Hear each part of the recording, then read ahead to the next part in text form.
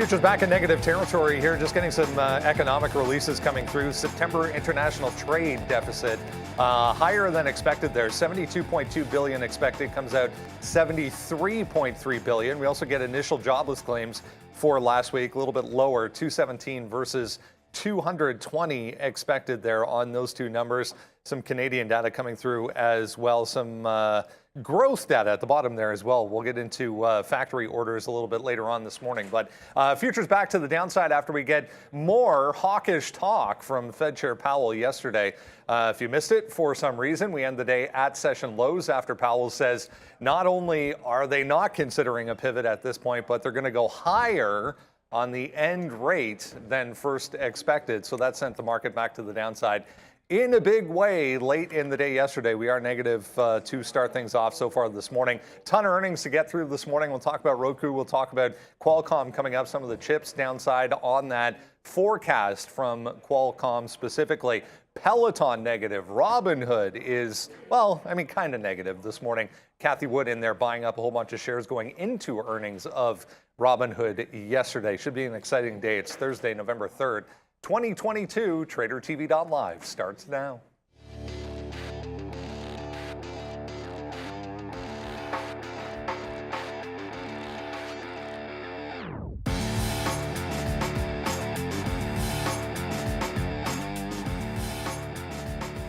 There we go. Look at how things stand at this point. Basically where we were heading into those numbers at 8:30 there. 1% for the NASDAQ, S&P 0.8, about 0.5% for the Dow. TSX futures here in Toronto pointing to another negative open. Oil back to the downside today, 1%. We're kind of flat for crypto markets at this point this morning.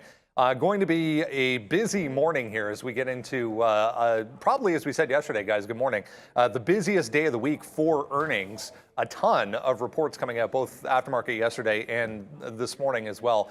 So we'll get into a bunch of that. But I mean, the market downside again here, as we said, coming off of more hawkish talk from the Fed yesterday. Yes, sir. Yes, sir. Look, it's Thursday. It's not Friday, which sometimes it feels like. I know that term gets thrown around there, like that free fall Friday. Whoever came up with it on the floor, I don't really know.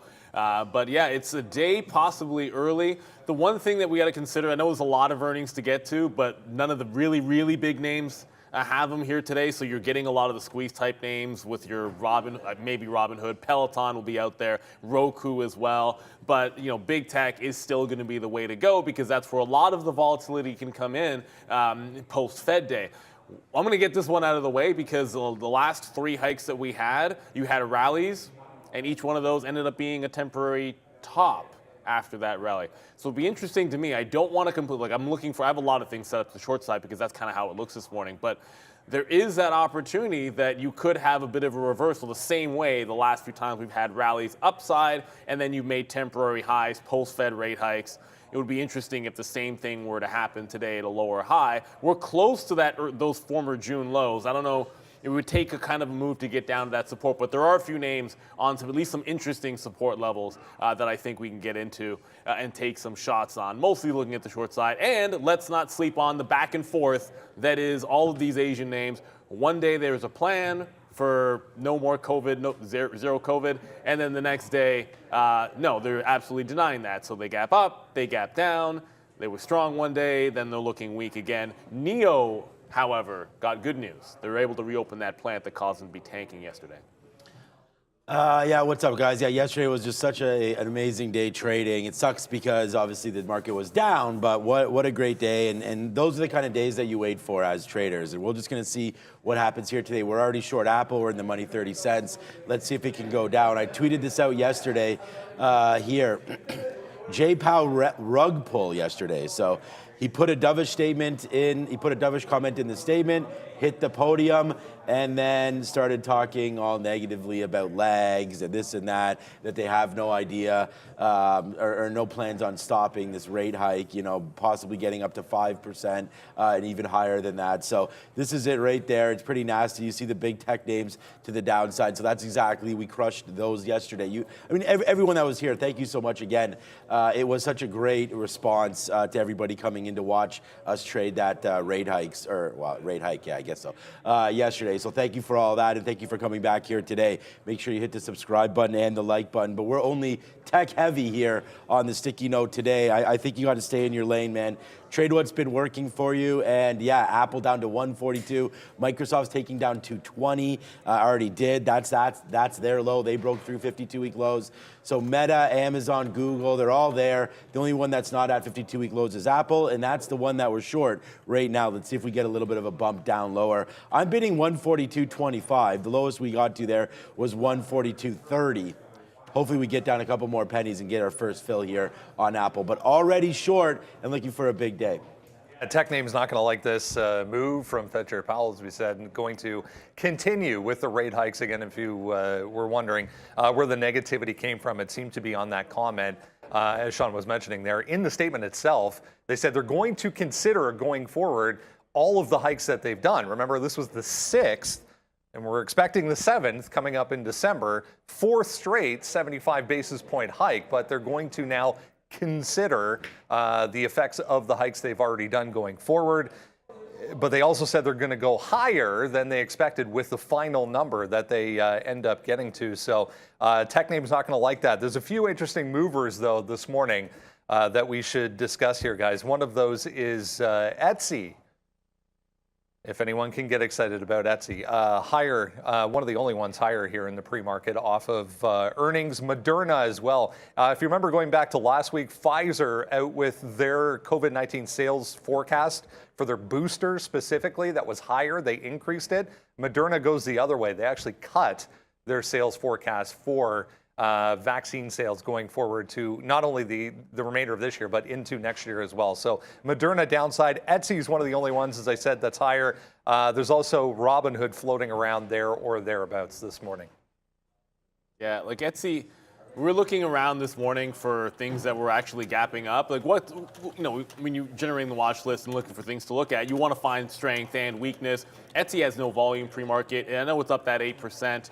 Datadog had better volume, and I think they also beat as well, but then they had that acquisition that put them under pressure. Etsy has a big 90 level, so I don't want to say ignore it unless it gets to 90, unless it falls to $90. But it did a wipeout bottom and then recovery. So if it pulls back, it would essentially be still up if it got to the 90 even. So it wouldn't be turning red if it got there. But that's the big level on Etsy. It looks even better on the daily chart when you pull it up there. So I'll be interested in this.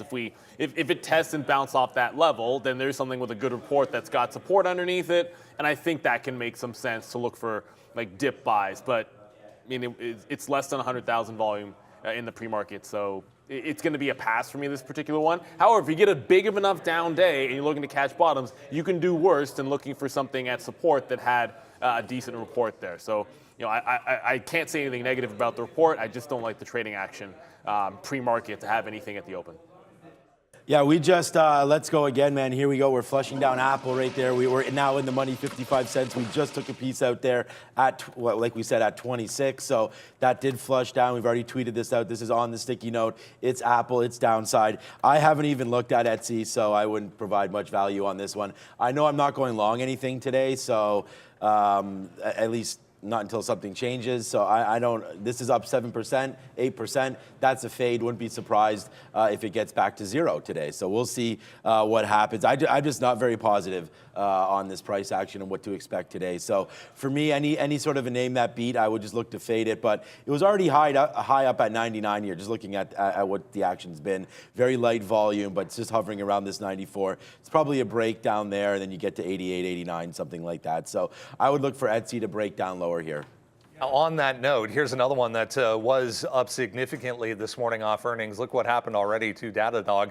Tops out at 83. We're already back to 73. $10 move. Still positive, but on its way back to negative territory. They beat on revenue. Strong forecast as well. They also picked up this Cloudcraft, which is a private company to further, this is a cloud services company, so further their work in that space. So as you were saying there, Sean, back to the downside, even for this one that was positive. Yeah, that's sort of the problem with this, right? Like, the opportunity to have gotten this was actually at resistance this morning. Like, it was there at like 82. But trust me when I tell you, there's no liquidity at that time of day. Like that's this same move, you get the opportunity with the market looking weak to take a fade off of an obvious level and take a shot where your risk to reward's pretty defined. You're with the market move. You know where you're going to be out. That's the kind of thing you kind of look for trading. I like fading moves like that off of resistance, but it's already $10 down. So there's nothing to do there on Datadog. I'm going to get this one out of the way pretty quickly because I just noticed this right now. Henry might hate this one. Palantir, I just noticed it's just hanging right out here on this $8 bid, close enough, $8.10 on the bid, right at the 50 period. And the last time you were sort of breaking out from here was a clean dollar move upside, and then you had like $7 as the last support, so it's like 7, 8, 9. So if we take out 8 today, the reason I don't necessarily like, oh yeah, if it just breaks 8.10 here, just hammer short when it breaks that level. There are, like you have $8 and you have some little chop down here, so I'd rather see it the open. Palantir tends to have big bids, big offers when it gets to key levels, so I'd expect there to be a big bid at 8. But if it gets through that, you could see a bit of a gap fill back down into 750. They report, I want to say on Monday. It's the 7th. Whatever day that Monday? is. Yes, it's the 7th, November 7th. I want to say it's Monday. So they're pre-report, so you have to maybe wait for the bigger move, but they could just follow the market here. It did have a big double top at 9, so the 8 break does make some sense to me. I'm looking to see if there's a lot of action at the open on that price. EPS of the revenue, 440, like 440, revenue range higher. Datadog also announced class. Yeah, I was just looking at Datadog here. I mean, it was a good report, but again, there's really no point to go long on anything today. So I think Datadog is a great report. They're a cloud company. They should be producing a little bit better. The cloud is pretty strong. Obviously, you don't have supply chain issues. You don't have anything like that. When you're a cloud-based company, you just need to get the contracts going. And I mean, they've just been another one of those beat down names here that continue to make new lows. So you're on $76 right now, looking lower, probably breaks lower. On that kind of a quarter, they should be up a lot more as they were, right? So, I mean, I don't think I'm saying anything that's rocket. Whoops, I just pulled that toolbar out. I don't even know how to put that back in. I don't know how to say it, but it's not rocket science. You're supposed to be short today. So that's what I'm going to do. I'm going to try to stay short if I can. And then, look, we could get blown out. Well, we won't get blown out, but some of the levels could get taken, and we could have an update today. I really don't think that Powell, did too many favors yesterday. This stock could be up, and it was up, and then you see what's happened now. People coming in and just shorting all big tech, so Datadog gets hit on that as well, right? So I don't know. I'm trying to stay short. I'm already cashed out of a third here on Apple. As soon as I sat down and looked at this level and determined that I wanted 142, which it just bounced off of, which we wrote right here, I should have put a bid. I'm going to put a bid at 142 now because I just want to try to respect some of this stuff here. But yeah, I mean, this just is going to continue to be a nasty day, I feel like. So I want to try to stay short. We got short early, and we're getting paid off right now. So let's just continue this little trend to the downside. And unless there's a negative name like a Peloton, Moderna, something like that, I really think you want to go short. The only name that I think you might want to look at along is going to be Robinhood, and we'll get to that in a bit. All right, let's bring in Luis Barbados from Barcelona, Spain, the Day Trade the World floor manager and owner over in Barcelona, to talk about what has been a pretty exciting week already. We get the Fed. Luis, good to see you as always. We get the Fed yesterday. It ends up being 75 basis points. Everyone expected that. Looks like it's going to be even more hikes to come before the end of the year, as they say. More hawkish stance, more hawkish talk from Fed Chair Powell. What a move, initially higher on the market overall and then back to the downside. Give me your take here. When it comes to the actual Fed decision, not something we've discussed with you on the show to this point. Give me your take here. How do you approach Fed Day specifically, but the actual announcement and trading around it? Hello, Brennan. Hello, Sean and Neil. Well, first of all, we try not to forecast what's going to happen. That's for sure. That was the expected decision, 75 points for the interest rates. But we try not to forecast what's going to be the reaction of the market, even though the decision was expected. So we wait for the movement, and we see it yesterday, for example. We saw it failing on the highs. First of all, you don't know how much volatility it's going to have. If it's going to be a 1% movement in the index, 2%, 3%, you don't know. So you really wait, no bids and no offers, and waiting where it's going to stop.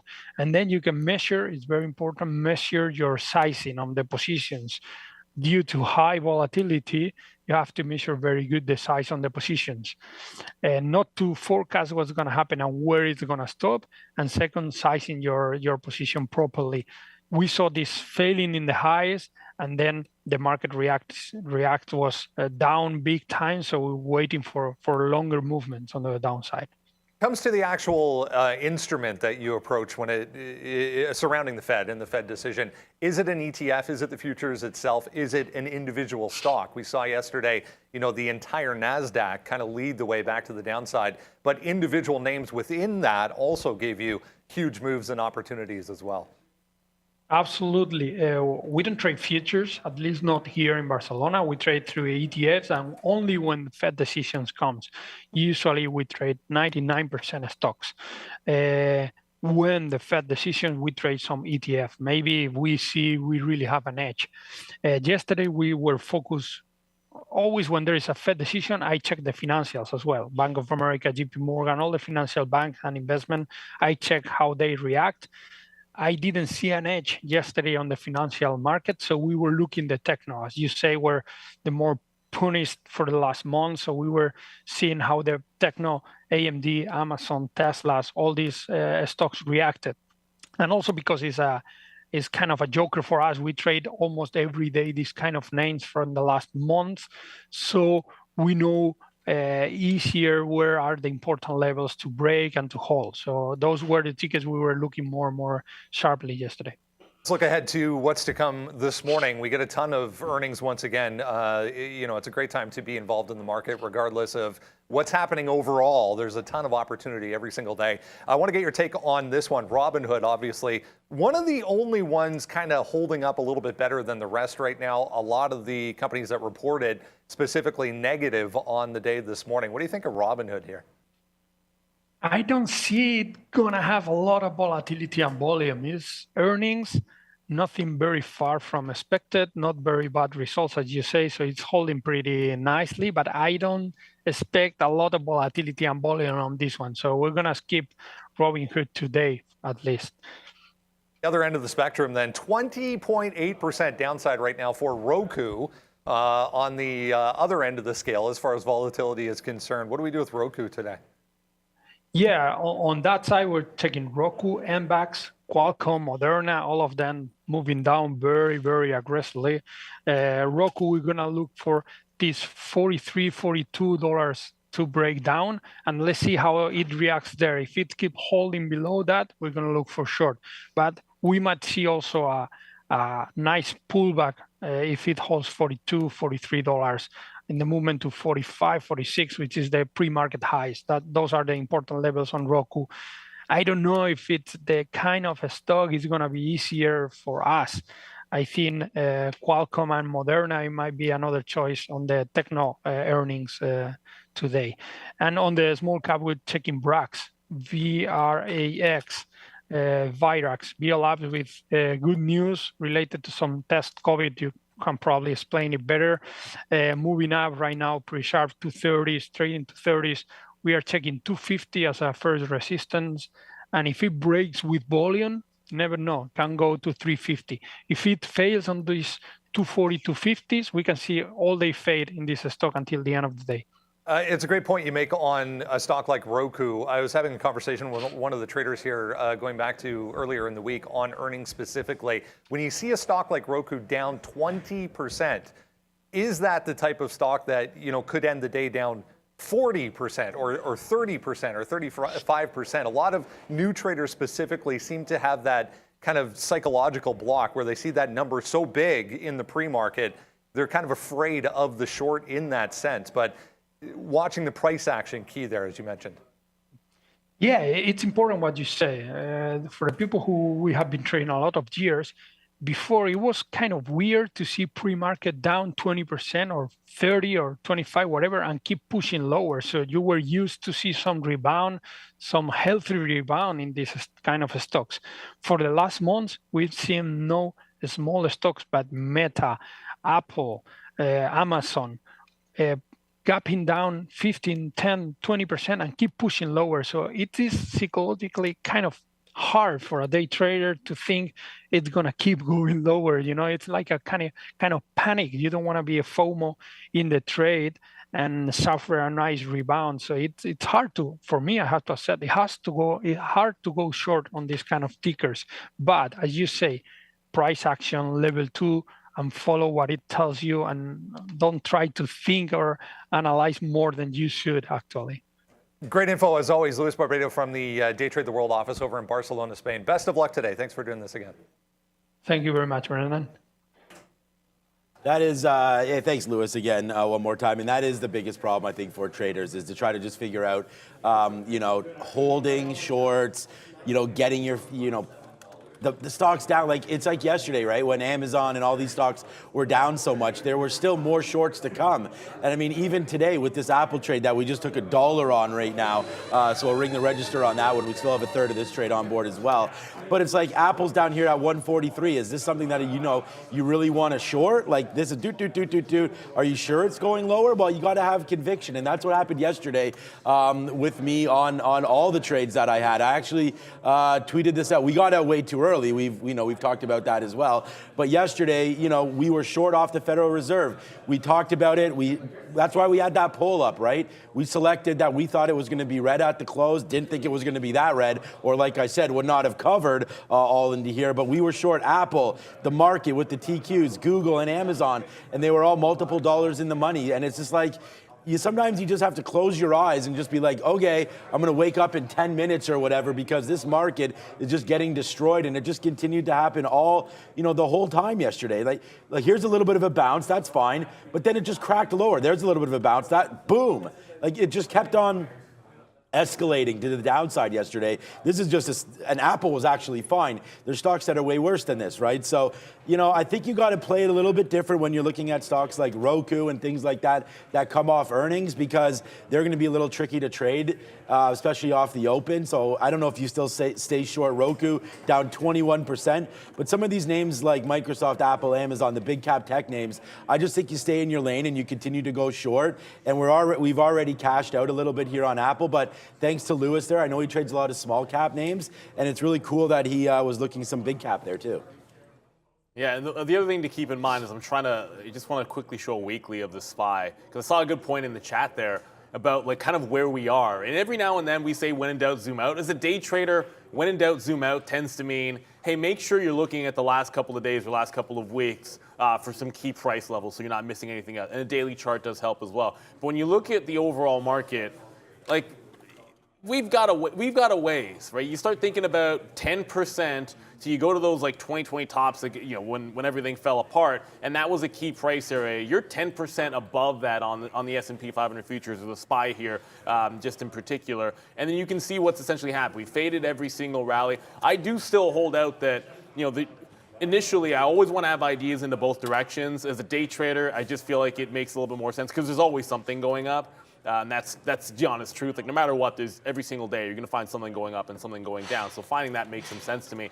And if we do have that reversal fortune where you actually have the continuation of the move we make on the actual Fed announcement of the rate hike is the same move as we do in the short term, then it's not just about the recent lows, and the pattern continuing gets even 10% lower than that. So when you're in a trend, you have to have belief in the trend. Like, look at something, and it works in both directions too. Like, how many times have you, look at Li Auto yesterday, or any one of the Chinese names. Like, it looked ridiculous to buy some of those tops, but then every single time you did, you ended up getting paid out. It works in a bull market as well. The notion that everyone says buy low, sell high, but as a trader, it's not always about that. Sometimes you buy high, sell higher, sell low, and then buy back even lower. There's nothing wrong with hitting the bottom of the day. As a matter of fact, I mean, there's levels that are breaking, that could be breaking. I'm talking about Palantir at that low. NEO's another big one, and we'll probably get to that. But let's get some upgrades and downgrades there, Brennan.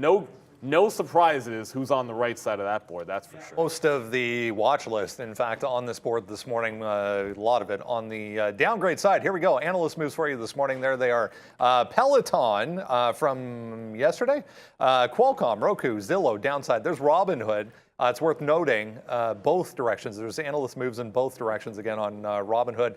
Kathy Wood and ARK in there buying up some shares yesterday into earnings. There's that Etsy we mentioned as well. Decent move, low volume, but decent move for Etsy. Whew. The reason why I said Robinhood there was a possible long, not only because there is analyst action on it. They did have their report, and I guess we'll get to it on the sticky note. But if you look at a daily chart, I never thought I would ever in my life say that I would rather have been in Robinhood the last 7 months or 6 months than Apple, Amazon, Google, every other name that I own. Robinhood is well above, except for Eli Lilly, and I guess some of, well, even more than the banks too. So it's just like, well, and AbbVie, I guess. But Robinhood right now, beautiful move to the upside, and just is continuing. Like, I know FTX, Sam Bankman-Fried is in this name as well. There is some kind of a bottom, I guess, here somewhere for Robinhood, and it just keeps on absorbing this $9 area. Like, it's well above the 50 period. It's up to $12, $12.50 again right now. And I was like, when I saw this report come out, I was like, oh, Robinhood, that's probably just going to keep getting killed. But it hasn't gotten killed at all. It's like, show me another name, realistically here, that's above the 50 period as much as this one is. This is 20% above, from $10 all the way up to 12 right now. And like I said, a finance stock, a tech stock, a brand new name, a recent IPO like Robinhood, really performing well. Their active users, though, like Brendan just said, or in our note, well, we'll get to it when we get to it, so maybe we won't talk about the numbers too much, but I think that if you're going to buy any dips right now, and like I said, we'll get to it when we do, I think Robinhood is probably something that you can let it fall down, wait to make a base, and then go long. So if there is a name that I'm going to go long on, it will be Robinhood at some point today. So that's going to be something that I'm looking at, and I could switch to flip. I could flip the switch the flip. Flip the script? Yep, exactly, both of them, and go long on something here today. Like I said, I mean, if I thought this was a complete doomsday, we just took $1 there on Apple clean, so we only have a third left, but I still feel like Apple has some work to go to the downside, but you are going to find bottoms and rally at some point a little bit, right? Every single market has an opportunity to go long. We had a great opportunity in March to go long in this market. We had another one in August to be able to get out of some of those shitty positions that I'm still in. And even now today, you could get a little bit of a relief rally. I don't see it, but I mean, anything's possible. Both markets right now down 1%. I mean, let's just wait to see what happens. But Robinhood is the interesting name for me on that list.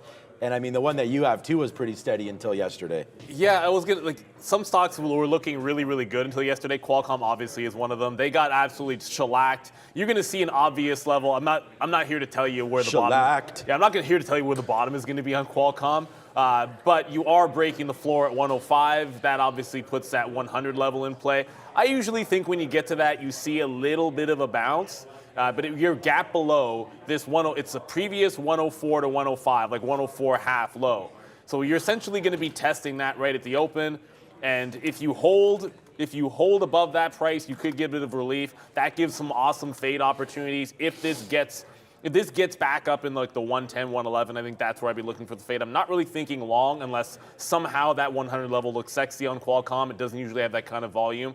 But if we do not get back above that 104, 105 at the open, fail the pre-market high, then it just feels like you don't test 100 and not get there. So if you're beneath this 105 in the opening range, then to me, I want to be shorting off of that level, sort of into the 100 level. Downgrade board is no surprise whatsoever. Worth noting, another super strong stock that made resistance last night, WWE.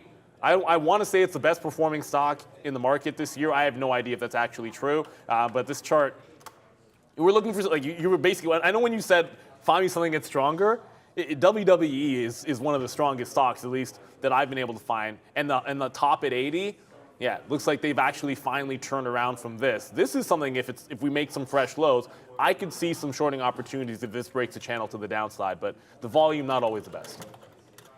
All right, let's get a look at how things are shaping up on European markets right now. We are red to start things off, following Asian markets as well were negative on the day. So here we go. There's Europe right now, 1+ right across the entire board outside of Turkey.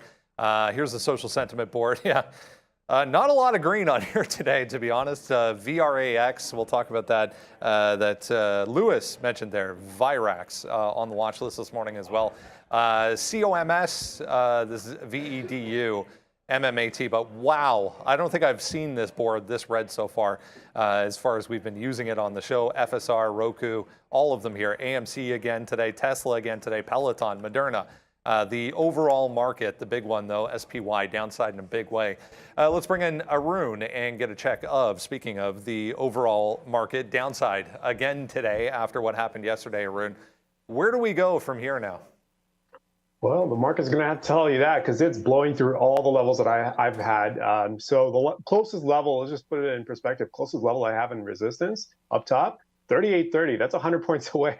So I'm going to have to, in this situation, what you have to do is you have to let the market trade out and give you the new levels after the market opens. The market does still, even with that huge move down yesterday, there's still some more processing to be done about what they mean when they say we're going to have to go, this is regarding the Fed, when they have to go higher than what they were initially expecting to do. So now the game changes a little bit more in terms of forward projections. And also keep in mind that now that this brings into question the sensitivity of the jobs report and the CPI a lot more than the last few. So if you thought the last CPI and the last jobs report were exciting, wait for the next one's coming up. So at this point, all I can tell you is 38.30 is there. If we ever get up into that 38.90, maybe we can run a fade. But at the same time, the way the market's moving, let it trade out, give you the levels, and then you go from there. Because the last thing you want to do is you don't want to start chasing moves, especially if you're looking for shorts to the downside. And this market just snaps back because it's got a lot of space to snap back. So just be patient, let the market give you the levels to work with,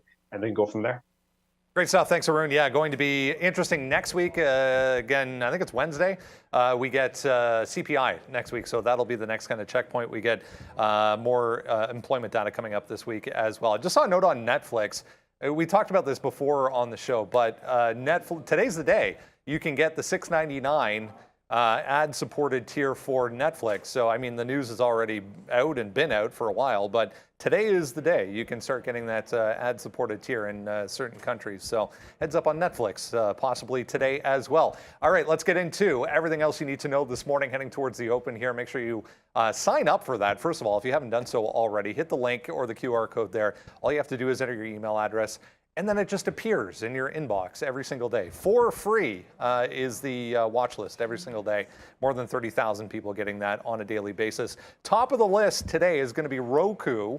What a move here, as we said with Lewis there. 20% to the downside for Roku off a bit of a mess of a report. And yeah, Roku. Look, someone put a big comment there in the chat about Amazon and Google really killing Roku. There was a deal that Amazon made with Google and vice versa there that kept Amazon and Prime on their Google on Amazon and whatnot, really making that Fire Stick something that's pretty good. Amazon blows those things out all the time. They have Amazon TV. The Roku's just a little stick that you plug in. I mean, the thing is that Roku also has a deal with Samsung and things like that. So there are good opportunities, or no, TCL, I think it is, sorry, to be into some of their equipment as well. I don't know, man. I've never been an investor in Roku. I've never even really thought about looking at them.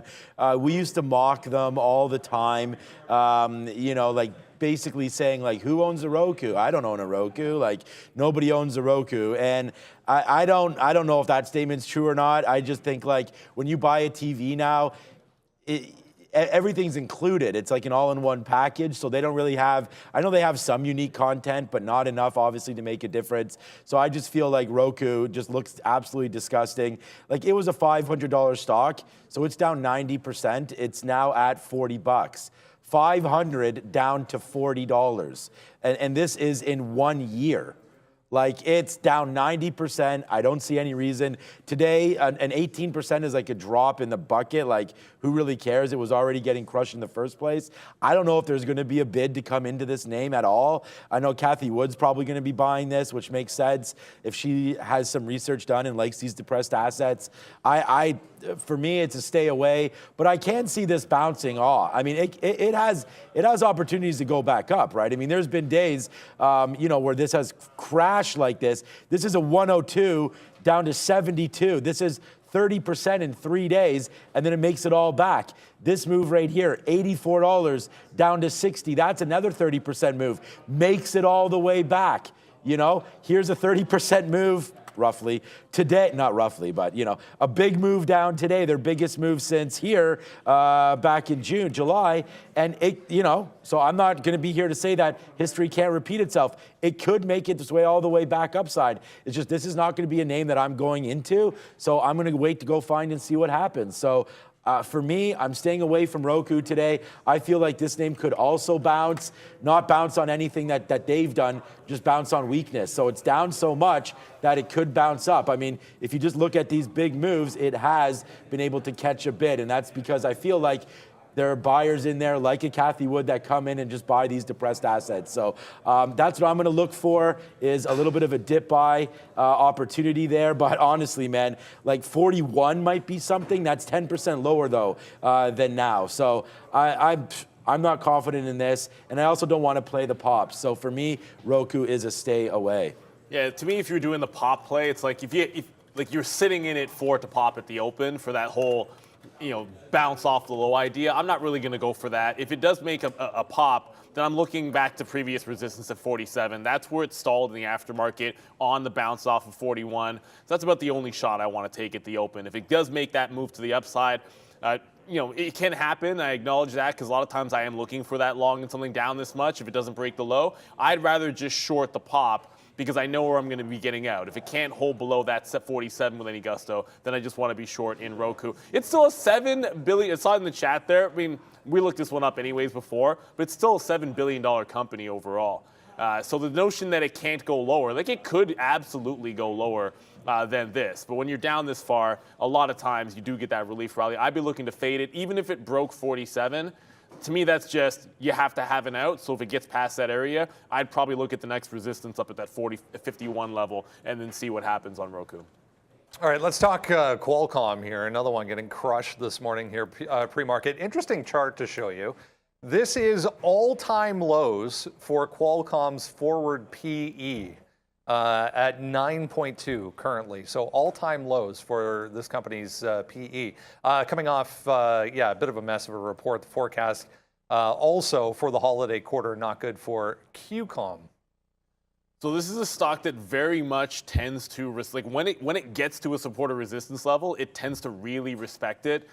So if it does end up catching a bid off 100, I'm going to give it some. I'll give it some respect. It probably has to do that for a couple of days to get some actual strength there. The trend has been almost incredible. It's just incredibly clean. That's why I think if there is a pushback to the upside, I have no issues saying it's at 112.50 that it closed yesterday's trade. I can't see any way. If there's a pop on this, then I have to be short in that 110 level. It's just, I can't see any reason why that would happen for it to recover that much. And if I have a long, it's only going to be off of that 100 on Qualcomm. The other thing to think about, of course, is sometimes you can look at Qualcomm as a bit of a signal for overall demand. So when their forecast is that bad, it's definitely not a good sign for a lot of like the phone companies. I mean, that'll be weighing on Apple a little bit here today. So you might see that weaker than some of the other names out there. Yeah, but Qualcomm, I can't think of a reason to be long unless it was off of that 100 level, and I'd be getting into those pops. I just think there's much more interesting big cap tech names, and then maybe even we'll talk about Peloton in a second, I guess, that are a little more interesting at the prices that we're currently trading at, as opposed to having to be patient. Yeah, going to be, well, I mean, chips could be interesting here off of this report, but yeah, we'll see. As far as Qualcomm is concerned, Peloton, downside in a big way as well. I mean, this stock continues to be a mess.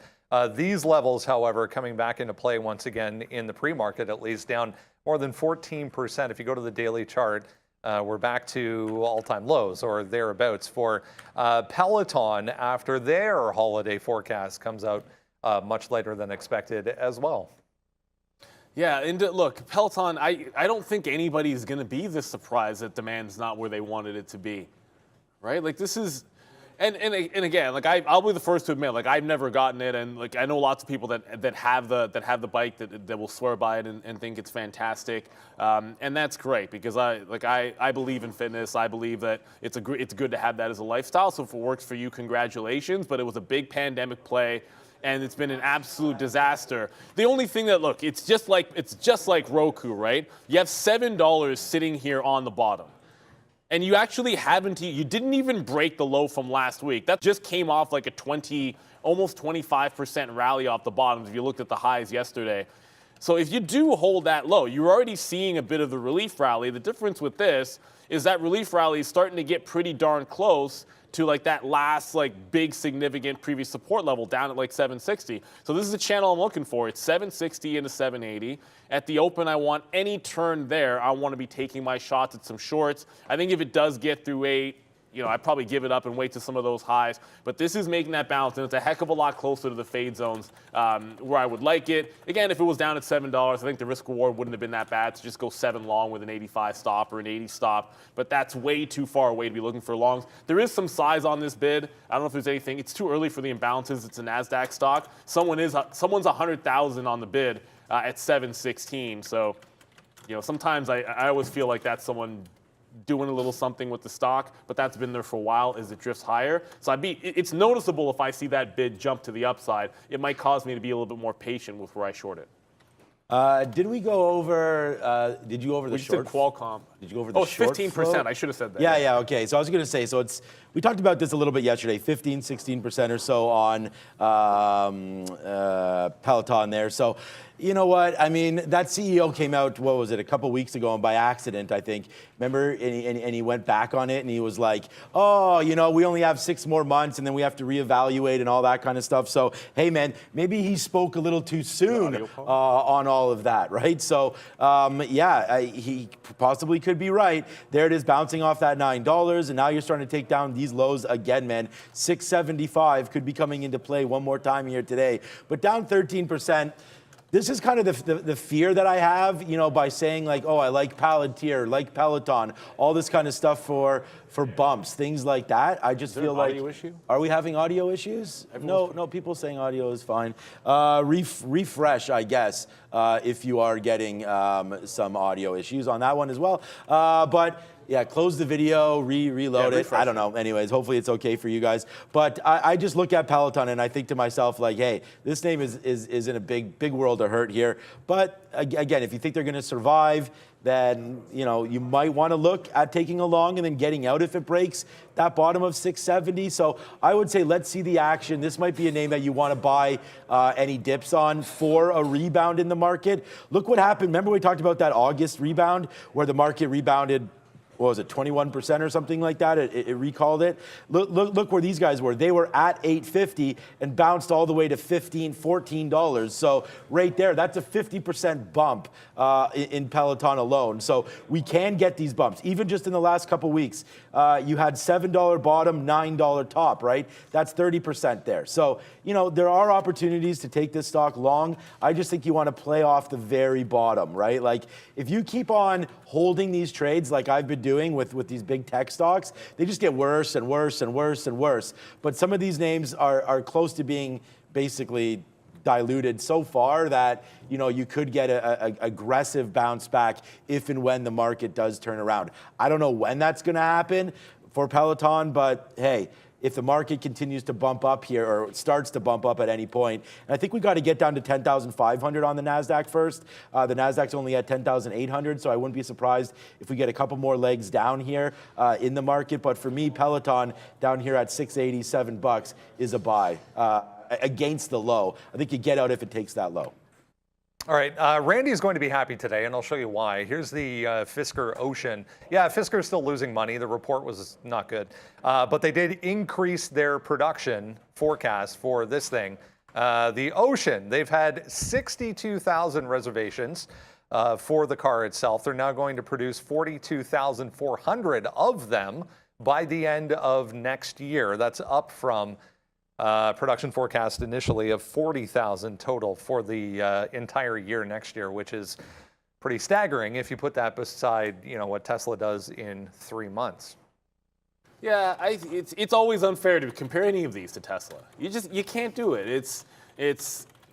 Look, it's like it's apples and oranges. That's probably not even a good enough analogy. It's like just pick a food that's not a fruit, and it's apple. Yeah, it's just way too far off base there. But at the end of the day, this is yet in the same bucket. It's exactly 10% to the downside. It had a previous low the last little run we've had on started at about 650, but before that gap, it was at $7. You got to 8, you're back down there holding 7. The only issue with this, and Peloton has volume this morning, Roku's got volume this morning, Fisker doesn't have a lot of volume this morning. And a lot of times I'd be thinking about take that gap, try to go long in front of a 7 even, and then just have it try to fill in that gap. But I look at some other EV names that look a little more interesting to me. Obviously, we're going to be talking about some Tesla. We always talk about Tesla. It's a bit in no man's land, but if we do head to the downside, we can have that 200 level come into play. I like the 220s to start looking for some shorts if it goes any way back here, like this 19 to 20 area on a Tesla. And then I go to the Chinese automakers.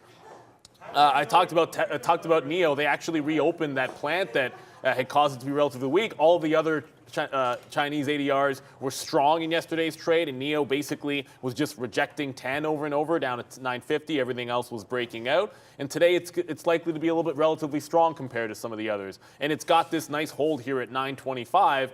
Where if it, say it breaks like 920, give an extra 5 cents or so, or 22's a low, so maybe 915 or so. Yeah, if it holds that low, there's all kinds of room for this to go to the upside. And then the last one, this is the one I was trading most of the day. Li Auto did have this short at the end of the day, but that had more to do with the Fed than its weakness. That 17 level double topped it. So when Powell hit the podium, you had the opportunity to sort of get this off the highs because it was a very strong stock. Well, it ended up closing here at a previous resistance level right around this 1650 that I was first eyeballing, and I'm going to go right back to that well. So you had that break, double top fail, and then now this 1650 does sit there once again. Is below there, I like taking shots on the Li Auto short, but you give it up when it takes that level out, just like yesterday. Yeah, okay, so we were talking a little bit about Tesla there and Fisker. I mean, I just can't believe some of the, I mean, I can believe it. I mean, we saw Lucid down there. We've seen a lot of these names down, and I just think that there's going to be opportunities. Like I keep saying, if these are real businesses, then, I mean, at some point, these cars are going to get produced, and we're going to see some nice upside moves. So, this is what I'm going with here on Fisker today, and, looking for like a 650 dip buy, something like that on Fisker, maybe down to 7.25. We'll see if it can hold that 7 number there. Thank you, Justin, my man, for that. But, yeah, I think Fisker can hold 7. It's nice to see that they upsized their production, so I think that that's pretty key. We hit stocks like Lucid on negative production numbers, so I think when Fisker comes out and says at least some decent things, it's nice to see a little bit of a pop. So we're going to wait to see. There's Lucid again. They should be down more if Fisker's not producing. I don't see how Lucid would be either. And then look at some of these names. They're just so... I don't even want to show you how, I mean, you guys know how high Lucid's been. Some of you are probably holding the bag on this one. The only one that I'm in is Fisker, and I think it's like 12 or 13 bucks. I'll have to double check where my in is. So I'm down, 40% or whatever it is on FSR. But at some point, yeah, these names are going to pop. You just got to stay with them. I don't think they're all going to succeed. We've seen Nikola, down to what is Nikola, $5? I mean, some of these $3. I said 5, Neil said 4, and now it's 3. So this is 2, what I mean. 1, it's like 0? What 0? Like that bottom was actually it's broken below 3 before. But this is the thing. Like, are we ever going to get back to 12, 13, 14, 15? No. I'm going to say, honestly, no. You're not going to. Unless something crazy happens. Do you think this is really going to go up 5 times from here? And that just gets us back to where we were in March. So I still think that there are plays off the bottom to get a rally, and then you want to sell. So that's all. Like, when and if this market does rebound at some point, these names are going to go higher. But it's like, how much pain can you withstand for now? I think you got to do your due diligence and pick the best ones. Fisker might be one of those. Pretty sure Lucid's going to be fine because of that Saudi money, but I like all these names, and let's just see where we go on some lower lows. Like, I still think we make lower lows, and then you want to get them as close as you can near these 52-week bottoms and see if you can pop a little bit higher than that. It's either bankrupt or bust for a lot of these companies. We'll see. It's going to need a little bit of help, I would feel. Rivian in that group, obviously, as well, looking like a mess. Speaking of a mess, Robinhood. What do we do with this thing today? 175 million in the quarter of a loss. Crypto revenues down 12%. That's quarter over quarter, 12% decline in crypto revenue. Active monthly users down 2 million quarter over quarter, or month over month, sorry. And that's, 20 million at the start of or it was 22 million I read last night at the start of 2020. We're down to 12 million active accounts for Robinhood. It's almost like this. It's like, what's the next catalyst going to be? Because everyone's been talking about the declining base that they have and the pressure on pay for order flow. But all that stuff has been baked in at this point, and all you're getting is very clean range-bound trading, which is not what you would expect from this stock. But that's what the chart is telling you. It's very clean range-bound trading, and if that's going to be the case, you can sort of see these lows at 9. And then you had the resistance at $11 pretty cleanly there. There were some breaks. So on support, where are the breaks of support? They're pretty much non-existent, and they're slightly higher lows, as a matter of fact. But at the tops, these continuous like tests of the top breaking higher. But that was at $11. So when you pull up to 15, I mean, if it's at 11, I see a trade there. I don't know if I like a breakout on it today, but just because of the way it's been trading. But yeah, $11 makes sense to me. All right, well, I guess we'll finish that one up. But I do want to get to Moderna. I don't see it there, but it is worth. We'll get to Moderna in a second after we finish Robinhood. I'm just tweeting something out because I saw somebody post this on their feed here. And hold on a second, let me just get it. I just want to find a money flying away emoji here. I mean, it's that Robinhood stuff that Brendan was talking about, the daily active users and the active accounts that are there as well for Robinhood. Look, still 13 million accounts. I mean, SoFi's had some problems as well. SoFi's growing accounts. Robinhood's losing some accounts. They obviously had some negativity with them with that Netflix documentary there about GameStop. There was some Robinhood talk in that as well. But the thing about Robinhood is I feel like we have that bid below, right? So it's just like we have Sam Bankman-Fried, I think was in around 10 or so.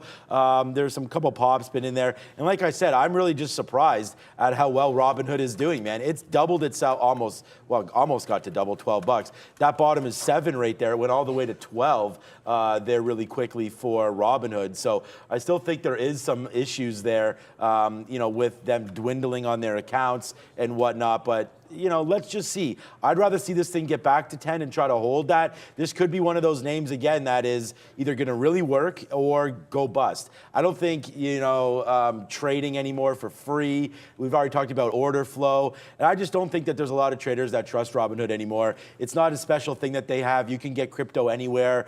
Most people have a Coinbase account or something else like that as well, PayPal, Square. There's lots of opportunities to get your hands on crypto. I don't think it's Robinhood's only, but hey, they've reported and they're up. So, I mean, there's only a handful of names I could say that for. Robinhood is one of those. So let's see what happens here at $12 for Robinhood. I mean, I still think it can take out the top of $12.35 as well. So, we'll see if there's some action coming in here. Wouldn't be surprised if Bankman-Fried buys more because now the report is out, and or Cathie Wood. So, like I said, there are some buyers on this name. I'd rather see it near 10 to get excited. But hey, on a nice day for a report to come out after a disaster yesterday, I'm surprised they're up. So maybe there is something behind this. A few minutes to go here. Let's touch on Moderna. As Neil's mentioning there, here's a few things to note on Moderna itself. If you remember, as I mentioned to kick things off here, Pfizer last week increased their forecast for COVID-19 sales.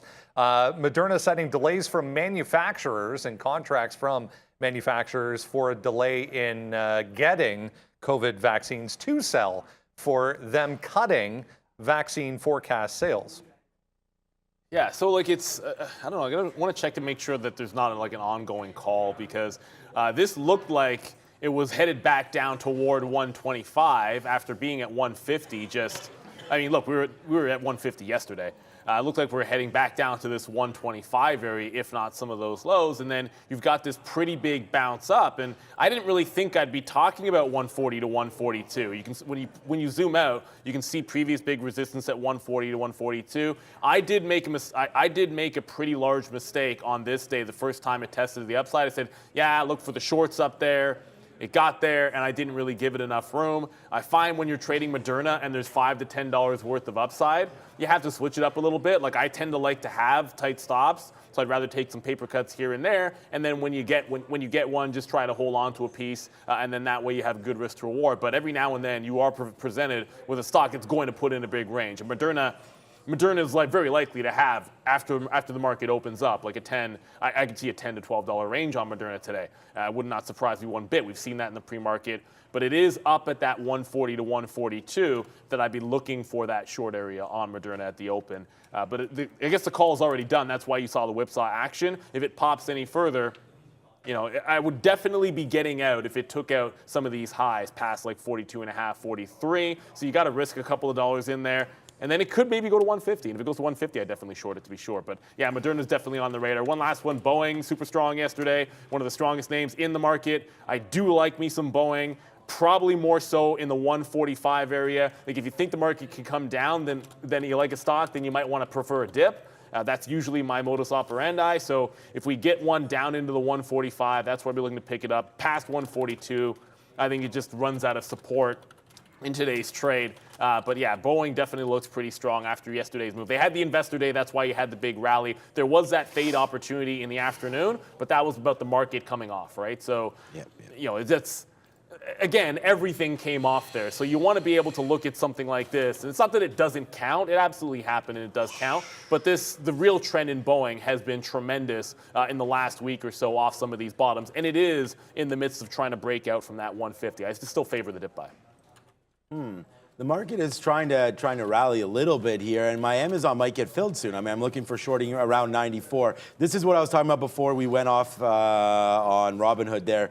I just saw this tweeted out. If you had invested 10,000, but there's a lot of these names. I mean, you could put Roku in here or anything like that, but 10 grand into Peloton, and you somehow bought it at the peak. I mean, this is just to show you what the difference is. Someone bought it. I mean, that's why trading's up there. 10,000 into $444 today. So that's a good way of wiping out your account. I feel like I've done that a couple times, but obviously not that bad. That's what it feels like with these tech names recently here again. Let's just check out what these imbalances are here quickly. Mullen's a buy. I know there's people holding on to that one. That kind of feels like an AMC long there. There's a lot of people that believe in this name, at least down to 32 cents. That's an interesting one, but nothing really on here as far as NASDAQ is concerned. I did want to talk about Amazon.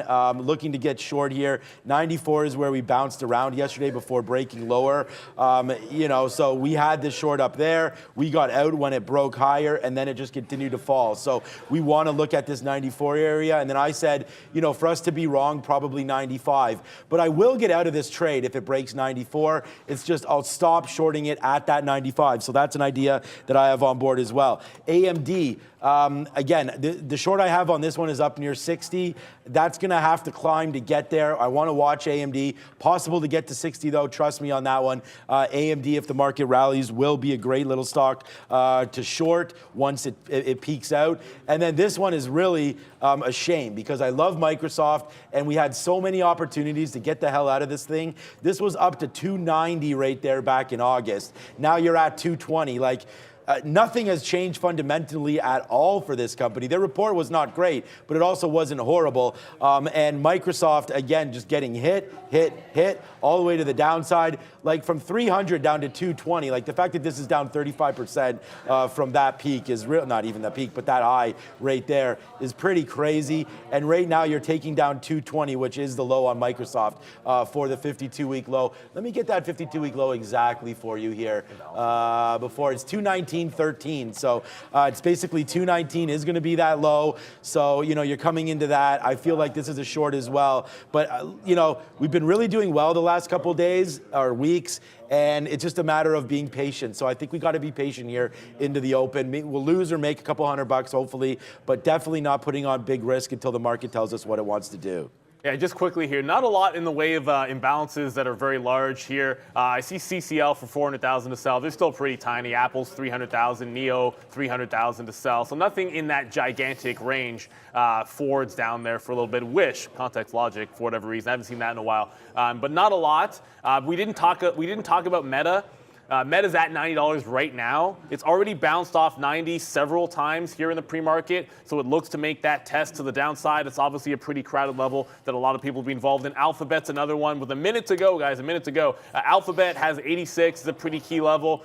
That's another potential break. If there is a pop in Alphabet, I like this 80. It's right around where the trail out was, oddly enough, yesterday, like 89 to 89 and a quarter, where the trail out of the first short happened. Then the ones after are pretty solid, but I like that level at 89. And then last one in the chip space, yeah, I'm favoring any move to Intel on Intel to the upside. I do want to fade it, but back at that 28 level, if it gets up there, I do like the fades. I really don't like shorting the bottoms on an Intel. It doesn't always have enough volatility. Usually you can be patient and get your price in a stock like that. It is Thursday, and we just had a turn right back into those lows. So some of those bottoms, which looked like they weren't going to be in play at 9:30, are now in play in about 15 seconds as we get Justin, who went from ugly Christmas sweater to looking rather dapper in a sweater here today. Tony, of course, being away. Justin in 5, 4, 3, 2, and ring it. All right. Casino back open. Oh, there it is. There it is. My bad. Okay, just had something to Liz there. Yeah. Okay, so right now, Apple, what? Intel's ripping or what? No, Meta just broke. Now, I didn't get crap on Meta there. Oh, man, I wasn't even looking at the Meta. 90 break just happened on Meta. It's already at 89.50, so I got absolutely nothing on that cross down. So, yeah, we're already starting to flush in here to the downside. Wow. It's already at 89. What? That was crazy. That was super fast on Meta. Look, I'm kind of hoping it'll pop back up and give me an opportunity. But yeah, if it gets back upside, I might try to take a shot to get this on the way back up. That's completely insane. Tesla here, that's heading down toward 210, so that level's still going to be in play. I just can't believe what just happened in Meta. That was unbelievable. I don't know how. Hopefully somebody got that short. That was instantly like 50 pennies. Yeah, we have it at 50s. So we'll hit the register for that one. Hopefully this can come back down in. We did play that pop back up a little bit there. Got short. Oops, that's the daily chart. There it is, short on Meta. We'll just play it against 90, right? If it breaks 90, we can get out of that one. We are going to go shorter again. But that could be the flush that I was thinking about here for the market. So we might have just flushed down. We did really just hit pre-market lows. So this is what I mean about making sure that you're very, very patient with the trades that you have on board. You don't need to rush things out. Like, look at this market. Now we're ripping back up to the upside. So, this is the problem when you trade early. You got to make sure that you catch the right direction. So we're short now at 70 here on Meta. Let's just see where it goes through 90. We'll get out. But there it is, a nice little pop back up. We'll see if we can take a little bit of profit, but this thing could still flush lower. So Meta right now, we're short on this. If you think short today, then this is going to be a name that you're going to want to hold. My first bid is in the 20s. Yeah, I mean, thankfully it did give a little bit of a pop there. So it's crazy. It'll happen to you. You put aggressive orders in. I don't use market orders, so I'm never using a market order to get it. But it's right back at 90 here. Well, there's a re-entry at that 90 level. So you just pop back and forth. Wow. You can wait for your price and still get it. I don't want to only be looking at Meta, but we just popped $3 on Tesla here, up from 210 all the way to like 214. So monster pop to the upside on Tesla, and then already looking strong. NIO broke the low. We're looking at that bottom break.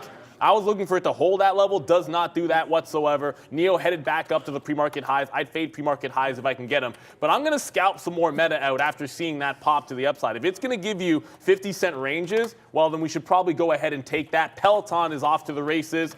This is one that I want to fade in a pop. It's not quite there yet, but it is gliding higher. So Peloton, which is weak, is starting to catch a bit of a bid. Everything else is heading lower. Yeah, we got out of that on that 90 break, but then re-engaged in Meta, and now we're back to the short side as that seems to be printing lower. Again here, let's see if we take down 89. That's the next shoe to drop there on Meta. Or, like we just said, we get a little bit more short, and we see what happens now. So here we go, man. We're breaking back above 90 a little bit here.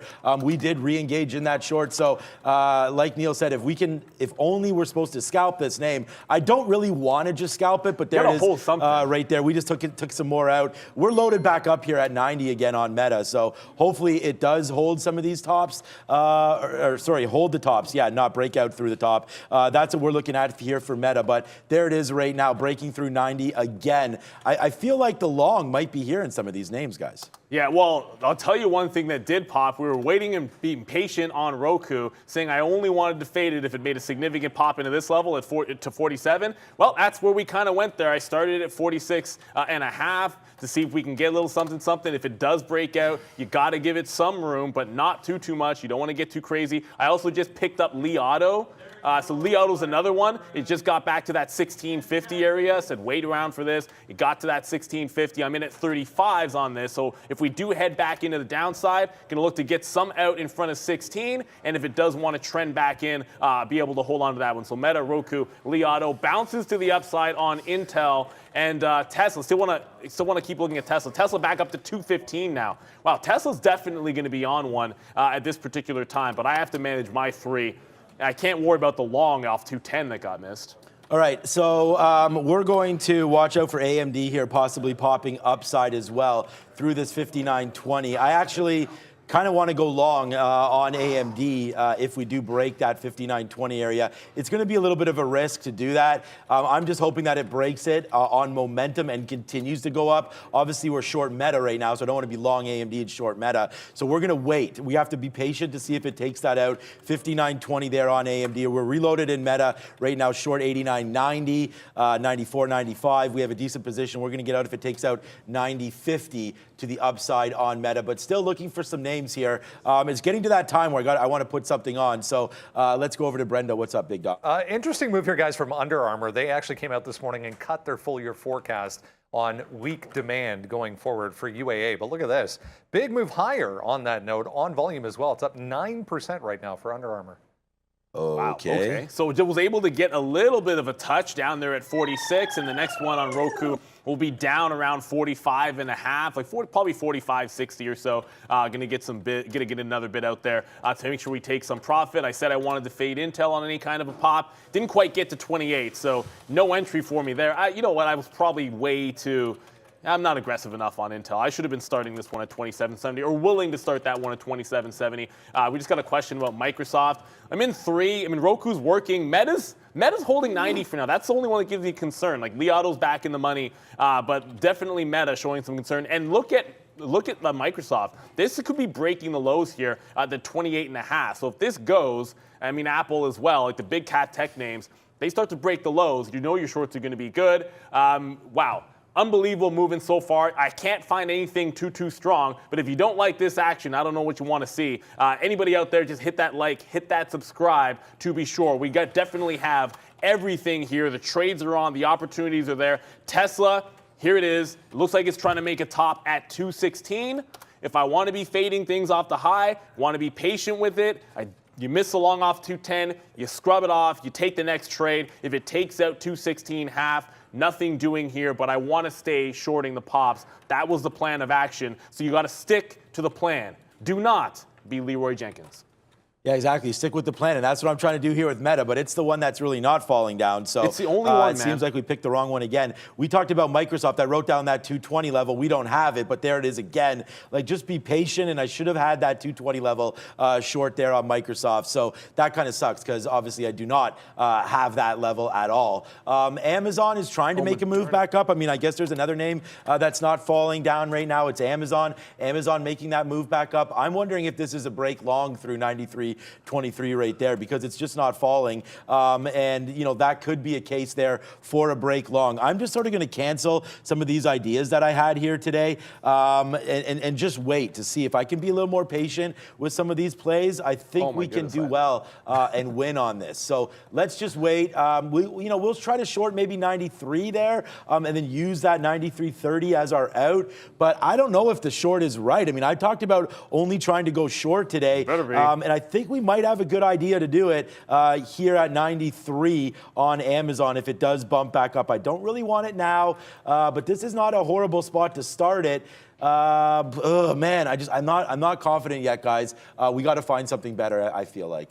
Yeah, so like I did get first leg out on Tesla. You're seeing it try to get back into that high of the day, but then there's another one here. So you're going to have a plan of action. You're going to stick to it. There's Moderna. It pops, gets into that target area, breaks the target area, makes wick high, comes back down. What do I do with wick tops?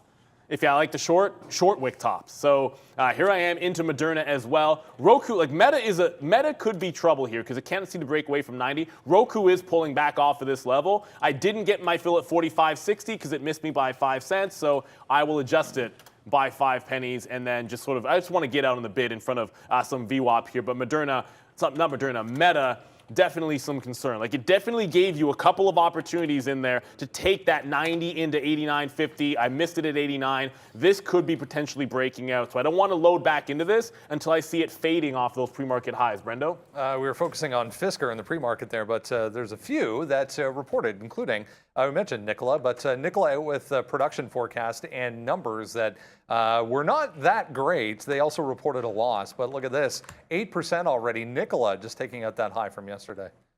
Okay. I guess we can't mock Nikola?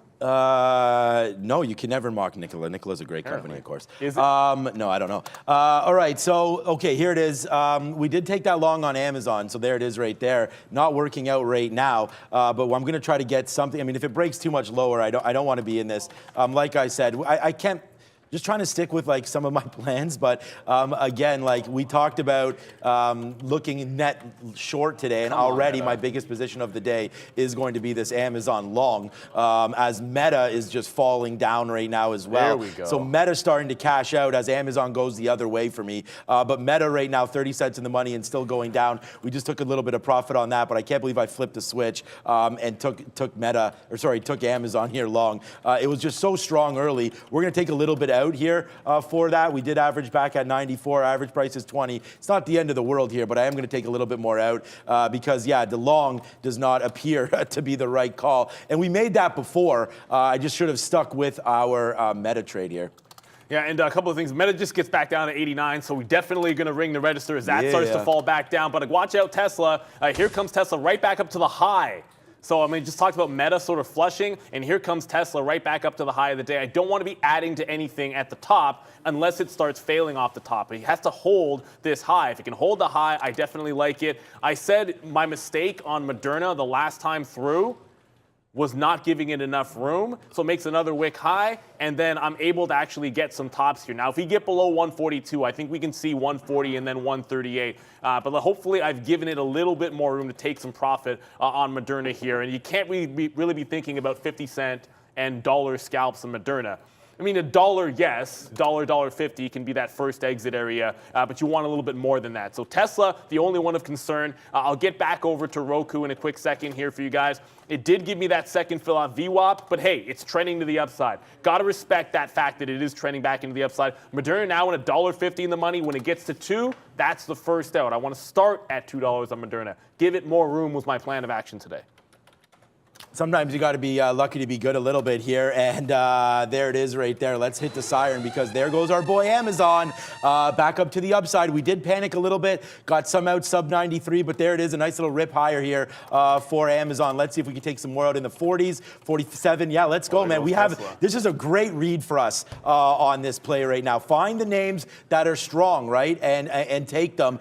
We also are cashing out. We've cashed out a lot, pretty much all of them on Meta, actually. Well, I lie. We have 30% left on Meta, so a good cash there. And then Apple. So far, we're going to go 3 for 3 today on, well, it depends what Amazon does there. But Amazon, Apple, and Meta so far here, 3 for 3, 1 long in Amazon. That's the one that's like, can we actually ring the register a little bit higher on this name? So, yeah, all good here today, man. A good start to the day. We remain patient and pick the best names, including this one, man. Amazon, looking like it wants to retrace a little bit higher. More outs in the 40s for me, please. Amazon, Brendo. I saw some of the crypto names pop up here. Bitcoin is trying to get higher anyways, but here's Coinbase right now, 0.3. CNBC reporting that Goldman Sachs is looking at an order to, quote unquote, expand crypto offerings. So this one, Coinbase, just popped up on that. Yeah, so just looking at that because Robinhood's breaking out. So if you're watching Robinhood, that's breaking to the upside up above 12. I'll show you this one. We'll slap the fail on Tesla. Was able to get that first scalp out just shy of $1, and then it took out that high. I said I didn't want to add to it unless it reversed off that high. Did get that first fill on Moderna. It was a little bit better. We got our average at 40, just under 44. So when we do grab that 41.70 out, it's about 2 to 2.5. It gets to VWAP. I like that retrace, and some room down to 135 if it wants to go. Meta is now holding at 89.50, so that's where I've been getting some shares out. I want some more down at 89, then try to hold for an 89 break if it can go. That continues to work here. Li Auto, Yes, strong, only down 1%, but we waited for that 1650 area to come in. It rejected that. I don't know why my stop is so aggressive. I have them crossing up like 20 cents. I can probably adjust that. Probably need like 10 to 15. I've taken 2 legs out in front of 16. If 16 goes, we want to hold on for dear life. And then looking for some long opportunities. I know I talked about Boeing, but as the market came up, a lot of those opportunities were to the short side. This is what happened on Boeing. I was looking for a dip buy. Boeing is already back at 151. So continues to be strong, up 3%, but I was looking for a dip buy. It clearly just didn't happen.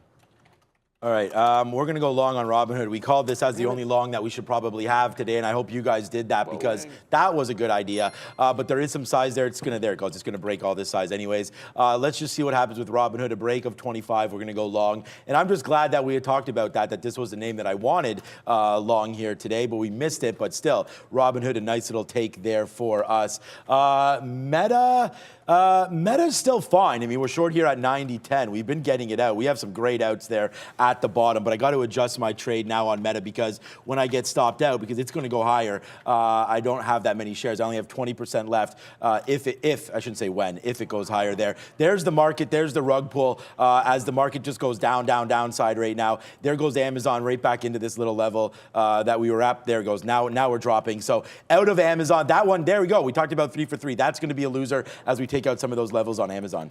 Yeah, it's like I just can't see a reason to be out of the short. And this is sort of the thing. Don't get me wrong. I wanted ideas for both directions. I missed Boeing, so that was one of the long opportunities. But we're just still breaking the lows on the ES, and it's still a pretty much downward trend. I do have that 37.4 line that I've had for a while, and I remember Arun giving that one. But as long as the trend holds to the downside, I want to give these some room to go. I don't mean to ignore some of the names that are on that watch list, but Peloton, I said I'd short the pops on Peloton. I mean, it was supposed to be up here. It just hasn't really gotten there. But guess what just broke $8?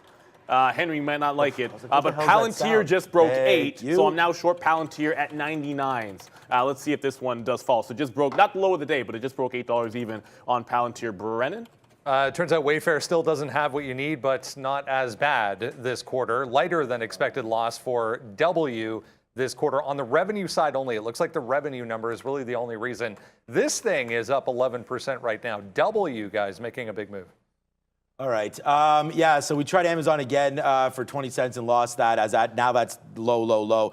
We do have a new position, obviously, here on Robinhood. We've talked about that one. I think we could probably hold this for a little bit more. But, hey, man, we're in the money on a long. We might as well take a little bit of profit there. Long at 12.25. Let's sit a little bit higher. We have a decent amount of shares, but at the same time, if it breaks back down through 12, we want to get out. So try to do this one as best as we can. Meta falling right back into that level again. And look at the trade that we wrote down, right? You guys want to talk about giving it your all every single day. That's what I'm trying to do with the sticky note here. If you guys take a look at this, you're going to see what we wrote for Apple right here, right? And it was that we wanted to go short 142. We could test 140. So that's coming into play right now. It's a $2 winner for us on Apple. We should have reloaded it, though, when we broke 142, and we didn't. So watch out for Apple back down low side there, 140. Nice take on Robinhood again, up at 34. Let's see if that one will continue to work.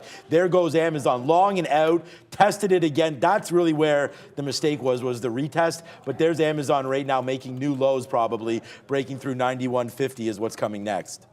Yeah, definitely making a bit of a break. I just checked back on Qualcomm, not at 100, so probably no trade there. Down 8% still, so definitely have to respect it. The shorts are definitely going to be in play at this particular point. Like I said, I just added Palantir to the list after getting out of Tesla, but I wanted to get over to NIO quickly. You know, when you're sitting in position, you've already taken some scalps out, you kind of know where your stop areas are. You want to look to see what other opportunities or what interesting names are going to guide you. And NIO is looking strong. So relative strength, they open that plant back up. Wick bottom off $9. If the market can catch a bid, NIO has found some definite support. I haven't checked Alibaba or anything else in the space, but NIO looking pretty strong. It gives me some pause for my Li Auto trade because Li Auto got a couple of legs out there, looking good still, lower highs, but with NIO making a wick bottom and a run to the top, that can be a leading indicator for me. If NIO takes out the high, I might be able to get away from Li Auto a little bit earlier while everything still holds in the money. Meta, again, challenging down toward 89. It's like, how many times is it going to take 89? If it doesn't break it eventually in the opening range, you hold that 89 bottom, you could always get one of those jailbreaks to the upside, but the trend is to the downside. So you want to give it that chance that it can continue to go. And oh my goodness, I know what I just did. I just took out a quarter of Palantir, and I know I keystroked it. Yeah, I did. All right. I went to bid 790, and I ended up bidding at $8. So I punched out of a quarter of Palantir here. Are you short Palantir? I'm short 99s off the 8 break. Okay, why did AMD just do this? So AMD just went to the high side as well, and now I'm caught long on AMD. I didn't forget about it. I knew I wanted the long here, but yeah, it doesn't want to go up. We just touched a key level there on AMD, and it just punched us long. So here we go. This is basically something that we were looking at early, but hey, it's a nice run up there for AMD, right up to that top again. But like Amazon, we don't want to be top picking here on AMD because, taking breakouts and stuff like that, even though it's 949, I didn't think that would come in. I wasn't even looking at this. So, let's just try to manage this position the best that we can here. I'm going to get a little bit out on this trade if we can. We're back into Google longs as well. So we've got Google long and AMD long. So I don't know. This is a little bit of a scary position. We'll take a little piece out there at 7 right now. But this market looks like it still wants to make some moves to the downside here. So yeah, this is another slippery slope for me here on AMD, 58.99. That's right where we're at right now. Let's see if we can hold some of those bottoms on AMD. Not looking great here, though. We'll ride the bear. So finally some 89s in Meta. Enough of that 89.50 nonsense. It gives those 89s up, and we're able to get them there. So we added in a position, and that was going to be Palantir, but really had been holding it to 5, that's generally going to be the max. I see you on some of the stocks that are up there. Like, I know that you're making some moves in XOM, and some of the energy names are making some big plays. I do want to make sure that we're covering as much as we can. Here's Roku. I got 2 legs out of Roku. It gave VWAP here, and that looks like it hasn't moved because the gap is so ridiculous. But did go 46.5 into 45.60. Like I said, that was going to be that target. You're still trending down in the temporary move off that high, but this is a strong relief rally that it has. I do not favor a reload here. Either it's working really well and it's got a downward trend and you can hold on and look to work back in like Meta reloads, but Roku reloads off the top, not going to do it. If that breaks the high, you can get one of those squeeze-ish type plays. As I said on Palantir, I might have said it and not shown it. I did whoops, that's still Peloton. That's still Peloton for some reason. So like I said on Palantir, I did accidentally get out of some of this flat when putting a bid in front of 90. I am now bidding in front of 90. I might start taking it out every 5 cents because it is a relatively cheap stock. That does make some sense. I should get on the bid like 94, 95. On the way down, I don't really have a particular target as to how far this can go because support's not down till 750 on Palantir. So every 5 pennies, I'm just going to be on the bid of this stock. Yeah, I keep going long here, and it keeps on not being right. So we're going to sit into one more name here, AMD, because it's positive today. So if there is a rally back to the upside here, AMD, we still want to stay in this name. So hopefully we did get stopped out, but getting stopped out is part of the game here on some of these plays. And I mean, you got to hold something if you think that there's a chance for it to go. I was caught off guard, obviously, when that filled up there because I just should have double checked some of my orders. The market is still well below the 50 period and going lower. So I don't think taking that long on AMD at the top there was something that we would have done, looking at that chart. But again, we leave the order in, which is fine. I'm down for doing that. I mean, here we go back up to the upside now for that. But again, try to just be patient with some of the trades that I have on board right now. We weren't that patient with Google, which sucks because that would now be in the money to the upside as well. But we did get stopped out on that Google trade. We averaged it in and it just went right down to 75 and broke. And now it's well up. So let's see if we can hold AMD. I said we'd want to be short this name until we get to 60. But looking at the action today, the fact that you're up 1% and they just reported, so I don't know if people are bottom picking this or what ahead of NVIDIA reporting and things like that. Let's just see if we can go to the upside. We're 30 cents, well, we were just 25 cents in the money. My next target would be up here near 59.40, and then we look at 60. So I don't know, man. This market just keeps on going lower, though, which kind of sucks. We've got Meta $1 in the money, Apple $2.50 in the money right now as that's approaching 140, just like we thought thought it would today. And we actually wrote that down today. So good trading there. And when I thought Apple could go to 140, I should just stay net short everything. And really the losers today have been coming on trying to bottom pick some longs. So definitely learning again every single day, but stick with the sticky note names. And Amazon's down to 91.50. So getting out of that long, definitely right. We'll have to see where that one wants to stop. That's now at 52-week lows again. Yeah, speaking of names that you got to be able to take, someone just yelled AMC, so I pulled it up here. I don't really see anything happening on AMC or GameStop. It's down 2%, but there's so much more that's weaker than that. But guess what just actually took out the top? Whoa, give me a break. I just get a bad wick. Yeah, I just got a bad wick. I was about to say I got stopped out on Moderna. I had my stop. I'd already taken one leg of profit, so I got out of it, but it didn't break the high. So when that happens to you, and it's going to happen, like every now and then you'll get a bad wick, or B, you can make a keystroker. But if I don't mean to get out of the trade, I'll try to get in back at about the same price. I was supposed to be giving it to that high of the day, right? Like our last entry was right here at 145 and giving it to 146.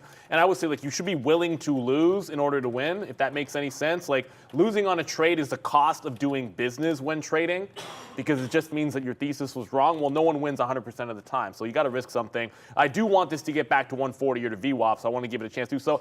And you know what? Getting back in, I end up losing an extra $1, but that's what I intended to do. So you got to be able to live with it. It needed to break the high, and I got out on a bad wick, so I'm going to get right back in, take the L on this. So I still have 4 shorts on. I'm not really seeing anything that I love to the long side, because I really don't want to be long Moderna, to be honest with you. But Boeing is the one thing that does feel like it's going to be relatively strong. It's now pulling back. So here comes that dip buy I was looking for on Boeing. It might not be 145, but at least the pre-market low, that 147, can be an area of support. Holla at your boy for Apple right now as that takes out 140 and still going to the downside. We have a $3 winner on here for Apple as that is just puking downside there. No idea why we didn't reshort at that same level because we were looking at other names. Stupid me. But look what else is happening right now. Stupid me, not no longer. Nice little in for AMD as we are now 40 cents in the money on this name and taking some profits up here in the 30s. So let's see if it can continue to go upside. I do want to hold now until about 60. So I'm going to put an offer like near that, man, like 59.70 for a piece. This is where I think it's going, so I'm going to do it. And then upside even again, 59.90 or so for another piece. Let's see if it goes. It sucks, like when I see this. Okay, let's take out another 10% right now at 21 if it goes back upside there. It just sucks because it rips up, giving you sort of that FUD, right? Thinking like, oh my God, why did I take some out? Like that's such a bad out right now. There we go, Meta as well. Ring the register for that one. That's been an awesome trade today as we've only been short Meta, and there it is right now, $1.17 in the money. Looks like Robinhood's going to take down 12 here in a second as well. Brendo?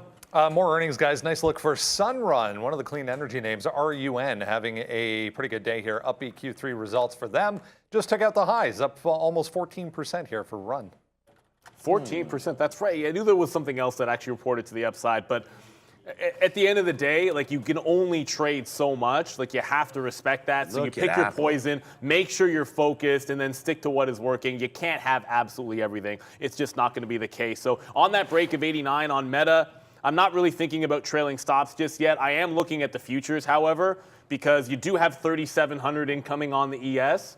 So when you're holding on to these shorts, or at least when we're holding on to those shorts, or at least myself, I should say, if we get to that 3,700, that's at worst, a place to start taking some profit. I expect we can see some bounce and support off a level like that on the S&P 500 mini futures. So if we do get that, I would look to trim some of these. On Palantir, it's a bit of a different story because on a cheaper or lower price stock, I tend to just group around some of these significant every 5 and 10 cent areas. So that continues to work off that 8.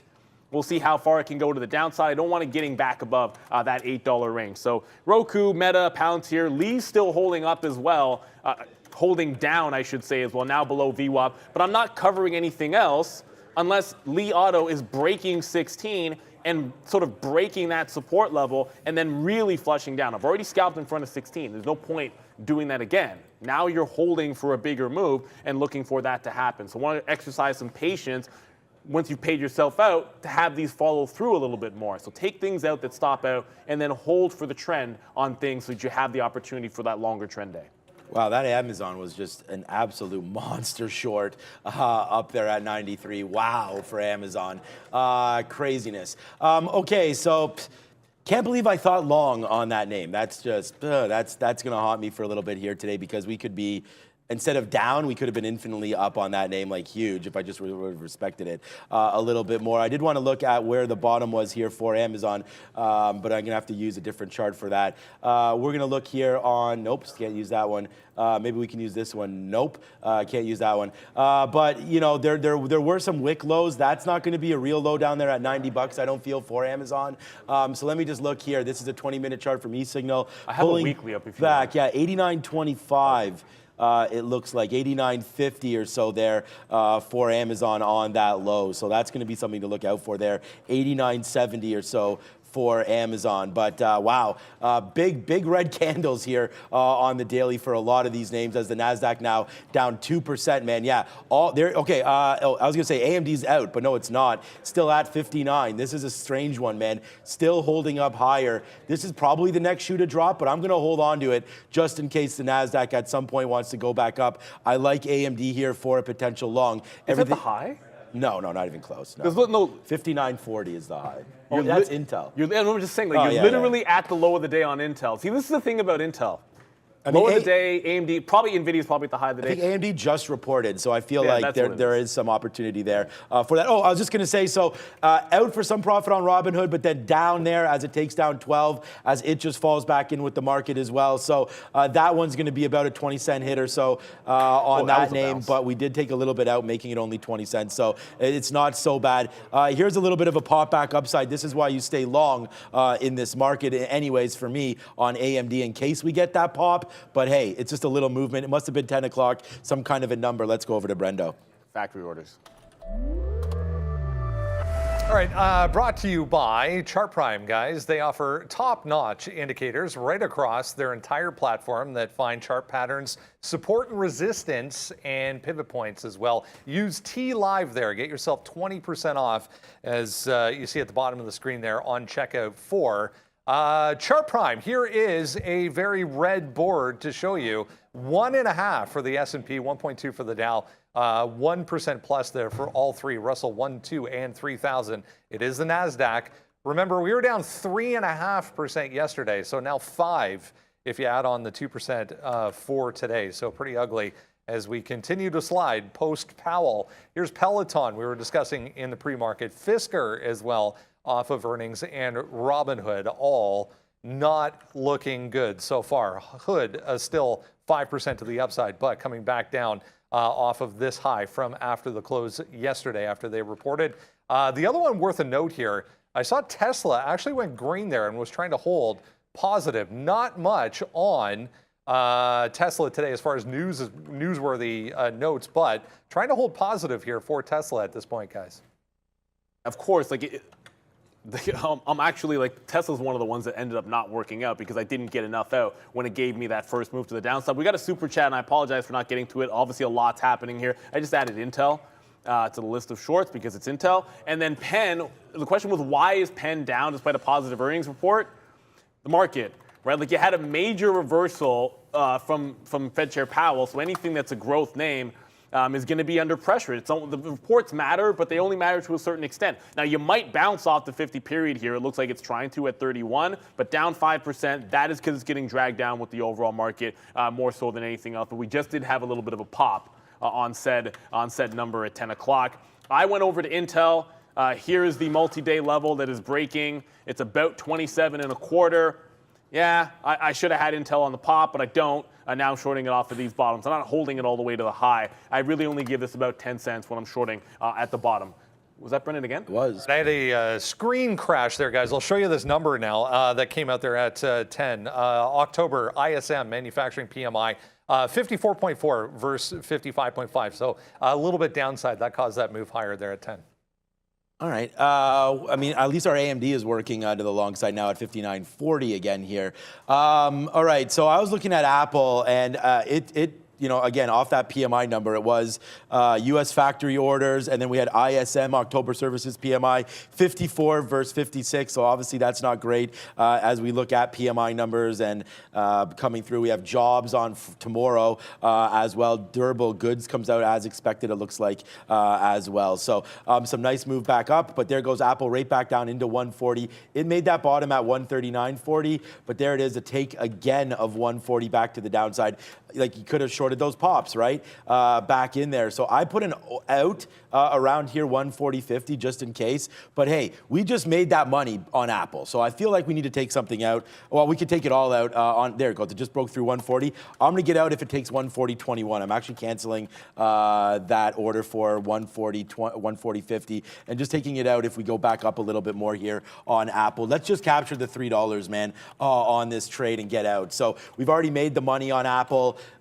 We've tweeted that out. It's on the sticky note. It's the #1 name here on the sticky note to go short at 142. So it's $2 in the money right now. Let's just try to respect that. I'd hate to look at this and the market bounces and I'm like, oh man, we called a 140 and we don't have any outs near 140. So let's take that. We'll give it about 20 cents to the upside. If it takes down 140.20, then we down on that one for sure.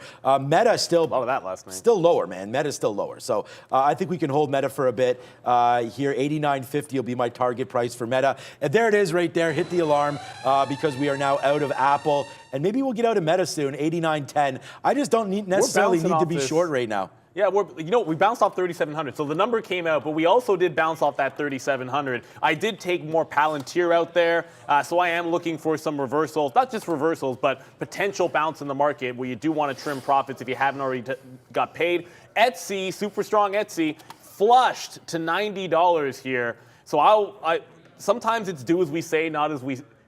Yeah, I mean, not as we do. I did talk about Etsy at 90. It was all the way up at 95, and at the time, there was so much more happening at the open. You can't regret it because the shorts have been great this morning, but that 90 level does come into play. It bounces right off of it, that little previous support level, and it's now back at 98. So you can't chase lost money or unmade money or whatever you want to call it. You just got to be able to move on to the next. And unfortunately, the next might just be fading this at 100. I know it's strong. I know the report is good.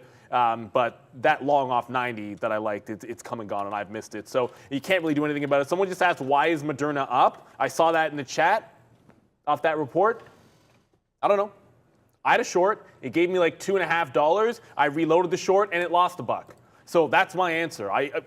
As to why you see price action sometimes off report, if you don't know it and you don't understand it, I don't have to jump back into the short just because I think it should be going down. It's going up. I took my shot, we got some out for a win, we reloaded and it lost. And now I'll move on. Unless, of course, it gets to the next resistance level that I like and I can play it off of this channel here in the 50s. You are not forced to just stick with it when the price action is telling you the absolute opposite. So I'm staying away from this thing until it gets either back beneath 145 or tests into the mid 150s where I do not think it should be. But it is what it is at this point. Boeing, I didn't quite get that turn. I think I should have been faster over to Boeing when we got that bounce off 3,700. I was not. So you'll see me sort of, I'll cancel these bids because there's no chance at this point. Now we're back above VWAP, starting to break back to the upside. I'm not going to buy the highs here, but I will look to see if this can establish a bit above 150. And then that 3,700, 150, 148, those will be my support levels to try and grab some longs on Boeing here. But I don't want to chase the top.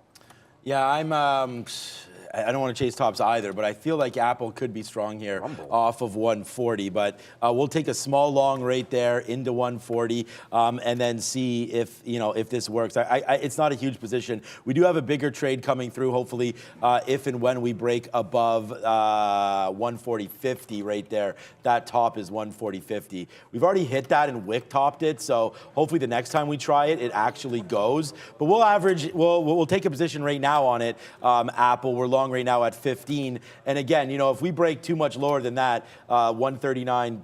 85 here or something and make a move back down. Then we can get out of Apple. But for right now, I feel a little more confident trying to average into this name just in case we do break up to the upside. I want to see if we can hold this 140 area. And that's really my only reason for doing this. We will get out, like I just said, if we take down 139, 69 or something like that. I'm just putting in the order right now. We're going to average in a little bit sub 140, but this is a play that we like right now. I'm going to take another piece out at 45 here on AMD. We've already done that. We got some out. Remember we told you we're going to wait at 60? Well, that's exactly what we did. So we barbecue up a little bit of trading here on AMD as there it is. Now it's starting to go back up to the upside. So let's see if this name can be strong. It's up 1.5% today. So if there is a rally in the market, like I said, I think we're on the right names. Here goes AMD, a nice move back up to the upside for us on this one. So this is the highest it's been now. So let's take out one more piece, but I don't want to take out too much, man. I'm doing it again here where I'm getting out of too many shares. But hey, on the pop up on a negative day, I feel like that's the right trading, man. Get some out as we start to pop up. We should have got some more out at 60 there. We didn't, but we got a 45 anyways. So let's see if it pops now a little bit more on that name. I'm still holding the Meta short. It's the only one we have short. And I just really want to punch myself in the face for this Amazon trade because it should have been a short, not a long. We didn't lose that much, but it should have been a short, not a long. We've been shorting Amazon like every freaking day. It's been so weak. 3 days it's been so bad. 3 days in a row, I feel like Amazon. I was glad Amazon's down 30%. I was glad you had it yesterday because it's inexcusable. If the stock is your best stock on one day, the next day, if it does exactly the same thing and you don't have it, I don't care if you're up or down, that's a fail. So that was a big fail for me because I didn't have it yesterday, so I'm glad you did. And again, it is just incredibly $90 on Amazon we're about to see here. And the market just bounced off 3,700 and Amazon didn't. So that 90 break, I mean, the break on Meta worked at 90. It's now still holding below 89. I'm going to have to take this break on it. I don't have to take it, but I'm going to take this break. You should never say have to. I'm going to take the break on Amazon at 90. But at this time of day, to take a break down at 10 o'clock, the stop's a little bit tighter. Like I would rather stop out of it for like 30 or 40 cents, and then I'll zoom in here. And then if it does try to get back to the upside, fade it at 91 or at VWAP. And not hold it $1.50 against me. I'd rather do that than just hold on to a 90 short. So if I do take this trade, I could be in and out for 30 or 40 cents pretty quickly and looking to regroup. Palantir now below 790. That continues to work here. Obviously, Meta, Roku, those are all right. Brendan, what else you got for us, buddy? Some earnings in the travel group, guys. RCL, specifically Royal Caribbean, out with decent loss in its current quarter. They also forecast, due to this, higher fuel costs despite record demand. Look at the daily chart. Record demand, still going to be a huge loss for RCL because of fuel. Stink bids. I was just saying I have no stink bids in the market for like dollar cost averaging right now. I'm kind of thinking to myself, when you get a day like today, if you like stink bids, you should have them. So RCL with that report and now to the downside, I'm just going to quickly, so I have my 90 order breakdown now in for Amazon, but CCL catching a little bit of a bid. I just wanted to point out this level in the pre-market, pretty big at 850 to 855. If somehow this thing can recover past there, it could maybe reestablish and move back to the 50 period. And if it does, $9 is a pretty awesome shorting opportunity. I'm kind of staying away from that because I think it's overextension to work in a new sector where if you trade CCL, you got to watch RCL pretty closely. But I do like some of the levels in that name just pointed out. Roku has finally broken down a little bit here.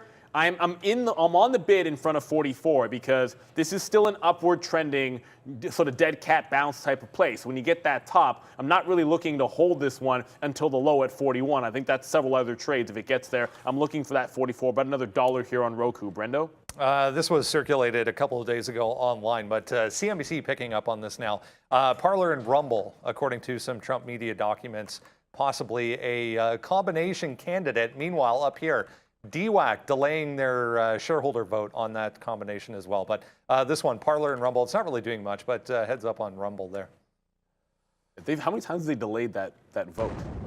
Oh, man, I'm surprised it's still SPAC, but yeah, there it is right there. We got a little bit of diamond hands on us here today. As there goes AMD, man. I mean, hopefully you're with me on this. You could see only longs here on AMD. We called $60, man, so that's good. We don't have that many shares left as we've emptied it all out. There's $60 on AMD. Pretty damn proud of that trade, that's for sure, and glad that you guys might have it with me. I don't know. Right there, we're also going to try to hit the, there it is. Yes, sir, let's go Apple. Reloaded that one at 140. We talked about where we were going to get out if it broke lower. And there it goes, continuing a nice high side move here for Apple. Now it's starting to go back to the upside. So good move on Apple for sure. I'm going to take another piece out as we get close to 50 because we do want to get some more out at 50. So we'll take like an out at 36 or 37 right now on that one. And there goes Meta. We'll end that trade as well. That's a big one for me as we finish it off by taking $1.50 on that last print. I think it was $1.50 or so.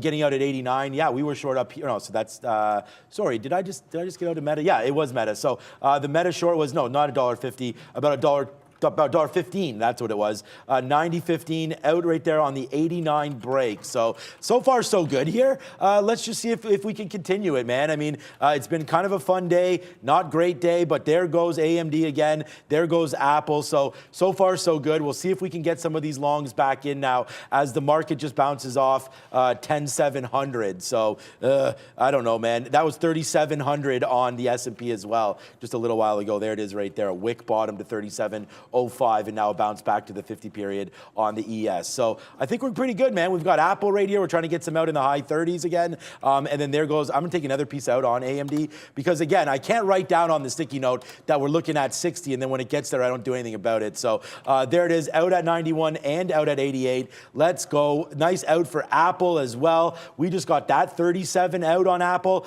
Let's see what happens now. It looks like it wants to go even higher right now. Let's go Apple. We're going to go longer through a 50 break as well. There it is. Now we're longer on Apple. Let's see if we can make a lot of money back here today as the market seems to be rebounding. Good flip over on some of these trades, man. So let's see if it can pay off now. We need more rally, man. This could be the top again. This is where that nervousness comes in, right? Because we know we should be short, but some of the charts are telling me long. So that's the problem. Look at AMD. Wow, holy crap. Yeah, like I'm now only trimming short positions. You can see I still have a few of them on there. I did get trailed out of Meta.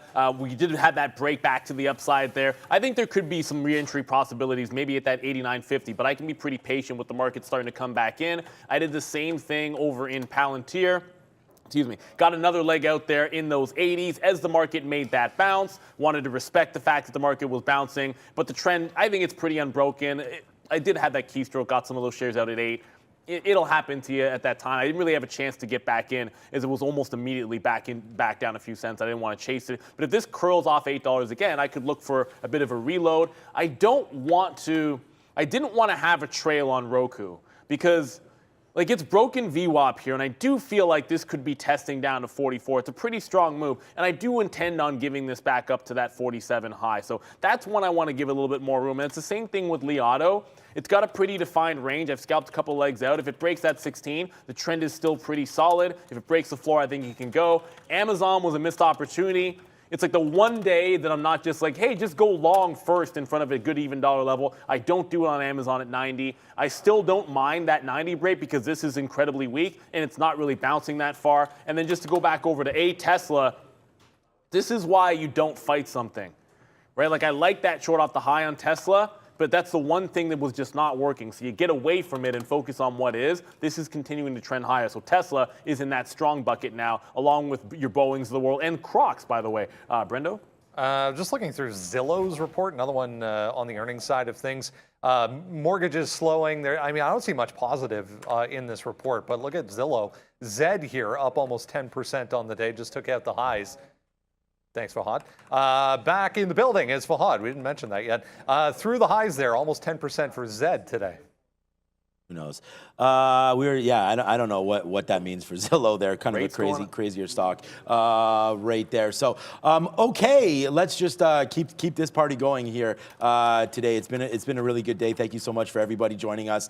We've got a great AMD short, or long, not short. And I just tweeted out, we made money on a long, and it was AMD today. As you can see, this is $1.40 in the money. We do watch out for Apple though. So Apple took that 150. Our best out was 162 or something, right there, 140.60 or 140.60, I don't know what it was, right around there. But as it dipped back in, we were starting to get some more out, right? So we're trying to respect that level, but at the same time, like, notice that, hey man, Apple still, it's already touched that 140. We could come back in and retest that. I think the next average in would be somewhere back around here, 139.80 or so. But this name is falling back in a little bit here on a little bit of weakness there from Apple coming through. AMD, we just took another piece out. We have way less than 10% now on that position for Apple. So watch out here on that one, guys, as we'll average back in. And we're just watching at AMD. Maybe a dip a little bit lower. We'll get involved with AMD again. Yeah, and just watching some names that are getting back to the high of the day. Boeing just got to the high of the day with a bit of a reversal. I'll wait for VWAP for any kind of a pullback there. I want to be patient. Another name at the high of the day here, not Lee, which I'm in, but NEO. Remember I said I got to watch out for this. Relative strength, they open up that plant. Looks like it's trying to take out this 950 high for the second time. When in doubt, zoom out. That's your floor from yesterday's trade. It's right around that 950 level. I really do think you almost have to give it to 55.60 if you are shorting this. I'm already in Li Auto, and what I'd like to be able to do is if I see NEO failing that high, add to Li Auto, just because it just feels like I like that level a little bit better. I'm in one. I'd rather focus on one, but certainly setting up, like you could have a bit of a double top there. Something that already has one. Sorry, check that. A triple top is Boeing. But I'm kind of thinking the other direction here. I want to find my way into a long. If the market is able to break from here, then I like Boeing to the long side unequivocally. It's just a matter of either getting it off the 50s. I missed my chance at 148. And it's tough to take this breakout when the market feels like it's rolling over from this pop. So I'm going to stay away from the breakout trade and be patient, wait for that dip buy as we go to Brendan for the small cap recap. Hey guys, brought to you by Masterworks. They let you diversify your portfolio with fine art without spending millions. And to date, 6 of 7 of Masterworks' latest exits have delivered over 20% net returns. Go to masterworks.art/TraderTV.live to learn more. Not a lot to do in small cap world today. It was a little quiet once again. This one we discussed in the pre-market, VRAX. There was 250 that it was holding as support pre-market, and then 240 was the next level down there. I actually like the long because there's a ton of room to the upside if you go to the daily chart, but just couldn't get going. As soon as the market opened, it just dumped right through both of those levels. So flip the long initially to the short. We're still holding to see where this ends up going. Maybe we get down to 210 maybe. Trying to be patient anyways with VRAX. I was watching this one as well. NURO popped up initially in the pre-market to 2 and then 210. Again, has room to the upside, so it was kind of trying to be patient. But look at this. No bounce whatsoever. Gives it all back for NURO, guys. Back to you. Oh, we just got a nice little reload there on Apple, even though it's been a little bit failing. We just got some 20s long and took it right out there at 44. So let's see now. Hopefully we can hold on to some of these longs as we're looking to bounce upside. But yeah, we were just talking about Google down there to $85. Like that's pretty damn low right there for Google. Good thing we did get out of our long that we had up there near 86. And I was like, oh my God, Google down here to 85 and change right now. Just a nasty move down. And there's the fake out on Apple. It goes right back up to the 50 period. Good thing we got some out. Now we're gonna have to wait to see down here again on Apple, but we're above the 50 period now on the NASDAQ. It's just Apple is well below. So we saw Apple yesterday. I even put it in the sticky note that we wanted to go short Apple, and here I am long. So let's not give everything back here. If it breaks 140, I'm just gonna actually cancel that right now. If it breaks 140 back down to the downside, then we're just gonna get out of Apple. We don't need to be long this name. So basically on that note, I'm not going to be long. So let's just get out of Apple. If it takes down 140, it might happen right now. And speaking of waiting for things to happen, waiting for Peloton, waiting for the world to change, well, waiting for Peloton to change trend, you want to be patient. So it got into this wide range. It was a wide one. It was 760 into about 820. That's 60 pennies on a $7 stock of a range. So I always allow it to get inside the range.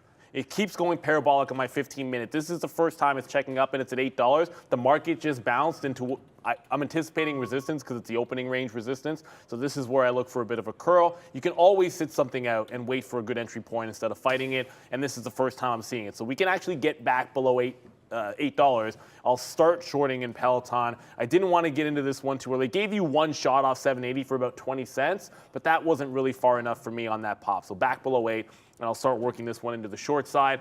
And I keep getting asked about STRY. So it's a penny stock here. So I'll always bite. At this point, I'm in 3 things that we're kind of hanging on to. I want to add to that by getting into Peloton, Amazon 90 break, but a penny stock doing 15 million shares and up 10%. All I can do is say that it held the lows from yesterday in the afternoon lows. I always say that's a pretty good sign, but when I see that kind of consolidation and a failed breakout, it's like wait for it in lunch hour. So a lot of times you'll get that pop, and then on a day 2, if it holds a higher low, you're looking for the afternoon pop. So that's what I would do. If it breaks 27 or 28, I think you got to get the heck out of Dodge. Jeez. What in the world is up with AMD right now? Like, this name is just $2 now in the money for the long. AMD getting excited, boy. And if you just rewind this clock a little bit here, you'll see what I was talking about with AMD, that we thought, hey, if the market had a chance to go up, we buy the VWAP. Now we're in the money $2, and I wish we were in the money a hell of a lot more than that. But right now, it's a nice little move downside here. Upside. When I'm talking about downside, I'm used to saying downside. For AMD, we just took a piece out at 60.50. We were sitting there and it ran us over. So we'll just wait now. I mean, let's see how high that. Wow, $61 now? This is gone, man. AMD straight up to the upside. Shout out to Fahad, who is back in the building, man. Glad you're feeling better. Let's see what happens now as we go back up to the upside here. $61 for AMD. It's $2. We've had a couple $2 winners today. We had Apple was almost $3 on that victory. And now it's pulling back in. So we'll wait on that one. Amazon should have been the best trade of the day, and it's not. And then Meta, we had about $1.50 as well, getting out at 89. That just made new lows on Meta as well. So yeah, some of these big tech names, man, besides AMD, definitely not getting off today. Just still, man, like even Apple right here, we did reload a little bit there at O's because I got a piece out there when it went to 41. So we reloaded that a little bit. Our average price is 40. We're getting ready to take a dump on this one as well. But Apple just retraced to how far? Right there again. Let's take something out if it gets back into the 20s. It's just, I don't want to do it, but let's take out 10% if it gets back into the 20s here. It'll be a 20-cent hit, but honestly, the way this name keeps, there we go, the way this name keeps falling, I want to, it keeps going back up here. Look, 140.20 again, stops, drops back in. So we'll reload that if it happens one more time, but there's only so many reloads I'm going to make, man. I mean, these stocks can be disastrous, so we'll wait for it, but yeah, not a great look yet for Apple. Still needs to get going. I hope it gets some of that AMD mojo behind it. This name is just an absolute monster to the north side. Couple big wins today, but also I'm never going to let that Amazon down. Roku's down to 40 or is at 46.50 as well right now. Apple just can't get going either. Yeah, Roku right back up to the top. I had a chance to take that last of Roku out for $1.50. I told you I was looking for that bigger move into the downside. Give it that opportunity. You're going to give something up when you give it back up to the high of the day, but my stop's in place. If it breaks the top, fair enough. It'll still be a positive trade, but you want to hold on to something in case you get that move. It's actually not just AMD. Nvidia breaking 135. That's a pretty big level to the upside. I just want to quickly show you. There we go. 135 has been a pretty key level. That was that was the low on Tuesday, I should say. Yesterday, the rollover happened. Secondary rollover was at 137. I think you could run into some resistance up at that level, but this is where the pedal hits the metal. Or the rubber hits the road, rubber hits the road. That's a good one. Right, so if you're looking for those shorts and you're holding for the home runs, this is that place where you have to be able to give up the last. It's the same thing with Li Auto. Couple legs to that downside, but if it takes out this top, I am out of that Li Auto trade. So I'm going to stick with it, stick to the outs. That's what actually worked for me here today. And then find my way somehow into the stock I wanted long. It's just every time I cancel a bid and put one higher on Boeing, it's $2 higher. I keep saying I'm not going to chase the high on Boeing, and it's about to take out this double top here from yesterday's high. So the Fed high was like 153.65 on Boeing, and we're about $1.50 away here. I hate breaks at this time of day. So if I do take this break, it's because I believe in it. I believe in the stock going to the upside here today, but I have to have a relatively tight stop. I should have been long this one at 150. You know, you say it's like you like one or two things to the long side today, and it's like I don't have that one, but I didn't really have any longs today, to be honest with you. Yeah, Apple. And I said I wouldn't go long, and it's like, here we go, man. We're making money on the long on Apple. My best trade of the day was AMD long. So, yeah, sometimes you got to switch up your game plan. And we hit the siren alert there, and we're going to hit it again because Apple just went, and we were able to get it out, man. We got some out at the 50 period and then some out right there again. So let's see if Apple continues to be that one here today going long on Apple. And there it is. Yeah, take out some of these highs, man. Let's get the VWAP right now and then back in. Remember, we were short Apple to begin with right there at 143, cashed it out down here at 140, and then now reversing into the long, and now we have a decent win, man. 50 cents in the money now for Apple, so that's a little more than decent for me. Well, I mean, we can have $6, $7 winners on, but let's see if Apple can get up to there. I feel like now that we're above the 50 period on the NASDAQ and trying to make more highs, this is going to be a good spot for us. We just need to find something else that has a chance to go long as well. Something that's been relatively strong in the last little bit. That's kind of what I'm looking for. We have $2 on AMD. I think right now we can get out Apple's, what's that view up is right here? 890s. Okay, that's good enough for me, dog. Let's get out some 77s here on Apple. There it is. Yes, sir. So we're going to go again on a nice little trade there for Apple as that starts to go back up to the upside right here. So, yeah, we were playing a little contrarian there right now, but it is paying off that bottom. So good trading so far today. There goes AMD, man. Just took 61 out. We're long at 58.80 right now on AMD. So there was some really good longs to be found in the market today. We picked AMD because it was relatively strong to start the day. It bounced around. We did exactly what we said we would. We waited for it to settle down early. Then we just started to pick some bottoms, including this VWAP. And there it is, a beautiful move up to 61.10 as well. So there it is, man. This name is well in the money for me now, $2.20. And also the same kind of play on Apple. We wrote down that we liked the short. Took it out there at 140, found these bottoms, went long, and now we're nicely in the money on Apple. So some nice trades here to start off the day. And thank you very much for the Dan McIsaac with the super chat there. Had a blast trading yesterday. It's been a blast trading today. The trend has been good. It's trying to break it here, so I'll give up the last of these two shorts if they break resistance. Henry will be happy about this one, though. You know what? I'll acknowledge it. Go Astros. They threw a no-hitter last night. I mean, what are you going to do? I am cheering for the Phillies, but Did they really? I didn't even notice that. I have Javier in my fantasy league, and he's literally the most underrated pitcher in all of baseball. You guys have a serious talent in that kid. I am cheering for the Phillies. It is what it is. You guys know why. Look at Apple. I can't bring myself to. But I just got out of Palantir. So you want to give it some room to the downside. You want to hold on to the home run. Yes, it gave you the first 10. It gave you the first 15 cents. We did take most of it. I held on to that last 20% for the home run.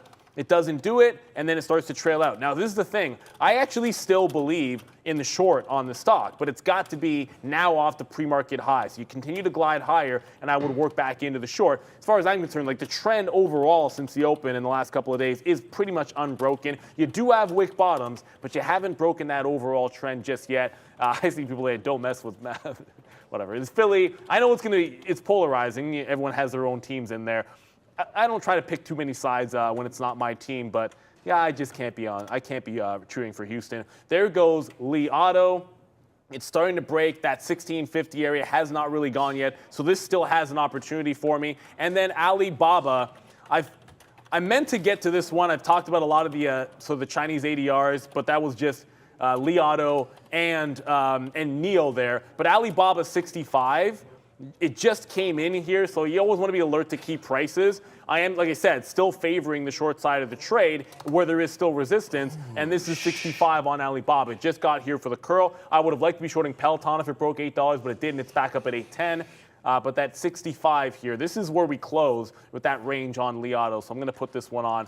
Give it to that high of the day. I just got 80s there. If it does break, it's about 30 cents worth of risk, but a bit of a late entrant here. I was meaning to talk about this one, but a lot was happening this morning. And then, like I said, Peloton didn't really break $8 back into the downside, but it's in the range. At any point, I'm looking for that consolidation reversal to jump into a short on Peloton. There was your relief rally, but you had to be sitting in this one very, very early in the pre-market. Otherwise, sort of you were chasing it to the high. I thought the out was at the low of the day, so long at 750 to risk 10%. I'm not risking 10% on something going counter trend. I mean, I want to have a realistic stop, in my opinion. So the long was kind of a lost opportunity there. Yeah, we basically did the same thing there. We saw it starting to reverse out the market, so we just sat there and took it out. So Apple right now, we're pretty light on it. We have a 141 out. We were surprised that happened. Then when it took down VWAP again, back down to the downside, we got out again at 82. So right now we have 20% left of Apple. And then AMD, I just don't really want to get out of it. So we only have 10% left of AMD and 20% of Apple, but we did have some pretty good hands today on these plays, able to hold them for a decent run to the upside. Like basically, these were good outs for me right here around 59.80. They're not good outs because it's $1 higher, but the fact that we held it against our own call of 60 was pretty good. So I'm pretty happy with that, and I'm pretty happy still being even in 10%. Normally, I would have got them all out here around 60, but we give it a little bit of room because it was breathing today, and it was breathing some hot fire. I'm still never going to leave this one alone, man. That Amazon trade was definitely a short, not a long, and I know there's a lot of you. I've already gotten some messages here that said they took the short and they're not sure why I went long, and you're 100% right, man. I'm not sure why either right there, but that was just bad. It's not that big of a hit. It's fine. It's just when you make bad trades, that's, it kind of bugs me. I don't mind taking it, and we knew we were in trouble. That's why we started to get out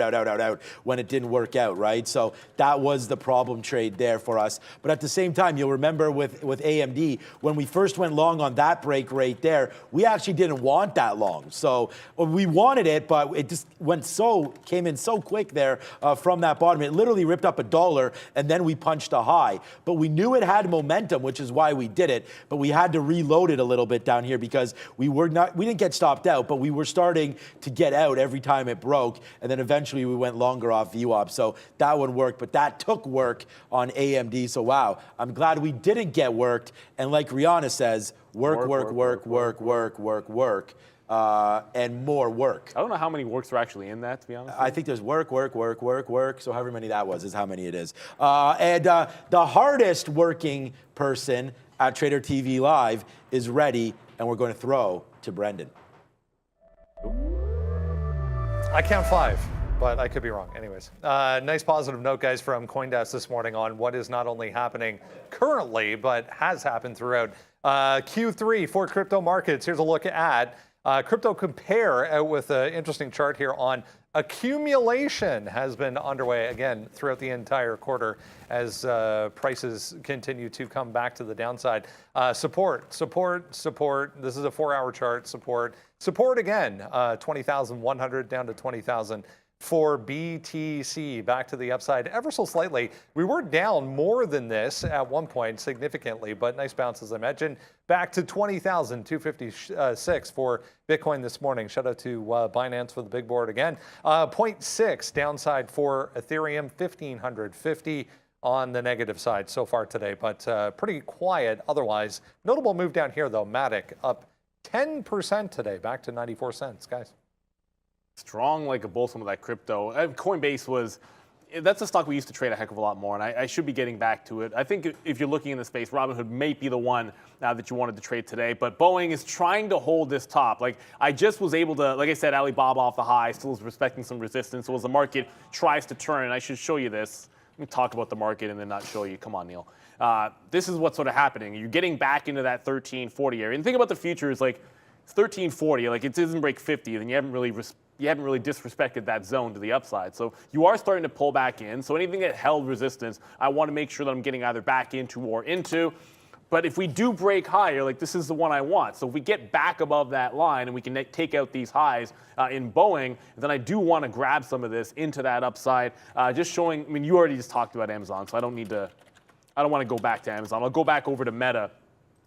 Meta just wick topped through VWAP and now heading back lower. So if you want to understand where the weakness is, it's in Amazon, it's in Meta. I feel like jumping back and sort of saying, I wanted 89.50. It didn't really get there. That's why I'm not reloaded in Meta.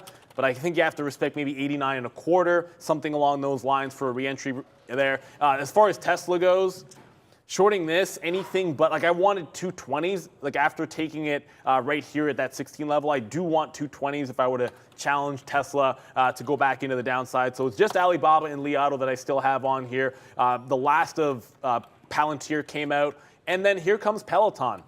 So Peloton with a decent wick high now, just breaking 820 and now starting to barcode. So I wanted this to happen at 8, it didn't.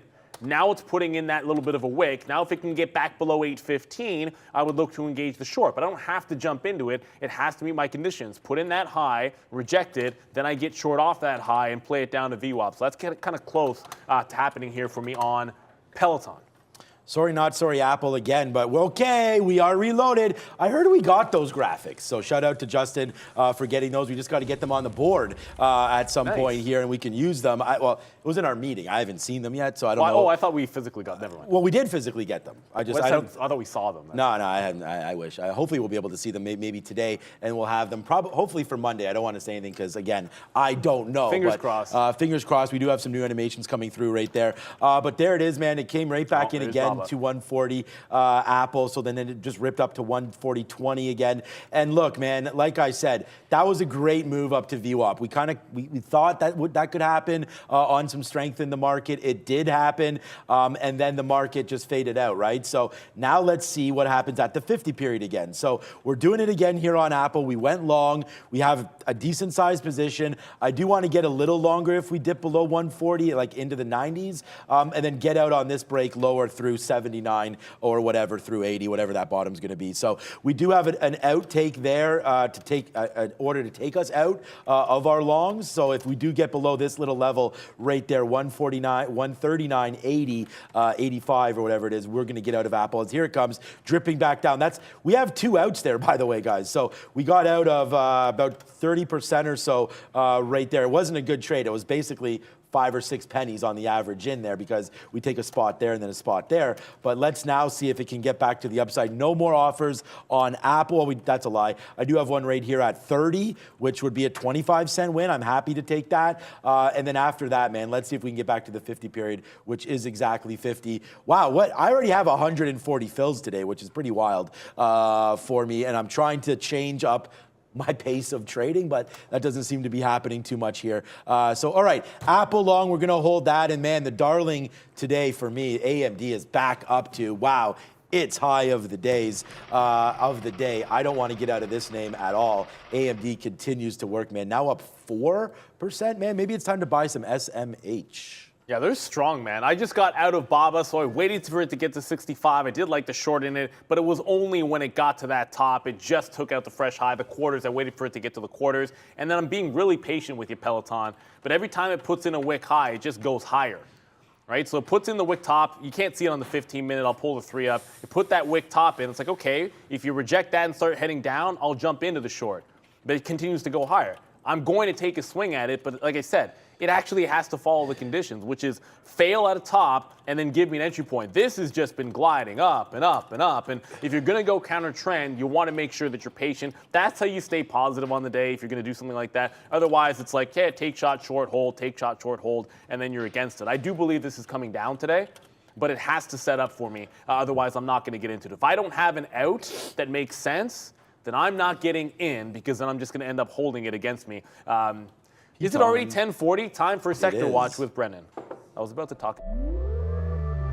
Hey guys, yeah, busy day for earnings. That means a lot of individual movers on this board kind of standing out, offsetting each other once again. We are negative on the day as we have a look here. 0.87 currently for the S&P 500. Once again, one of those days where everything you see that's larger than normal going to be an earnings name, including this one. LNC down huge. 31%, but trying to bounce right now off disappointing result. They also cut their forecast in the financial sector there. This is the tech group up here. It's actually the software names that are leading. So FIS, FTNT, and CTSH all earnings reports, all big moves downside, offsetting some positivity otherwise from the software group. But QCOM up here, 8% downside off their report. AMD positive, as we have seen. NVIDIA also positive.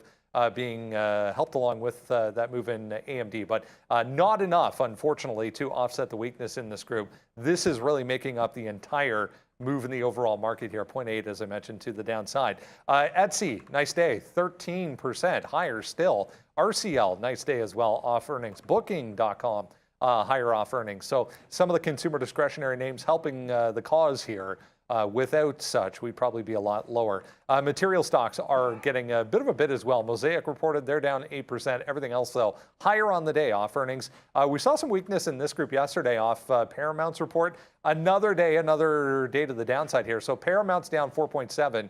Warner Brothers down 5.8% today. So communication stocks notably weak. Lumen, their LUMN, down big time off earnings as well. Energy, worth noting down here, higher along with crude oil, but that's about it. So mixed bag overall. Earnings, the story of the day. Once again, 0.8, guys, for the S&P. Back over to you. 0.8 is, I mean, it's not a huge number, but it is a heck of a lot better than it was at the bottom. You're getting back to the upside. I just missed Boeing at 154. I was about to talk about Boeing. We went to Brendan over there, but I just missed Boeing through 154. Bit of a spread opening up. I'm not chasing. I'm kind of sitting in the teens for the first entry. I do like that long if we can continue to the upside. That does feel like it makes some sense, but I got a question about Moderna, and it's the same thing I said about Peloton. Wait. Like there is no rush. If you think it's, like I said, if you think it's coming down, then wait for the perfect entry price or wait for it to actually make a turn. That first level, it did work back into 140 when I had it short originally, and that was at like a 43 average.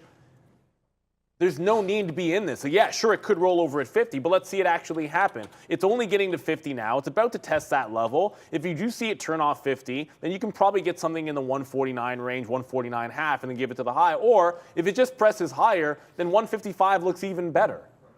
Right? I'm not chasing this to the long side up because I don't think the report was all that good. I just think Boeing makes a heck of, if I'm chasing something through the high, I am on the bid up here. This is me still bidding. I didn't get the breakout. That's me bidding on the breakout, and this is me trying to take 154s as well. So sometimes you get in, sometimes you don't. A lot of times the better it is, the harder it is to grab that fill, but I don't want to keep chasing it too far. But this is a strong stock making a breakout after a positive earnings, it wasn't earnings reports, or it was Investor Day that they had yesterday. It was not earnings, it was Investor Day on Boeing. Just make sure about that. But it's breaking out through that Fed top. Not a lot of things are. I know the chips are strong as well, but I'd much rather be looking for trend longs and stronger stocks and then being patient with fades because there's going to be an opportunity to get them. But at 1045, I don't have to give everything away. It's like Peloton.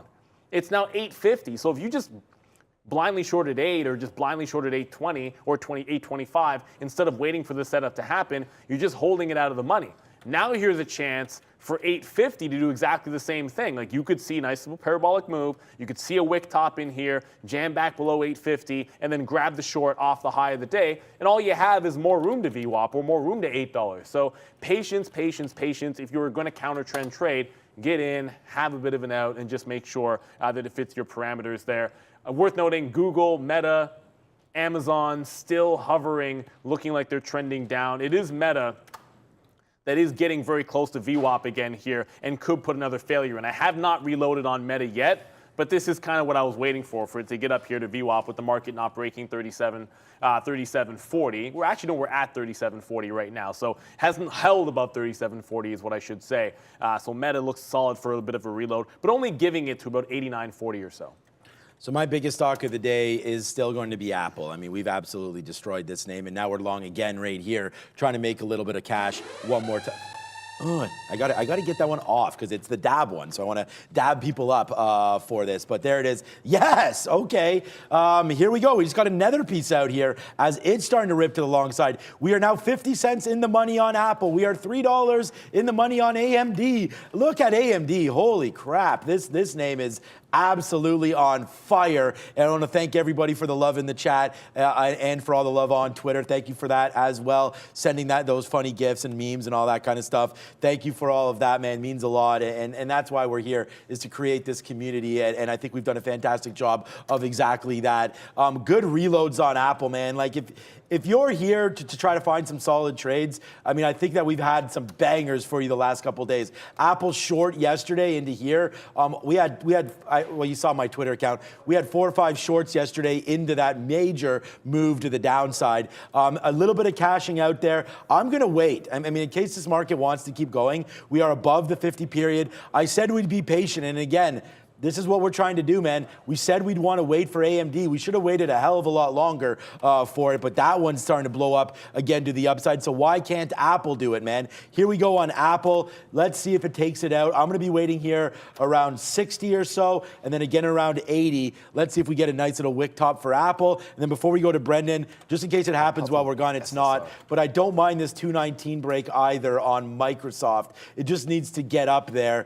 This one is possibly a slippery slope. I'm not sure if I like it, but that is another name that I wanted to look at. That's a possible long that I may take on Microsoft, especially if this market keeps going. But we'll be able to watch our Apple just moon out here anyways. So hopefully Microsoft can go as well. Actually, I'm going to cancel that Microsoft trade and relook at that in a minute. What's up, B-Dog? Apollo Global, not one that pops up very often, but APO having a pretty good day here, up 3.6%. Just double checking if it was earnings for them. I actually don't see it as, yeah, it was actually after the market closed yesterday. So nice report for APO, high of day on decent volume. Worth a note, not a lot of volume here, but into it, INTU, downside, there was a bear cave note on INTU. The bear cave. So be careful with the short sell reports. You guys know the drill with those. A lot of times it's a covering opportunity. So you can see a little relief rallies off of them. I did just put on Meta back at VWAP so quickly here. It bounced off 89. So it did a break of 89, got 2 cents, and then came right back. So I took some profit on that one. We wait for it. I did get Boeing, by the way. So patiently, didn't have to chase it to 145.50. I was able to get the teens like I wanted. Oh, come on, and then said, wait around, wait. Finally, Peloton actually gave a wick top and gave a bit of a rejection. So it gave an entry for me here. 860 is my stop. I am crossed up pretty aggressively because I want to make sure I get the fill. It's the equivalent of a market order because I'm crossed like 30 cents on it. But if it breaks the high, I just want to get the heck out of Dodge. The risk to reward is I'm in at 45. If it breaks 60, that's 15 cents in slippage. First out's 1-to-1 and then down to $8. Maybe hold a little bit in there for VWAP. And then Boeing, able to grab some in this nice little consolidation 154, as that's now headed to high of the day. I don't have a real target for this. If it breaks 155, 160 is the next level on the daily chart. So I've got to give Boeing some room to work here. I know it's up 5%, but the stock has done $10 ranges before. Bang, another dollar on Apple. Like, what's happening here today? Like, this has been such an amazing day to trade, honestly, guys. Look at Apple. This has been every day this week, I feel like, has been amazing. And it's Thursday. We have another amazing day to go tomorrow again. There goes Apple. Hit some bangs, man. Hit some awesomes on that one. Hopefully you guys were with me on that as well. Damn, sold Apple too early, says KK. Hey, same thing as me, man. I mean, I'm selling it too early every time. Whenever you look at this, it's like, look at this AMD. It's a great trade. I don't have that many shares left, but look at this. This is $3 now in the money. Yeah, I think I sold some too early as well. You're always going to do that, but as a day trader, you got to sort of see what's in front of you, take advantage of it, and go from there. So, so far so good here on all that. Google broke. That might have been something. Where's Microsoft? It's probably getting really close up there. Okay, so see, this is the thing. Look at the market. The market's taking off, right? Microsoft has actually pulled all the way back down to 218 again.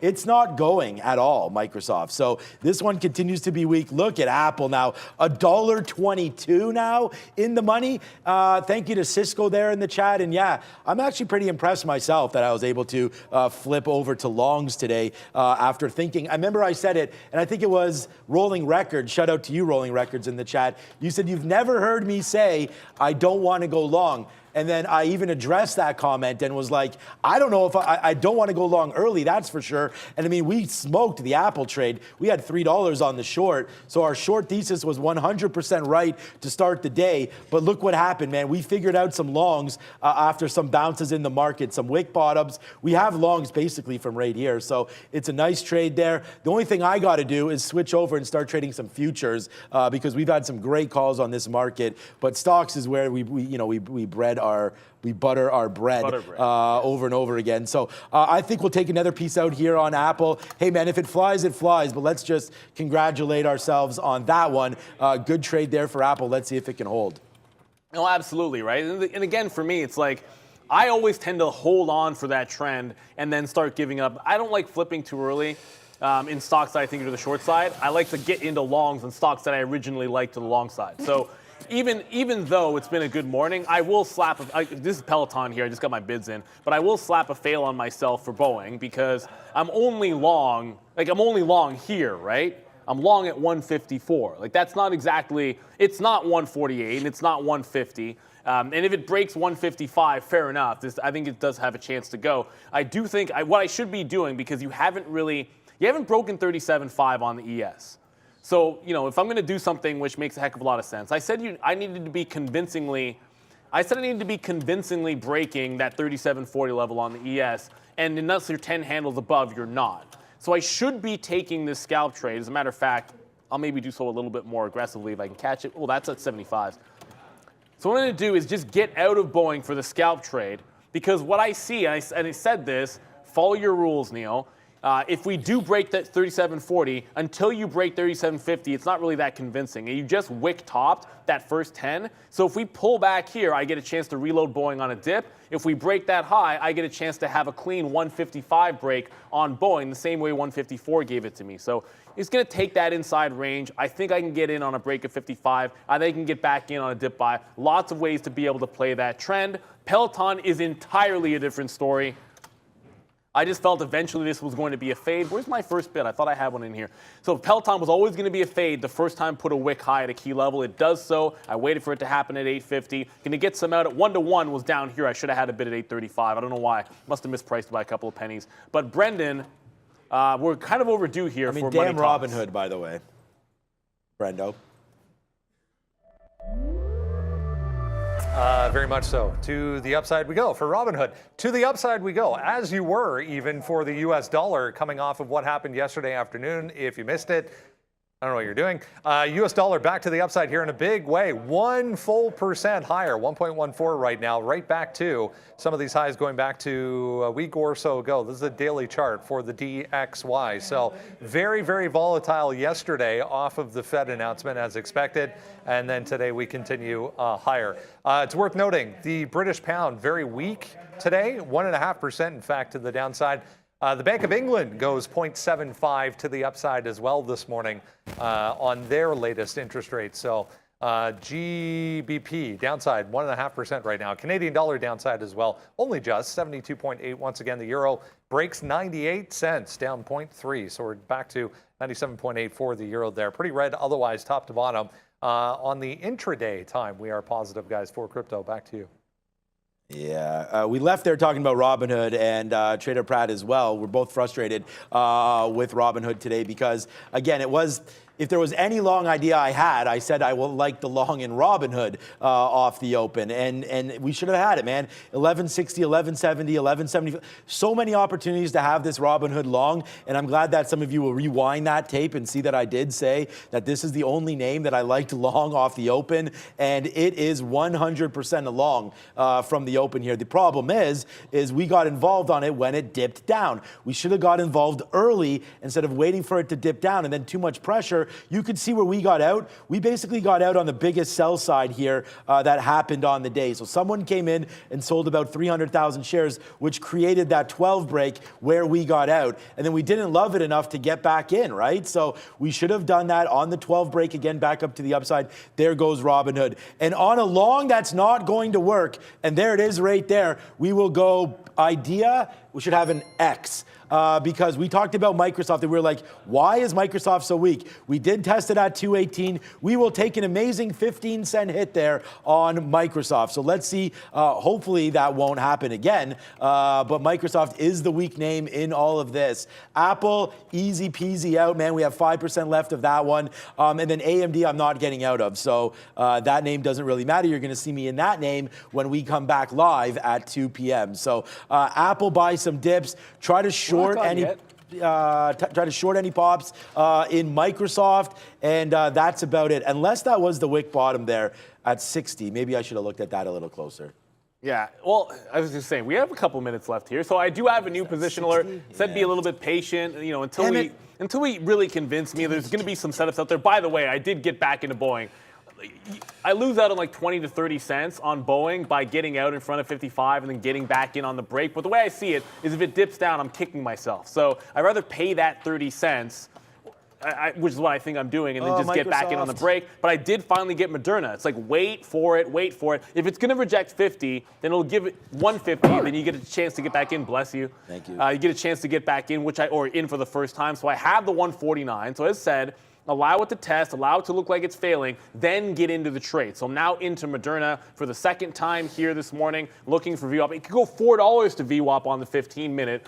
More conservatively, 146 half. That makes a lot of sense for first exit. That's a little better than that 1-to-1. And on the route to 155, 156 on Boeing, I will take some out because I like scalping the first portion of any breakout trade.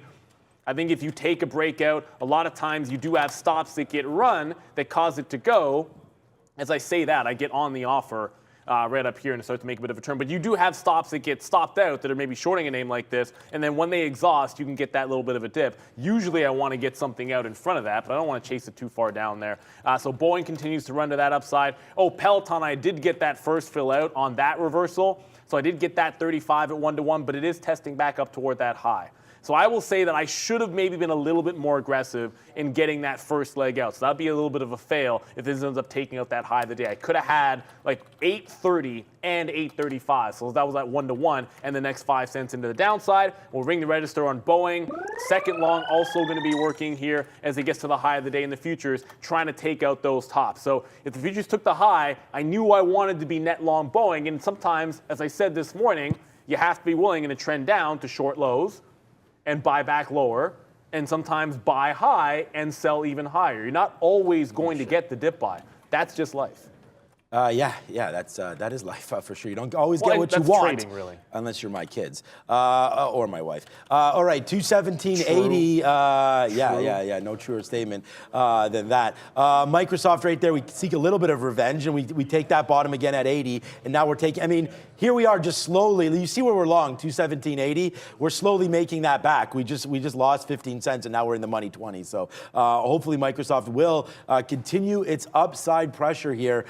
Or it's been downside pressure. Hopefully that gets relieved and we start to go back up to the upside. Here it comes, just fading back in again. So we only got out of 40% of that for that 20 cents. So hopefully we'll get another long and then we'll try to play off some of those very bottoms into the 60s here. But Microsoft still continues to be weak. It's just, it moves like crazy. So there are some good opportunities, I feel, to get long here on Microsoft. But anyways, over to Brendo.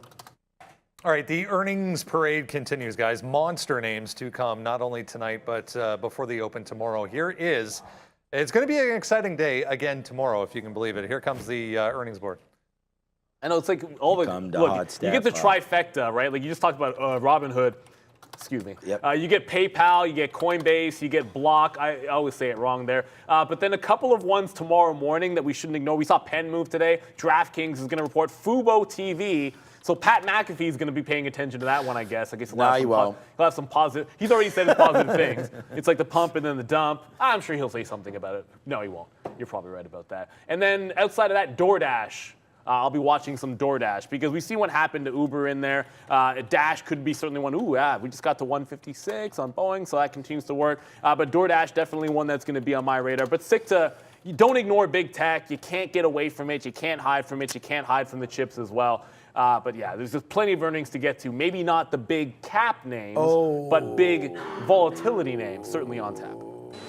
Oh, yeah, right now, as here's another one working out for us here as Microsoft. We talked about that we're averaging into the long, and we've just been taking it out again as it starts to rip up to the upside. This is not going up, by the way. Like, I don't think this is going to be ripping to any high side, so we just keep on getting out. And this is not going to be trading that you guys are going to be able to do unless, you know, you're on a platform similar to us here. Because, you might have direct market access with low fees and stuff like that. If not, find daytradetheworld.com and join us. But yeah, Yeah, right here, right now, looks like a decent play here for Microsoft if we can hold that bottom. But like I just mentioned, man, this has been like a very, very slippery slope here for Softy today. And I feel like it is going to, I mean, we're about to get stopped out. It's just, I don't think this is a long by any stretch of the imagination. This just seems to want to work right now and give us little small scalps, but that's not going to last. So here it comes right back down in. Microsoft are about to get stopped out of this one as it's coming back in, trying to break that 50 level.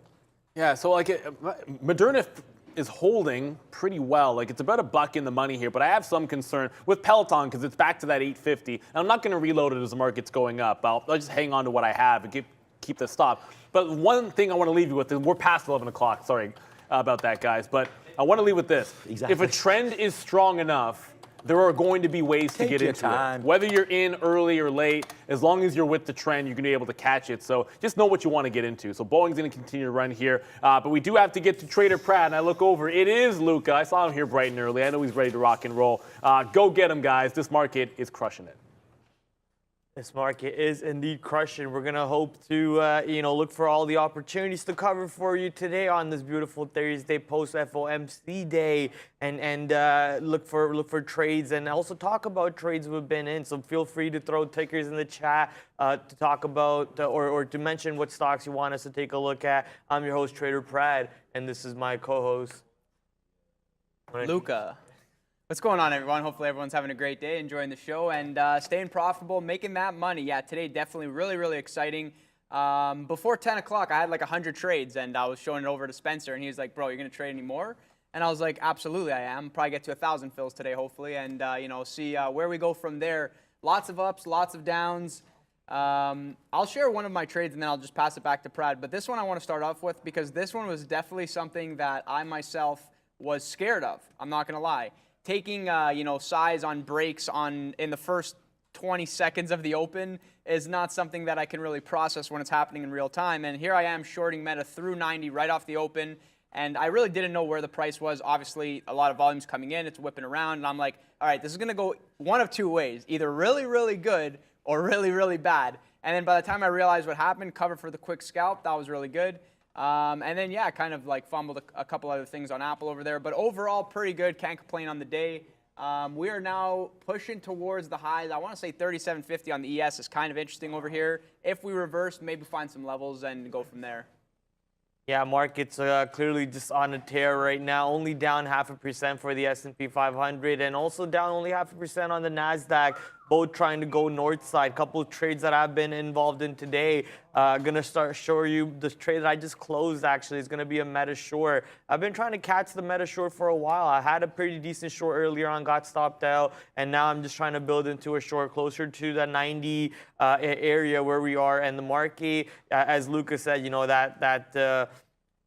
37.50 area seems very interesting for the S&P 500 futures, and most of these tech stocks have been getting beaten down today too. You saw Google, Amazon, Meta platforms all be red. Even Apple down almost 3% on the day. So just trying to see where we could look for a possible entry over here on Meta. And as you guys can see on the position board up there, I'm already short Amazon. So let's try to get back on over here real quick on Meta. One more try, and if it doesn't work, we'll just give up on the whole idea, the whole thesis of trying to catch the Meta short. We also tried Pinduoduo short off the open. FXI was actually down on the day in pre-market. So I figured, Pinduoduo near the pre-market highs, I'll try that. That one didn't work. I tried that near the 100 period EMA. That also didn't work. Then I tried once after 55. It showed us, or at least showed a little bit of a weakness around 55. So I ended up getting a decent scalp on it, got stopped out, and I said, okay, the stock is clearly strong on the day. Not going to keep fighting it. Just going to leave Pinduoduo alone. Pinduoduo not up 7.5%, whereas its partner in crime, which is the other Chinese ADRs, BABA wasn't actually, well, it's now up, but it wasn't actually up on the day at that point. It was still down about 0.5%, but you look at BABA now, clearing past that 65, well above 66 also, with big volume candles coming in, turning BABA also into 3% to the north side today. Yeah, and I'm just kind of glancing back at everything. A lot of earnings coming through and a lot of things just getting crushed. QCOM, Roku after the bell yesterday, and then this morning we got Peloton, Hood over here. And, everything for the most part down. It's kind of funny, seeing everything just kind of get crushed no matter what a lot of these things say. I'm actually surprised. I'm not going to lie. I'm surprised that AMD is so strong today. I tried a couple shorts on it. They did not work for me. And, I guess I should have flipped long there because, if abort the short, the long can't be wrong. But, yeah, and, held this Roku short as well. Held this all morning. And I'm like, okay, I'm covering low a day. That makes sense to me. If we can get back to like 44, 43, I'll cover the short. Held it all the way, and then I don't know where this move came from, but, same kind of theme there. If abort the short, the long can't be wrong, and this thing wanted 50. Somebody in the chat called it just a few moments ago, and yeah, you are correct on that one. And Mike check 1-2, exactly. You got that right. And something else I'm looking at today, well, actually not, I shouldn't say that, but AMC is approaching 5. Not really doing anything too crazy today, but we're back at 5, folks. We're back down at 5. Here's the daily on AMC. Obviously everybody remembers the good old days when it was at $70 a share. But yeah, we are back at closer towards 5, and 5 would be a new level to the downside. I think at some point 5 will get tested for sure. But yeah, not sure today, so maybe not going to trade it. Something I'm looking at on the small cap side of things, I'm sure you guys were trading this as well. VRAX, small cap of the day. I really want to see this go for a high. I'm kind of sad that this, this kind of setup happened at like, 9:06 in the morning. And I was like, okay, hopefully we get another one, and then I'm going to take the short there. But yeah, it just kind of died right off the open, fading its way now below VWAP, and hopefully a trade comes through. I mean, I'm not shorting or going long at these levels, but yeah, if we can get back up to maybe a 250, maybe a 270, break over-under type play, like I'll take that short if we get there. And I think 3 to 350 is the real, real spicy level. Do we have the volume to get there? 40 million shares done today. I'm not 100% sure, but yeah, it'll be interesting if we get up there. So I'll keep that on the back burner and maybe get a trade going there as well. And looking at QCOM 105, I wonder if 105 can be recycled over here, because I remember from the morning, I had actually a short at 103, just a quick scalp play through, then no more trades on this name. And I think 105 was prior resistance. Now we broke through. Now we're back below. So, maybe we actually come back down and get a VWAP test going. I'm going to start a position here on this name, see if I get the fill, and just playing off that 105. Now that we're back below, maybe, back into that range, maybe we get a test going. So let's see if I get the fill here. A stock that kept pulling up on my scanners today on Trade Ideas, it's going to be gold on New York, Barrick Gold. Pretty sure it's a Canadian company. Let me just click on here. Yeah, it's a Canadian company, Barrick Gold. Earnings is today the 3rd November. Yeah, it is. So earnings November pre-market coming in most likely to the negative because obviously gold getting beat down pretty drastically, down 7% over here, and pretty soon might turn on SSR. Another stock that I was actually playing for that SSR move is going to be Qualcomm. I ended up getting pretty decent positioning on Qualcomm for the most part of the day, was able to scalp wins on it, but sadly it is still red for me because of, I guess, just poor execution on the plan. I was also waiting for the 102 to break to add on that. That never came into play for me. Well, it looks like 102 actually broke, but I wasn't there to take that trade at the moment. And at the end of the day, I guess it saved me some extra money on that side. Qualcomm, negative catalyst. Earnings report is the catalyst over there, if you're wondering. Came out with a pretty bad earnings report, dropped off in pre-market, and just started consolidating in the pre-market ranges, going slightly below pre-market lows, and then as you can see, the story now is it's above 104 or trying to stay above 104, while the NASDAQ and the S&P 500 are both pulling back down. S&P 500 rejecting off that 3750, almost back to VWAP like NASDAQ is. NASDAQ is actually back to VWAP. That means our shorts on Meta platforms and Amazon services are going to be in the money. Meta platform right now, 55 cents of the money, looking for a bigger move past VWAP. If NASDAQ and S&P 500 could help me out with that, that would be amazing. But actually, let's just take one tier out just to be, just to protect some profits over here and not be stupid about it. Today, the whole day, we've been a little irresponsible with our profits because we kept thinking about making it a bigger trade than the market was giving us. So that whole greed factor coming into play, turning some of my winners, well, most of my winners into losers, and that wasn't fun watching it happen. Somebody was saying AMD short from here, and I was actually quickly looking at AMD. By the way, I'm going to short Amazon if we get back up to that 91 just in front of VWAP. Feels like could be the right thing to do. There's some size on the bid there. I almost want to say that 90 will be tested again at some point today. That's kind of my bias here. So you're 90, saying don't get out on my shorts? Are you short Amazon? Yeah. I mean, it's just kind of like a gut feeling looking at Amazon. So I have it over here to the right side. I'm not really sure if I'm actually going to get those fills, but I'm going to scale into the short if we can get up a little bit higher here. And basically what I see before I go back to AMD here is, obviously kind of doing its thing right off the open and then flushing down, and now just very, very choppy and has not really broken 90 or tested it. There was size at 90. 90.04 is the low there. And we're below VWAP right now. So, even if we burst through VWAP, now the market's actually looking like it's rejecting off that 37.50. Very, very slow. And this is something that I love to see, right? It's kind of a little bit of a consolidation, makes a little bit of a high, and then that's the reversal point. So now we are trending back down. I think, this is the type of market that if we start to sell off, we sell off really hard in. That's my logic. Sat down James this morning. Harden? Yeah, James Harden. And sat down this morning. Whatever happened to him, man? Oh, man. He had like 2 good games. He had 2 good games this season, and then he just went downhill. I make one tweet about my boy's back, and he just goes downhill. No more triple doubles, nothing. Sorry for cutting you off there. No worries, not at all. And just so this is my logic. I feel like if we do start to sell off, if we do reject this VWAP area, then we're going to really sell off hard. So yeah, see if we can get the shorts going there. I don't really know. I mean, you could argue playing off that 62 level on AMD short. But at the same time, it is up 5%, right? So it is strong, but it does have kind of a way back to VWAP. I guess if you see some type of mean reversion, if you kind of zoom out on the chart here, remember this was yesterday, this is when the Fed really went nuts there, and kind of the pop and the drop and then kind of coming back up to 62 and then fading, right? So if you're playing off that 62 area and that makes sense to you, then by all means do that. I'm going to stay away. I like the Amazon short a little bit better just because it's below VWAP, rejecting VWAP, market pulling back down. Kind of weak, and I'm thinking, maybe we actually test that 90 area, right? So if we get that going, then everything will be great. And so I got the first fill short there. I kind of feel like I'm not going to get the rest, but that's fine. I mean, it is what it is. Short here, and if we go down from here, we go down, right? Sometimes you don't get the full fill, sometimes you do.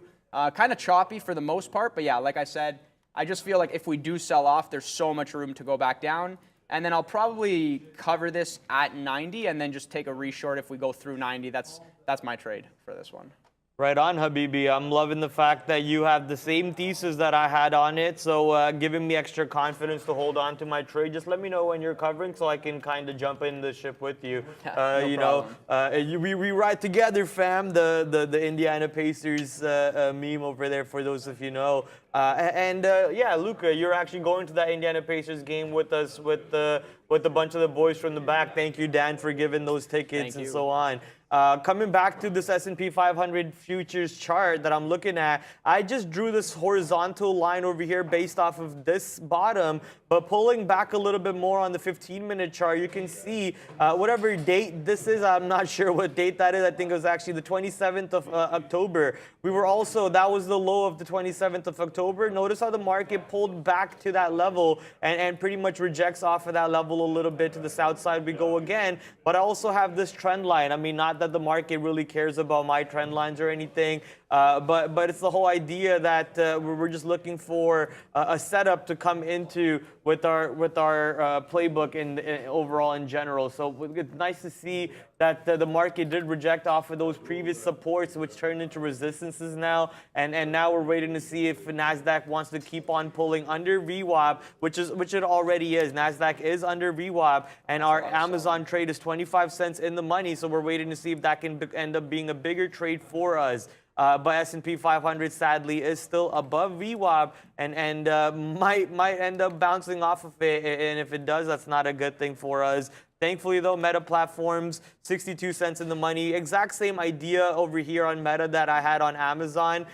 Previously, I was doing the VWAP short trade, which obviously didn't work out for me. Now we're just trying the pre-market lows, which also happens to be a nice even dollar number, 90. So $90 short coming into play for Meta Platforms. Now 70 cents in the money, 60 cents in the money as it keeps flirting with VWAP and basically copy copy pastaing the market. For those of you who don't know what copy pasta is, basically copy pasting the moves that the market's moving at the moment.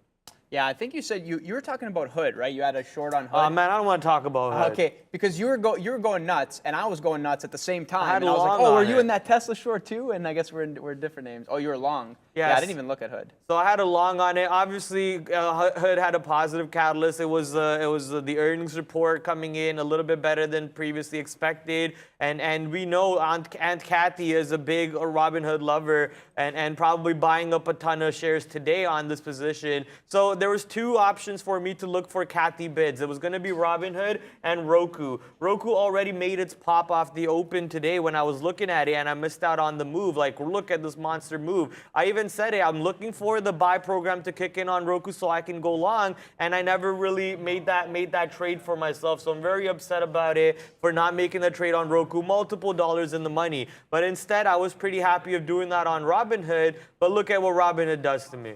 Completely debates me, wicks me out. I'm pretty much the low, and then it makes a complete new high. So they just wanted the cheap shares, eh? I'm not even putting that much buying power. They want my 10,000 buying power? Hey, Like, man, are these you bots, kidding me? These bots, they don't sleep, right? They don't sleep. They'll do everything that they can get to outmaneuver everybody. So, don't let the bots bamboozle you. I just want to show you this real quick because of what you said about the bots bamboozling you and they will come to get you. Look at this tweet, Luca. Where is it? This tweet right here. Luca? Sorry? Look at this one. Well, that's all for today. Hope yeah. So that's That's the bots hilarious. right there. That's the bots That's right literally there. I saw that this morning actually. I was dying of laughter. Guys, Amazon is flushing very, very nicely right now. So hopefully you guys are holding on to those shorts. And I'm looking for other things to short as well, because now the market's coming down. I'm kind of sad that I only have this Amazon thing going. I think it makes sense to get covers going like 90-20 and below, because 90 is the level, right? And if you're doing like a scalp short into the level, then it makes sense to just cover that. And then if you want to take it short again, take it short. Or you could just say like, no, I believe in this a lot. I'm not gonna lie, there was a lot, like just glancing at the tape of Amazon near VWAP, there was just a lot of selling over there, and it just kind of spent so much time there. And then as soon as we get involved, like looking at Amazon, and this is my process, right? I'm like, okay, we're at the 50 period. I'm going to cover a little bit. I'm still holding majority of the size here because I'm really confident in this trade. But I'm like, I'm going to cover here. I'm going to cover at the 50, and then my next covers are probably like this is where the low was, right? Like 90-20 area,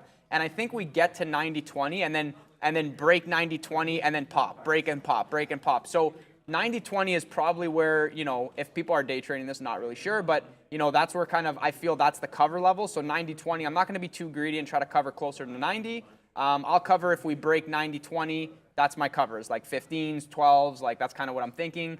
For basically the full size, that's basically the level that I think is a good level to cover at. And and then we'll see if 90 tests and then breaks from there. Man, what a banger short. That was absolutely awesome. It's unfortunate I only got one. I was scaled up. I was hoping to get one of these wicks up. Hopefully, like 91 was some stops there, and then it pops and drops. But, that was a little cheeky. Didn't get the fill. Oh, well, no problem. Still in, got at least 1/3 of what I wanted there, so definitely can't complain. Google is now actually back at 85. So Google did not break 85. 85.01 is the low, and we're all the way back down. For some reason, my thesis on Google is kind of weird. It's like, I'm like, who is selling Google? But I have no idea what's happening right now. And this is like, for the most part, when I'm looking at the market, I'm like, maybe this makes sense, maybe that makes sense. But now I'm just looking at it, I'm like, I have no idea why like Google is so weak and AMD is so strong. I mean, I guess because they're showing cash flow positive, but it's a weird market right now for sure. Weird market. Hopefully you guys are holding on to your hats and doing well. I think for sure scalpers market. If you're in the money, take the money and go from there. Luca are looking at something long. No, not today, honestly. If I'm long, it's scalps. I'll be scalping long for some bounces. So for example, if for whatever reason 85 shows that it's going to hold, or if 90 shows that it's going to hold on Amazon, then maybe I'll try like the bounce and recycle. But the thing is this, right? The market already bounced. Now we tested VWAP. Maybe we're on the way back down. And if we're on the way back down, if the market can get really low here, a lot of these names have room to go to the downside. And yeah, there is deviation in the ES and the NASDAQ, obviously. Google, Amazon, Apple, these are NASDAQ names. And it's just they're not moving the same way with the same correlation, or I should say with the same strength in the correlation as the market is moving. So that's kind of throwing me off today, so I'm not really sure what to think there. But yeah, you know, for the most part, just kind of look at the stocks you're trading, make sure you feel comfortable trading them. And yeah, I have no idea. What's going to happen next. But someone's saying HUDI is halted to the upside, going to 100. Oh, is this one of those? Oh my God, one of those. Damn it. Why didn't I see this sooner? Okay. I wish I was actually in over here for high a day. This is one of those, I feel like, let's look at the daily together here because I want to know where some levels are. Maybe gets towards high a day on this one, which is 70 would be a recent high, and then I guess we're going back quite a while. I don't know if this data wants to load, but this is actually a crazy move. The fact that we went all the way up, all the way back down, 5 halts in a row, yeah, that's insane. Now we're halted again, and it's showing 63.53 open. So basically the same price of where it closed at, and this is probably going to be a 5-minute halt, so 18, 19, 20, 21, 22, 23. So 11, 23, 33 is when this is going to open. So basically in the next 2 minutes, if you're trading it, make sure you're watching that. And yeah, it's probably going to open where it closed at. That's kind of the vibe it's giving me. This one will be interesting. I think I'll keep this one on my back burner as well. I'm just currently trying to look for trades myself also to get into or add into, and obviously you guys saw the Meta trade and the Amazon trade. I did take more profits. Where am I even typing? I did take more profits on Meta when 80 cents in the money was being offered, just making sure we're taking off size in case the S&P 500 does bounce off the VWAP over there, also allowing NASDAQ to kind of get a little bit of a bump in it. If we do get a move back to 90, we'll gladly add back onto that position, but I did not take, excuse me, don't talk in my ear while I'm trying to finish my sentence. That was to Lucas, guys, just so you guys know. No, Amazon over here did not take more out because, like Luca said, we are expecting that 90 to get tested today. 90 never really coming into the play. Low of the day at 90.04 on Amazon. We're going to send it over to Brendo for social sentiment. Hey guys, an improving board to show you here. If you remember back in the pre-market when we looked at this first time, this was basically entirely red. There was a handful that were positive on the sentiment side of things, but improving anyways. NIO down here having a positive day on the sentiment side of things. Fisker as well off earnings. Tesla back to green. I was mentioning halfway through the morning there that Tesla was holding up a little bit better than most. SoFi up here as well, back positive. But some of the big ones, not so much. Apple, Amazon, here's the Qs as well in the SPY. Roku off earnings. Mullen as well has been here all week long in the red. Improving, but still, for the most part, negative on the sentiment side of things, guys. Looking for what to do on Roku here. You know, maybe it's time to get short Roku. It's at 51. We see 51.18 being the high of the day. Looks like it wants to pull back off of that, but you know, that's just a random guess that looks like it wants to pull back. What do you mean it looks like? I have no clue. I have seen no characteristics, nor did I even spend a second to study it. But, you know, just looking at the chart real quick, and this is why I say, you know, using the chart to trade might not be the best thing for you. You might want to incorporate other tools to help you with that, like reading the tape, looking at the level 2, and so on. And if you look at that right now, there's still a decent amount of buying coming in. Oh, there we go. There's some selling coming in. But the risk to reward setup is pretty obvious on Roku at the moment over here at 51. If you get shorter close to 51, give it that 18 cents of risk to the north side. And with slippage, because Roku obviously opens up the spread once in a while. So maybe if you give it a little bit past that 51.18 and you'd be in a short right now, that would pay you you know, a little bit of dividends on your risk that you're putting onto the table over here. But yeah, Roku already on SSR. So keep in mind it's going to be a little hard to short the stock. You're going to have to wait for it to go higher.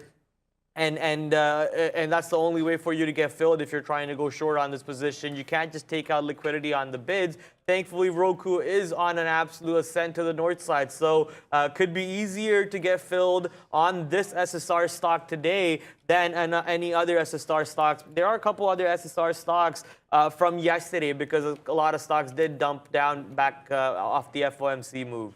Guys, what a banger short on Amazon. Come on, that was absolutely amazing. Hopefully you guys are getting the fills down here. Bids are not, I'm not going to say thick, but it's, you know, bids are here. Bids are here. It kind of feels like that's where bids are going to be stepping up here. Yeah, 90.23, and let me pull it up. I'm trying an Apple long on this. I don't love the Apple long, but look at this 140 level. bounce, bounce, bounce, bounce. So it's probably going to break 140, but if we come back above over here, I think potentially warrants the long, but I would really like to see a more of a flush through 140 and then the pop. If we go up from here, it's going to go up without me. That's fine. And yeah, these Amazon fills are just filling all the way. Look at this, man. Short 91. Cover a little bit, cover a little bit, cover the majority over here, and now we're at 90, right? Now we're testing 90. I think it makes sense to I told myself, you know, this general area is where I wanted to cover. I was going to wait for 90.20 to break, but then there was a bunch of size over there. That was a banger trade, and those were actually super quick fills on the bid there too, so you definitely can't complain on that one. And, okay, I'm fully out of this one now. And let's see how 90 reacts. 90 could be interesting. It's kind of weird to say I want to go long Apple and short Amazon. And even Pratt over here was like, that doesn't make any sense. And I was like, it doesn't, but it's going to make dollars. Watch this. Hold my beer. And yeah, no, we're not flushing back through 140 here. So the thing is I can't bring myself to go long. And this is hopefully, let me just drag this up for everybody to see. I can't bring myself to go long at 140. I want it to run more of the stops. See how this kind of dipped down, then you had the very sharp move up? So the thing with this is, yeah, sure, now it's going, but there's a very high likelihood that it could just come back down because it didn't like run more stops. I wanted it to flush down, then come back, then I would have smashed the long. If it goes up from here, it goes up without me. I tried the bounce a little bit and it was very lackluster. I was like, okay, it's probably going to break 140 and I'm not really sure what's going to happen next. So yeah, now I'm flat, I'm just chilling and waiting. And I think it'll give another opportunity. So Apple's on my radar for the long for the person who was asking from before, for a scalp play. I mean, keep in mind, it's down 3.3% today. And before earnings, 145 was the level. Then we ran to 158. Then obviously everybody saw yesterday, we flushed all the way back down to 145. And here we are down 3% today. And we're at 140, right? So the thing is that like all these earnings buyers are underwater if they held. And now it's down 3.3% today. And there was a lot of selling in the morning, but there was just no like real size to play off. As you guys can see, I tried to slam the long.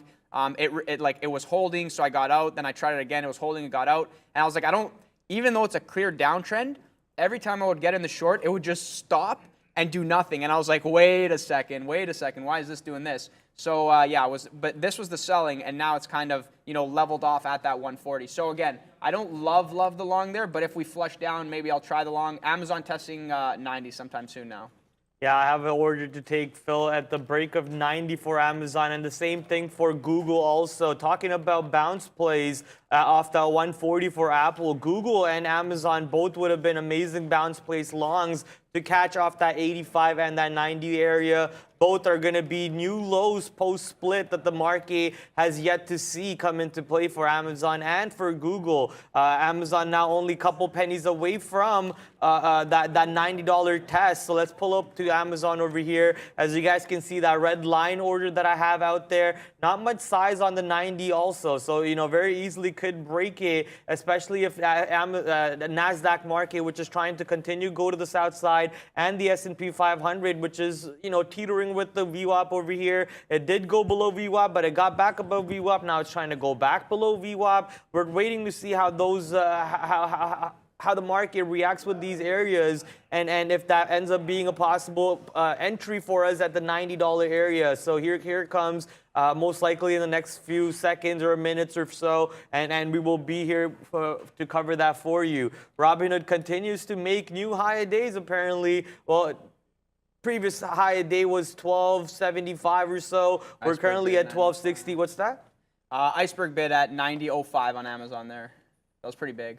Iceberg big on 90.07. Ooh, there's some size on Amazon there. I saw 4,000 lots, 4, 5, 6,000 lots overall at $90. I'm not sure why it's not showing up on this level 2, but my other level 2, I can see it very clear here. I'll show you exactly right there. Bang. 4,000 and then another 2,000 lots over there on 90 for Amazon. Like I said, a brand new level, brand new low that the stock has never seen. This is after split. So we're gonna see a lot of liquidity coming into play. Probably some buyers who think this is way too damn low, or not really sure who, but you know, at the end of the day, we do see that size, and we're trying to look for a trade over it. There we go. Now it's showing up on this level too, also. And come on, let's get the test going. I do have an order to take a fill short on that one. I might have to create another order to take more size, honestly. Let me see if I can do this quick enough. I'll do that much more size. Don't want to give my whole day back on this trade in case it ends up being sour, because, you know, these longs, or sorry, these even dollar breaks have been pretty garbage for the whole week so far. At least in my experience, could have been good, but for my experience, have been pretty garbage. Man, they are holding this level pretty hard. The SPYs and NASDAQ want to go up now. I think it might be better off just trying to go for a long and then having an order which will flip me short in case the level does end up breaking. Part of me wants to get out of my short that I already have, and we're getting a little bit of a test. Either they did test 90s or they pulled off 1,000 lots off the bids over here on the 90 area. So either or, come on, let's get that test going. Let me see that action, the spicy action. Okay, they're testing 90s. They tested it for a little bit. Ah, man, just run through it. 59 million shares traded already. Let's quickly do the calculation for it. I'm trying to talk so Luca can manage his trade, because trust me, Luca wants to smash that level. Oh, and we're through, baby. We're broken it. My level 2 is kind of frozen over there. There we go. We did get the add on our position over there on our shorts. I'm going to start taking profits already, because, you know, that would be stupid not to. We are making profits now, and guess what broke along with it? It's going to be Google. Google also breaking that 85 level at the same time, and that means the market is not going to the north side anymore, because Google, Amazon being the number one, or not number one, at least they're in the top 5 of the NASDAQ and the S&P 500 basket. If both of them are breaking these new levels and going to the south side, then there's no return coming into play for the S&P 500. Let's go check out what Apple is doing at the moment. Is Apple breaking the low too? Apple is under 140, and this is why Luca made the right decision to talk out loud and bamboozle himself away from a bad trade.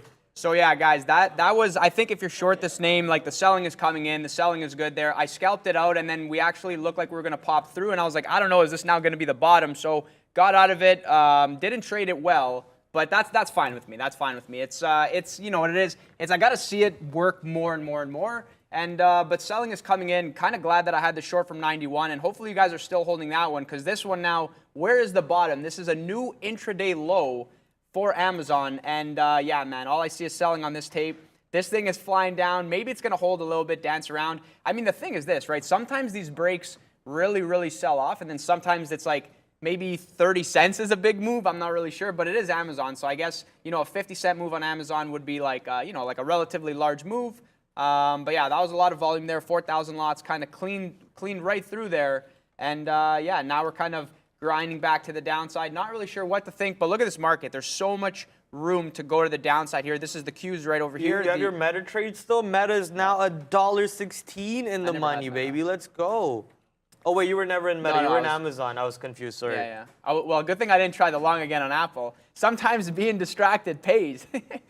Yeah, I was saying that. I was a good thing Luca bamboozled himself out of the Apple long off 140, because this that would have been a little bit of a scary position to manage his Apple long and the Meta or Amazon shorts, and the Google over here. Not sure if you took the Google 85. That was a little bit of a, you know, not oomph behind it as Amazon did, but, you know, still giving you some money right now as it's pushing down. But Meta Platforms bringing that money, baby. $1.19 in the money. Let's take some profits on that bad boy as we're holding some size for a bigger move to the south side. This move right now on the 3 shorts that I have on board is actually saving my day. So I'm pretty excited to see how bigger of a move can we turn this into. Something that I'm also looking at is the trend line on the S&P 500 that I drew earlier on. Let's see if we actually bounce off that trend line on the SPYs over here, or do we get below that trend line? If we get below that trend, trust me, I'm going to be a lot happier. Yeah, you know, somebody was like, Luca, Ford, good short at these levels, and I think I like that actually. So I'm taking the short. I don't know where you're short or if you're in on this short, but I'm taking the short here. This is a mean reversion play for myself. If we can get back down for a VWAP test, I'll probably cover there. So that'll be a nice 12-cent scalp if we can get that going. Looking like it wants to just, you know, slowly fade, right? You had the strong move up 2%, so you got to be careful there. But it's kind of the same logic, you know, with AMD. It's just ran up. Maybe that you get some resistance at these general levels. But Ford I like just because it's going to be slower. So I can actually just have this position and chill, and then revisit it and see where we are in the next little while. Is it higher? Is it lower? I think Amazon's still something to be said here. If we test back that 90 area, I'm not sure if this was the right idea. I was like, just for safety, I'm gonna have a stop above 90, and then it kind of wicked me out there, and then instantly dropped back. So obviously, the bots got me on that one, but yeah, I don't want this kind of size to run against me and rip my face off. So I'll take that 10 times out of 10, same way. Not too upset about it. Wow, Tesla got 221. Yeah, Tesla, it's funny, actually, I was like, oh yeah, Tesla. And then I'm just like, it was at 230. No, today, it was at 210. And I was like, okay, for sure, Tesla's going through 210. We're going to 200. The market's falling off. These are my bets. And yeah, no, Tesla just running all the way back to the upside. I actually tried a short at this area, and what I saw was on the 15-minute. Yeah, so the 50 period on the 15-minute. What a nice rejection off that area. So the problem with this trade for myself, and it's a learning experience, is that what I wanted to see was I wanted to see it run into the level and quickly reject. But we stayed there. We kept triggering more stops. It just was dancing around, and I just didn't know what to think. I'm like, I don't know. And then I was like, you know what? Let me just run to this computer over here. But I was like, I don't know. I don't love this, whatever. So this was essentially like a break even overall. Nothing too crazy, but I think I had the right idea. But then the fact that it ran back and made a new high, it's like, even if I had the short here and I was trying to hold, I would have got stopped out anyways. So, it's grinding up, it's grinding up, it's grinding up. It goes down. All the people love the short. Then it rips the short's face off. Everyone gives up. Then it actually fades lower, right? So be a little bit more patient if you're in that one. I definitely wasn't patient enough. And yeah, it's kind of sad because now we're at 216, and that would be a $4 winner. So whatever is what it is, maybe a product of taking a little bit too much size there, not really too sure. Amazon, quick reject off the 90 again. I think now below 90, what are the odds that we go back above? 91 was such a good short. 90 probably, I don't really know if more selling is coming through. Market is giving a little bit of a bounce. So you know what, let me go back and look at Apple here and see where we are.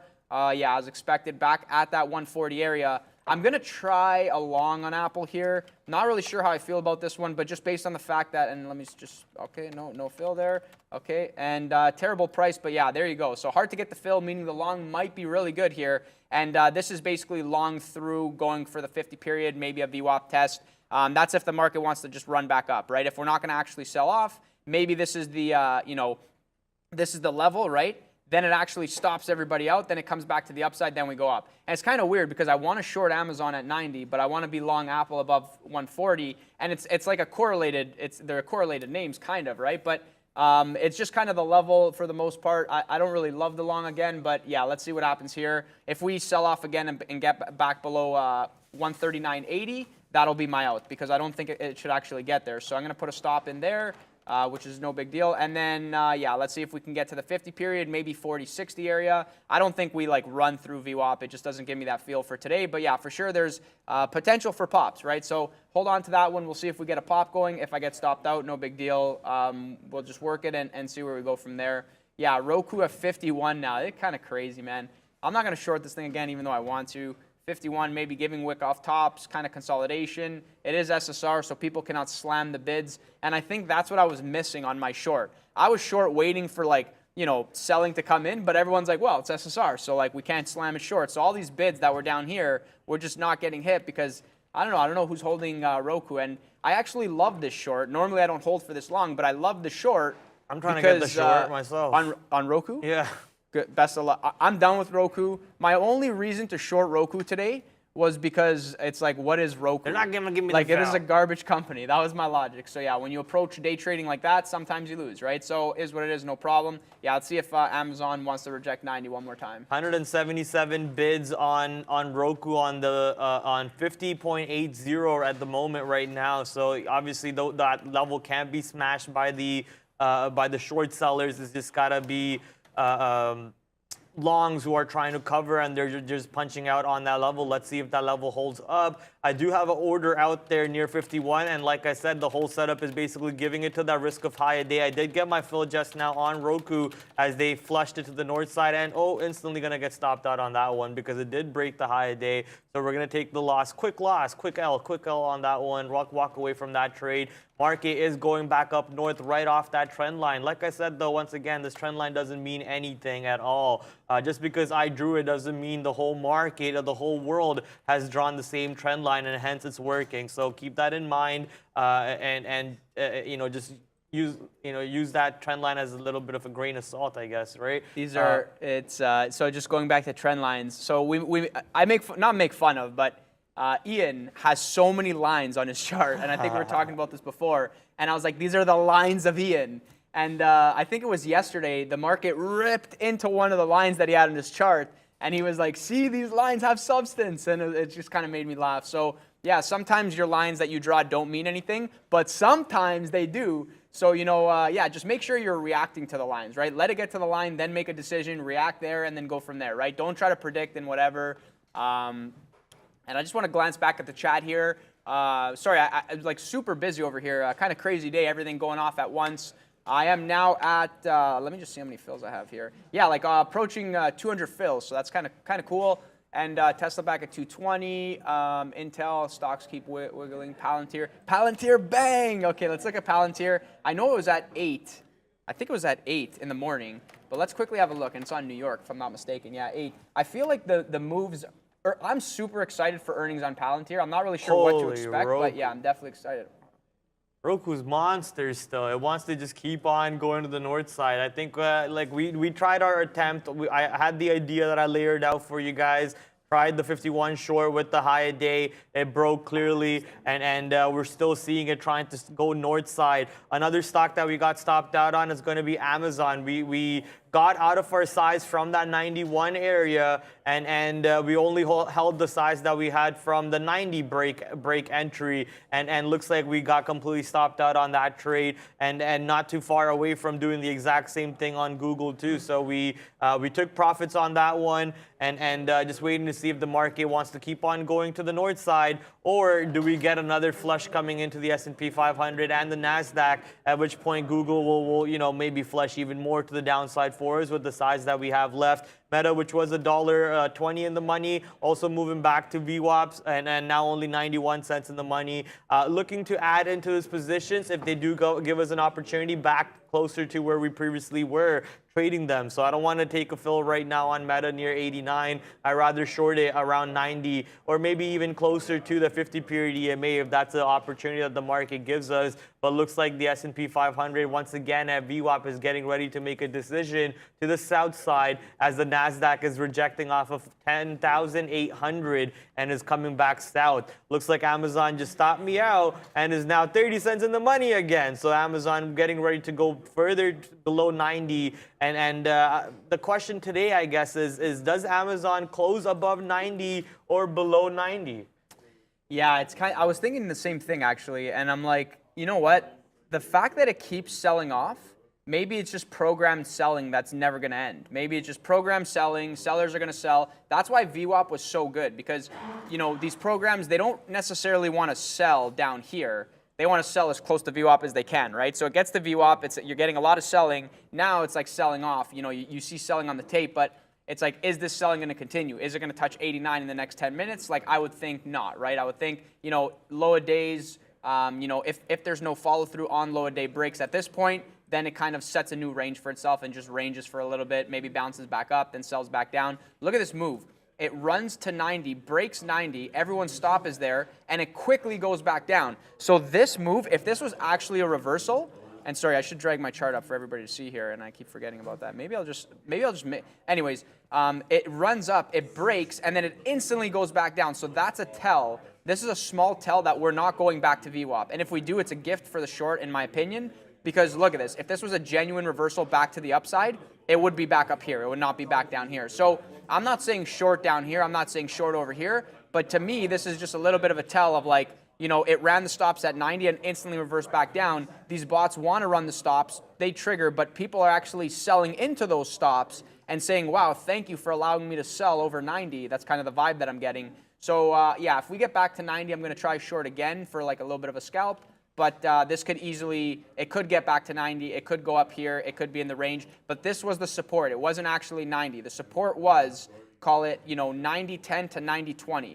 these were the money fills on the long side if you were buying it this morning. So, if we do get back up to 90.20, maybe that acts as a resistance. Yeah, this is not getting back to 90.20, I don't think. If it does, that'll be an optimal short for myself.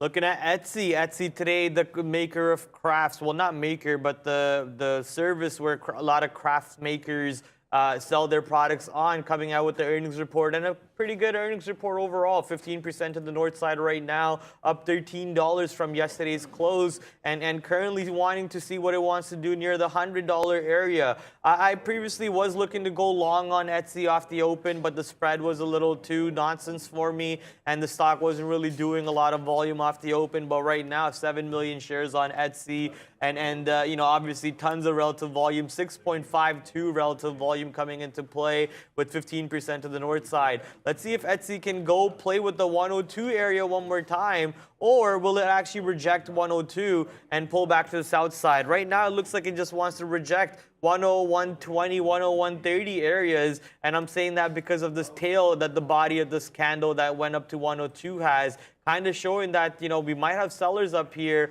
that don't really want to see Etsy going well above 102 today. So just a quick little idea. We'll have to wait and see, however, if sellers do pile in around this spot. Look at that, just like that, back under 101, 101 not able to hold on the bids for Etsy. And the question is, do the shorts now bring it back to VWAP for this position? NASDAQ and S&P 500 still going north though, but thankfully Google is not stopping us out. A couple things to mention from our work chat. Lyft apparently cutting more jobs. So Lyft in that same realm as most companies out there dealing with the current model. Looks like Google did stop us out. That's fine with me. But coming back to Lyft and the whole idea of how a lot of companies are looking to cut jobs in order to save themselves from getting hurt in this current market environment and so on, the current economic environment. So Lyft over here down 0.5%.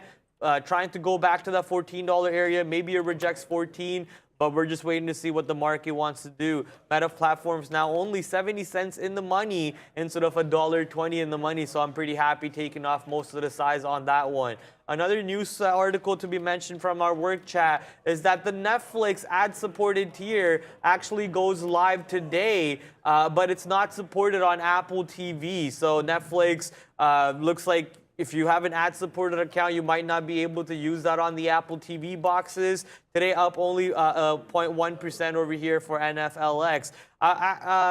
Coming back to Apple, something interesting that I noticed about Apple today, I was watching a YouTube video and I saw an advertisement about Apple Fitness. We were clowning on Peloton back in the day a lot about how they were trying to sell the subscription service for fitness and calling themselves a tech play and so on. But look at Apple pretty much doing the same thing right now, and it will be constituted as a tech play because it's Apple. It's a technology company, and they don't need to sell a treadmill for them to sell yoga courses on that platform, right? So it makes sense that Apple's trying to do that. I think that's just going to be another reason for Peloton to basically get wiped off the face of the earth over here. Surprisingly enough, though, Peloton, which also had earnings report today, and to the negative side, surprisingly enough, this company is apparently the #1 seller on Amazon. So if that's the story, then I got to eat my words a little bit about Peloton.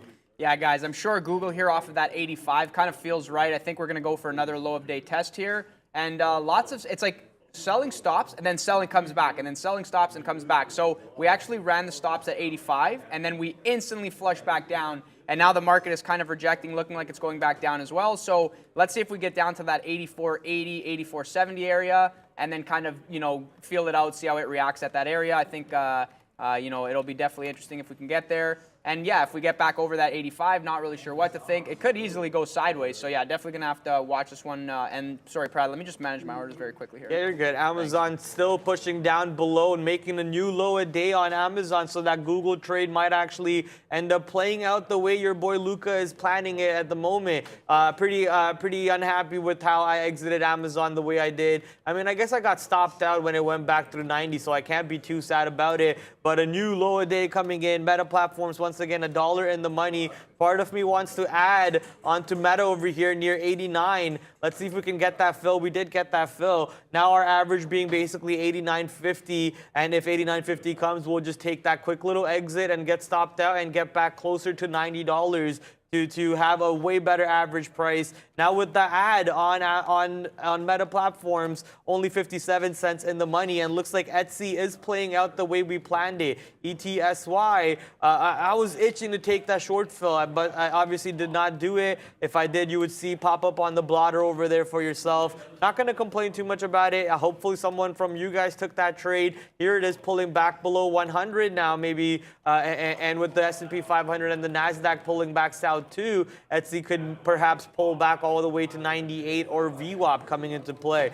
Let's also quickly go take a glance at Roku. Roku looks like it's still above 51, wow, Amazon, but not really doing anything. Amazon was the short, Luca. That was the Guys, short. like, I'm like, oh, you know what pisses me off? And no, sorry, I shouldn't say piss me off, but you know what frustrates me so much? Is I'm like, okay, Amazon, Google, pick one. Okay, Google, I'm picking Google. We're going with Google. And the thing is for some reason, my brain was like, Google is going to be the easier trade right now in this particular instance. And I think if it's an easier trade, that means you're getting easier fills. And if you're getting easier fills, that means that it's the worst trade because it shouldn't be easy, right? It's day trading. It should not be easy to get these fills. And whoa, Apple actually going really against me. I forgot about my stop order there. That's unfortunate. I wanted to get out 39.80, slipped a little bit, but I got some out over here because it was kind of stalling. And then, no, but I'm taking the L on that. That's whatever. Okay, no big deal. And yeah, Amazon's now at 89.31, guys. 89.31. And I literally said it. I said, short Amazon if we get there. We got there. And I'm shorting Google. And it's like, oh, it's so frustrating, man. It's so frustrating. But you know what? At least there's other traders around me here that hopefully had that because that was a banger. And hopefully you guys had that. And Lucas saying Google 3 times activated my phone. Yeah, no, it's, I know, right? Crazy world we live in. Yeah, Amazon is flushing here. This sell-off is real, and this is the thesis, right, guys? Now that I'm holding Google short, Apple I'm size holding Ford short. 139.50. There's been size there reloading because it was there last time too, just as a note. And yeah, guys, so this is the thesis, right? We already went to the high of day. We're now going back down.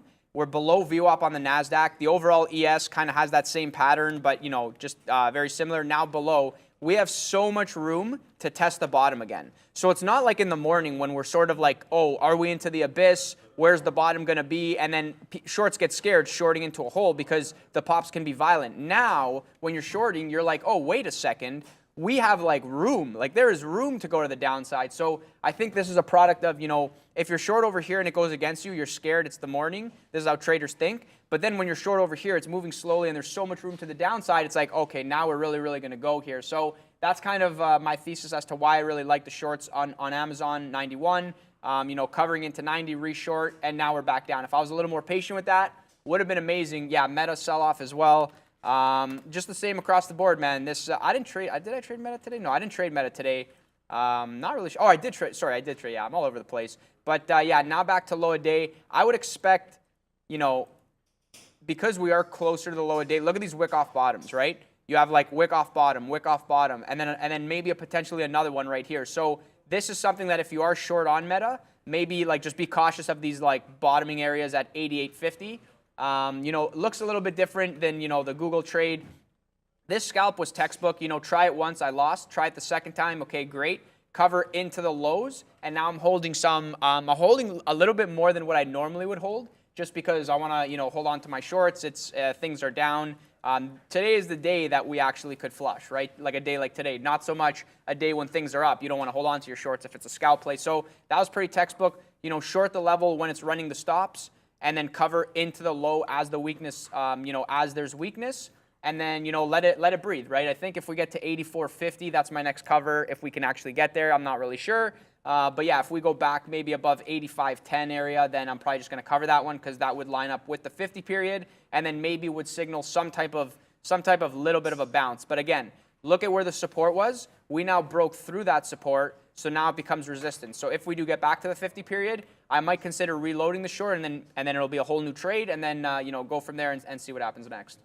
So Apple 139.50 had about 300 lots on there. They did break, so I took that short on that break. got filled at 48s, and Apple never really got back above 139.50, but it's also not going lower than 139.40. I also have an order to take more size on the break of low a day, which is at 139.36, while my stop is at 139.60. So not giving it too much of risk over here on my first entry. The whole idea is basically load up onto that size for that 139 test. And if 139 breaks, then I already have a decent price average for that test of 139. If 139 breaks, we can use that exit liquidity over there to take our profits. And if 139 doesn't break, then we just get out in front of that and still make it a winner for us. And if at the end of the day none of that happens and we just get stopped out as it goes back through 139.60, then we just get stopped out and we move on from it. But as the market's going lower, I did get wicked into my trade over here. So let me just throw my stop out real quick.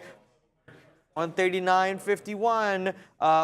And I have that amount of shares. Let me see my stop out there. Oh, that's the wrong direction, my friend. 139.6, 139.51.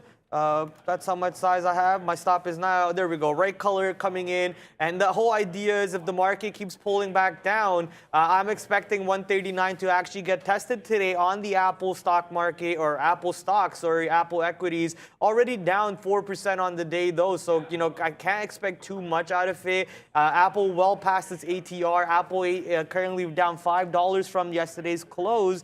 And Apple's ATR, which is average true range, is well below that pretty much. It is 541. I thought it would be like $2 maybe. So we're exactly at the ATR over here. I think everything now depends on what the market wants to do. If S&P 500 and the NASDAQ market can keep pulling south for me, we can turn Apple into a banger of a winner, 40-cent winner as we go into 139. And then as 139 breaks, we could think about adding more size on that break for ourselves. Not giving too much of risk though, obviously. Only 10 cents of risk on this trade. Let's see if the Lord above there is willing to turn this trade into a banger of a trade for us. Meta Platforms flirting with us a little bit. 76 cents in the money. Let's take some size out just to be sure in case the market doesn't pull back the way we want it to. I don't want to be stuck with all my size on Meta over here. Capitalize on the profits when they are being offered to us. So I want to take a moment here, and I'm looking at Bears and Bulls saying welcome new viewers. So I want to take a moment here to say, if you are first tuning into the stream, welcome. Hopefully you're enjoying the show. Please hit the like button. That's all we ask for. And if you're, I know some people trade. I know some people watch for entertainment. And, my name's Luca. I'm having a great time over here. And it's a lot of fun, man. It's a lot of fun. We're day traders. Things are going crazy. And this is definitely the market to be trading in. It's absolutely insane. You're getting some crazy ranges on all these names. Prad was just mentioning Apple, talking about, it is well past its ATR, average true range. Not every day does Apple go up 5%, down 5%, right? If we were having this conversation a year ago, 2 years ago, you would be like, I don't even know how you make money day trading because things aren't moving. But now it's like down 4%. Things are wild. So yeah, it's definitely an interesting time to be a trader. And if you're not a trader, just watching for entertainment, or you want to learn, get that education, that's what we're all about here. That's what we're all about. Just a bunch of traders trading for you. And it's kind of funny because it's crazy how far the show has come thus far. And I just look around and I'm like, I'm not like a this is not my forte, entertaining, but I'm having a great time doing it, and hopefully you guys are enjoying. So just wanted to say shout out to the new viewers that are watching. We appreciate the likes that come through. And Prad is looking at Meta? Or? No, I'm saying send it to Brendo for happening now. Oh, okay, yeah. Hey guys, heading into lunch hour. Let's get you up to date on how things are shaping up. Pretty negative day once again, unfortunately. We are, however, notably off the lows in some areas across this board, specifically some of the small caps. Russell 1, 2, and 3,000. These were all down more than 1% at one point today. So nice bounce for the 2,000 back to 0.3 only to the downside. 0.8 for the S&P, 0.4 for the Dow. It's still tech leading, 1.4, 1.5 for the NASDAQ composite and the NASDAQ 100, adding to, remember, 3.5% for this one yesterday. So we were down more than 5 on a 2-day total at one point. We were discussing Peloton this morning, Fisker and Robinhood, all looking pretty dismal in the pre-market. Forecast the problem right across the board off earnings, although Fisker was an interesting one with that note on the ocean specifically, increasing their production forecast for the Fisker Ocean going forward. Here it is, 2% only now. It did actually go positive at one point, but back downside now for FSR, guys. Go ahead, Luca. Yeah, guys. Just kind of looking back here. So Google bottoming out at 84.61. So it was holding a little bit, 84.70, then boom, flushed down. So I covered a little bit more down over here. And it's kind of tough. I'm not going to lie, it's a little bit tough to know where to cover, where the bottoms are. Because I'm like, oh, are we going to just stop at 84.60? Are we going to stop at 84.50? Are we going to go to 84? Like, I have no idea. So I still have the short on because I'm pretty confident that the short is good here. But yeah, I just don't know where we bottom out. I'm the type of person that sells the weakness. If I'm short, I'm covering onto the weakness, and then I'm like, if we pop back on that strength, I want to short it again, right? So I'm just going to recycle over and over again. But as you can see from the Amazon trade that we took earlier, and I was just talking to Pratt about this while Brendo was speaking, it's like that 91 short, like that was the intraday, like that was the banger short. So we had that was great. And then I tried like the smash through 90, that was a part of the plan. But see how this one just wasn't as good as this one? So like these are the money fills for the short. And then you hold, and now we're testing 89, right? So this is like you're $3 in the money. I'm not $3 in the money, but hopefully somebody's $3 in the money. Like, that's a crazy trade. But again, because I'm a scalper, we're running this 89 level right now as we speak on Amazon. Not as much size because it's 89. Wall at 89. It's 800 to 1,600 lots, give or take. So just to kind of give you guys a comparison, and Amazon is right here on the left. Hopefully you guys could see it. If size comes up again, just look on this side over here. But essentially, 90 had like 4,000 to 5,000 lots, and 89 has like 600 to 1,600. So different trade, right? Different trade, different level, different setup altogether.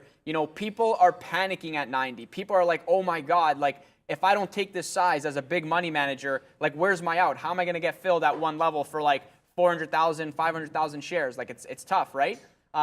89, far away from VWAP. It could be a bounce level. It could be a bounce level, although the name is down 3%. So I think bounce plays are on that list that we have over there on the watch list. Call it what you want. But so, yeah, I'm not really sure about 89. I'm not going to short through 89. That's just not going to be my play. For me, I'm not going to go long unless we break 89 and then show some type of support for the scalp back up. Maybe it'll be good for 50 cents. Like, look at this. This has held trend the whole way down. This is the 13 or the 9 EMA. I'm not really sure. I can't remember the light blue line here. But essentially, look at this. Once we started the sell-off, it really gave you no indication to cover until here, right? So it broke. Okay, maybe trend is breaking, but then right back through. So still holding, right? Now, midday, we're approaching European close. I think there's a good likelihood that we could just go sideways a little bit. And in this sideways action, there'll be a lot of recyclable kind of scalps that I'm thinking, right? So Amazon is definitely going to be on my radar for the next hour or two. And I'm thinking long 89, cover like 89.40 for like the recycle levels. But it's not going to happen right now just because it's not showing that's what it wants to do. Let it set itself up, then react to it. That's my play going forward. If it bounces from here and goes without me, no problem. I won't be in that trade. I'm not a big deal. I'm really hoping Google does get back to the 85 to give them some type of reload there. Market's now kind of pushing back up. So, yeah, maybe that'll come into play. So, yeah, watch your shorts for the short term. Maybe get a little bit of a pop going and then kind of reevaluate from there. Yeah, jumped out of the Apple short as the market, NASDAQ and S&P 500 are looking to go back up north here slightly. That whole idea of going long off of Apple's full ATR movement did end up playing out. Part of me was debating if I should just flip long over here. I guess I was too slow to do that, so I'm just going to be hands off on it, not going to bother gambling with this trade anymore. You're going to just wait for my levels to come into play that did work for me already, such as your Amazons and your Metas and your Googles. Most likely all of them moving back up north over here. We could try to go long Google, I guess, around this level, but Microsoft, Google, and Meta and Amazon have been the weaker stocks in the basket today. Not that Apple wasn't weak or anything. Apple down for almost 4%. here and trading completely. And now I'm actually $5 out of the money on my long-term account on Apple over here. Not too long ago, I think last week, I was like, holy, I'm $10 in the money on Apple. Let's go. And now I'm $5 out of the money. So too much volatility coming into play over a span of just a week over here for Apple. Let's go take a look at what the VIX is at today. The VIX is actually still going down. Yesterday we did get a green day on the VIX, but today I guess afterwards it ended up red anyways. But today we got another down day on the VIX over here. The volatility continuing to go lower and lower, but for some reason Apple saying, hey, don't worry about it, I have all the volatility you need. We got a takeover news coming in from Brando in our work chat. NNDM, $4 takeover offer from Target. Oh, from largest shareholder. Sorry, I thought that was Target. From the largest shareholder coming in with the $4 buyout target for NNDM, but not really doing anything right now. We did get a big spike around 11 o'clock when the midday show starts, and then it just cooled off a little bit. Market getting ready to, sorry, go for it. No, I was just going to say, so I'm looking back at the chat over here because I think I missed a couple of comments, and some of them I want to comment on. Dan McIsaac, I hope I pronounced that correctly. Yeah, Dan, people are, and this is Luca, people are going to start buying Amazon soon. This low is crazy. I literally think the exact same thing. Every single level yesterday or the day before, it's like just going down, and I'm like, well, I'm a buyer over here because it's Amazon. And then I lose, and I'm like, well, I'm a buyer over here because it's Amazon. And then we get to the next one. I'm like, well, I'm definitely a buy over here. I'm just increase size, increase size, increase size. And it's like lose, lose, lose. And I was like, huh. I was like, okay, maybe buyers are not here yet. But yeah, now below 90, it's kind of crazy, man. Crazy to see this because we were at these prices off of earnings. And you know, the show was live when Amazon earnings came out. I don't know if you could hear me in the back. I know Prad posted the meme with Joe Rogan. I was literally every $5, I was like, wow, Amazon's at 88. Is this going to 50? And yeah, no, then it ran back up. And I was talking to Max in the back, and he's like, yeah, like I'm long below 100, and it was at like 104, and I was like, man, I wish I was long at 100. Like this is going to 140 for sure. And here we are, 89. Kind of crazy. If you loved it at 100, how do you feel now? You probably love it even more. But yeah, 88. I wonder what the actual low is. And let me just quickly glance at like the earnings move if we have it. I think, yeah, if I'm not mistaken, it was like 88. 88 to 89 was like the low off of the earnings move. So I don't know what to think about that, but I kind of feel like if that's where it bounced off of earnings, maybe that's where it's going to bounce now, right? So you're having multiple red days. You have the Fed that came through. Midterms coming in next week. CPI, I'm sure, is sometime next week. Overall market is super weak, going probably for a 37 test, and then you got 36 below on the overall ES. It's like, where's Amazon going to bottom out at? Maybe it's 88, maybe it's 86, maybe it's 85. I honestly believed that Google was going to bounce at 92, but here we are at 85, and I'm short. So I'm like, yeah, I don't know. I thought the same with Google. I thought the same with Amazon. I have no idea what to expect. This market environment is definitely very, very interesting to myself. And yeah, it's definitely super exciting to be trading this and just kind of watching it, being a part of it every single day because, yeah, it's something that's kind of crazy. It's like, how is Google below 85 right now? Like, where's the bottom on this thing? Are we going to get a waterfall flush? Are we going to rip back to the north side? I have no idea, right? So there's all these kind of thoughts that are coming through my head. And yeah, it's just easier to react. Somebody was asking about Tesla before, something that I briefly spoke about, but let's talk about it again. Everything kind of moving together on the overall NASDAQ name. So, you know, Apple, Amazon, Google, these names kind of rallied, not so much rallied, but now they faded down with the move down. Tesla, I think, so I thought we were going to go through 210 this morning and really flush, but we popped towards 220, which was now a banger short. 220 was a banger short. And let me show you this chart because this is like a very, very clear, I mean, it doesn't get more clear than this. You know, this is the 15-minute, right? It's all showing the same information, but look how when it was above the 50 period, it's just like riding it, right? Bouncing. Then we had this kind of sideways consolidation. That 230 level, like that was the money short. Then we gapped above on that day, if you guys remember, and we actually ran up, right? So we gapped above, we ran up, looking like, oh, maybe the breakout. Maybe we're going to go back to 250. and that was very short-lived, and we just rejected, and we were never back ever since, right? So on a day trading level, so on a minute-by-minute basis, I always talk about, look, the move is not going to go in your favor until it stops everybody out in the opposite direction, and then it'll go in the direction, right? So you can kind of take a step back, look at the 15-minute, which is more of a long-term trend, and say, okay, well, it's not actually going to go down until it stops everybody out. So this move to the upside stops everybody out, and then now we actually go down. And look at that, rejection of the 15. So yesterday you have the FOMC, everything popped. Rejected the 50 period on the 15 very clean. And so if it did it once, my bet was that we were going to do it again. But again, I butchered that because I took too much size, and I was just kind of, I thought it was going to go faster than what it did. And then I was like, I'm just going to cover this, whatever. So I had the right idea, but poor execution, something to work on for next time. But it does feel like now Tesla is really going to go back down, break 210, and then we're going to get another 200 test. And yeah, lots of fills over here. But essentially, you had the run into 200, you have the pop, short-lived. Now it's a kind of like bounce and then break the lows and then break the lows, and then maybe we get some support at 200 again. That's kind of my thesis with Tesla. Hard to trade from a day trading standpoint because it's not going to hit 200 today, I don't think. Wouldn't be the first time, but I don't think we actually get to 200.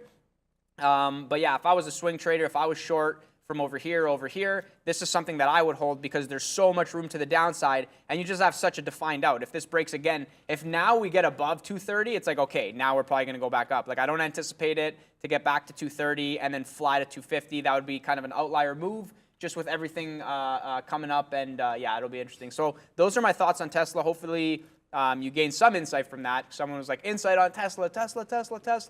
Somebody saying puffy jacket, dudes. And yeah, not wearing the puffer vest today, but it'll make an appearance sometime soon, that's for sure. And Luca, you got my name right. Okay, glad to hear it. And yeah, there was one more comment here. Oh, I want to say thank you for the super chat. Tree Bulls Tree Service, $3 super chat. Thank you so much. No words associated with that one, but yeah, nothing to be said. I guess speechless. So hopefully you're enjoying the show. And Google now coming back to that 85 area. So let's see if we get something going here. Since we did get a couple super chats over here that Luca mentioned, that reminded me that I have to go take a look at all the other super chats that we have today that we might have missed out. So let's go do that real quick. Thursday super chats. David Charles with a $2 super chat. Check out Doge. I'm going to make a large sale. I'm guessing you're basically... Sorry? Not really sure what you want us to look at, but yeah, Doge up 2.7% today. Pretty monster move on Doge itself. Thank you for the $2 super chat, my friend. Looks like we did cover all of these ones over here. Phone died, pro tip. Massive move, 2 minutes. David Charles again. I'm guessing that was for Doge. Thank you for the heads up again on that one. And looks like, yeah, we're all caught up on super chats today. Let's go catch up on the like count then, because the like count's lacking a little bit. Only 1.9K likes today. We still have 5,000 of you watching, 5,300 to be specific. So let's get that like count to 2K and then even 3K. That would be a beautiful number to get up to. We'll aim for 3K, but let's get to 2K in the next 5 to 10 minutes over here. That'd be amazing. Looks like we did also go up on our subscriber count. Now we're at 357,000 subscribers. Let's go, ladies and gentlemen. Thank you for helping us out by hitting that subscribe button every single day for those of you who are new and those of you who have already done it. Share it with your friends and family. There's still about 32% of you, most likely bots and whatnot, who did not hit that subscribe button. Look, if you're sitting in our chat and our YouTube show and you're just botting around, at least do us a favor and hit that subscribe button, right? So hit that one. In the YouTube chat, you see a lot of people with green names in there. I'm currently watching Amazon, sorry, not Amazon, Apple, because I have a short on it and it's close to 140. I'm expecting 140 to reject. So that's a quick little transparency on that trade that I just put on the board for myself. But pulling back to the YouTube comment, if you see people in the chat with green names and you're wondering how you yourself can become a green name, click on that join button right there. You'll see a pop-up box coming in with Brendo telling you exactly what it entails being a Trader TV Live member. A lot of you also did get 50 free memberships gifted from True Trading North or True Trading Group. True Trading Group yesterday. Not sure why I got North out of it. I guess you know why I got North out of it. But True Trading Group always coming in and giving free super memberships out there all the time. So make sure you're in the chat to take advantage of those free super chats. Couple other things to mention. It's going to be the YouTube store. Check out the YouTube store. Our merchandise is going to be most likely vintage. This might be the last few months over here for you to be able to buy the same hoodie that Luca's wearing at the moment and the hat that he's wearing. He's basically a walking merchandise billboard for us today. So if you want to rock the same thing, go check out the merch store over here, directly linked on the YouTube page, or do !merch in the chat. And one more thing, which is going to be if you have any questions as to, what is VWAP or what is level 2, you can quickly just go to that little search box on our page, not on the YouTube page, but on our page. If you type in VWAP, you'll see tons of educational content recorded for you every single day.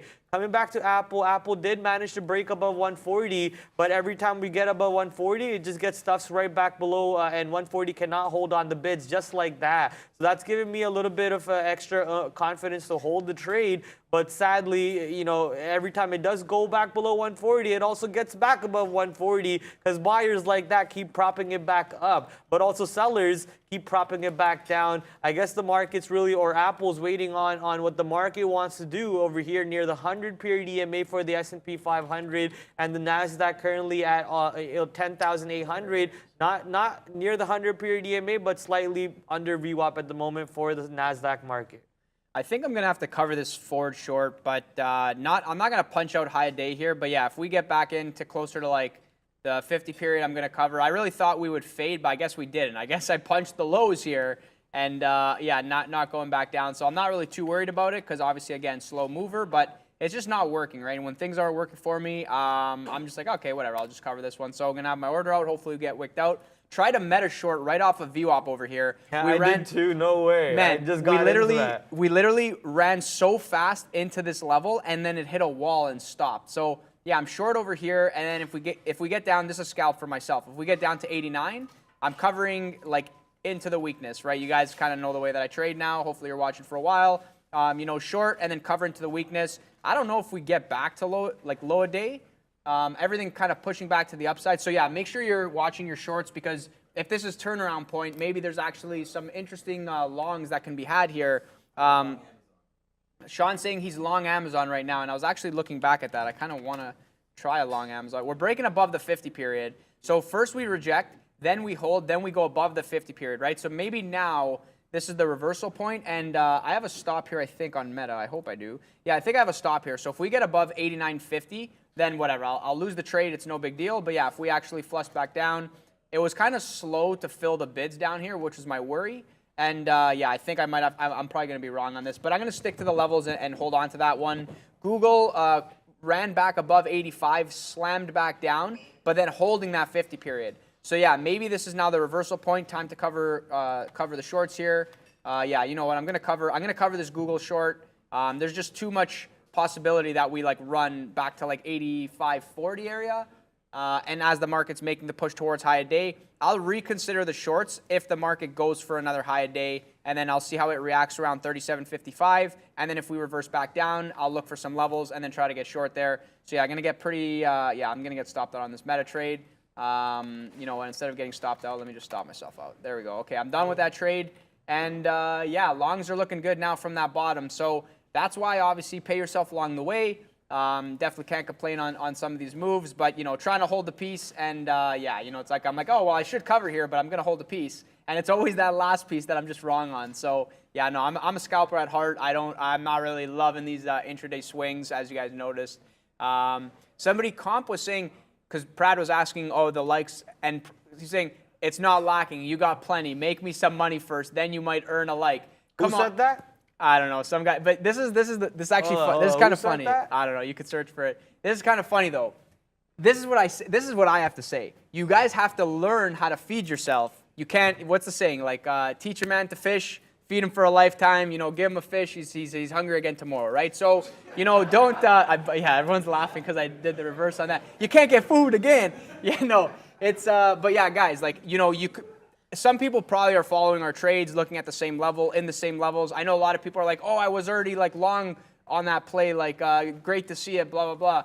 And the one thing I'll say is, obviously trade your own book. We're looking at levels. Everybody's looking at the same charts here. But hopefully, everybody learns from somebody, right? It's awesome being a part of this floor because I come in, I'm a scalper, and then I look at how other people trade, and I learn a lot. Like everybody has kind of different styles there. But yeah, man, no negativity. Come on, just be kind in the chat. Much love all across the board. You're lucky Luca didn't tell me who that was. I saved you there because I'm like, man, he's gonna ban you now. Straight like, banhammer was ready I'm not for calling that. out no names, but yeah, no, just be, we're all obviously trying to get better, and we do appreciate the likes. I mean, who else does this, right? People are like, this is the best show out there, and someone's saying Luca needs a section for Luca, or need a section for Luca quotes. Yeah.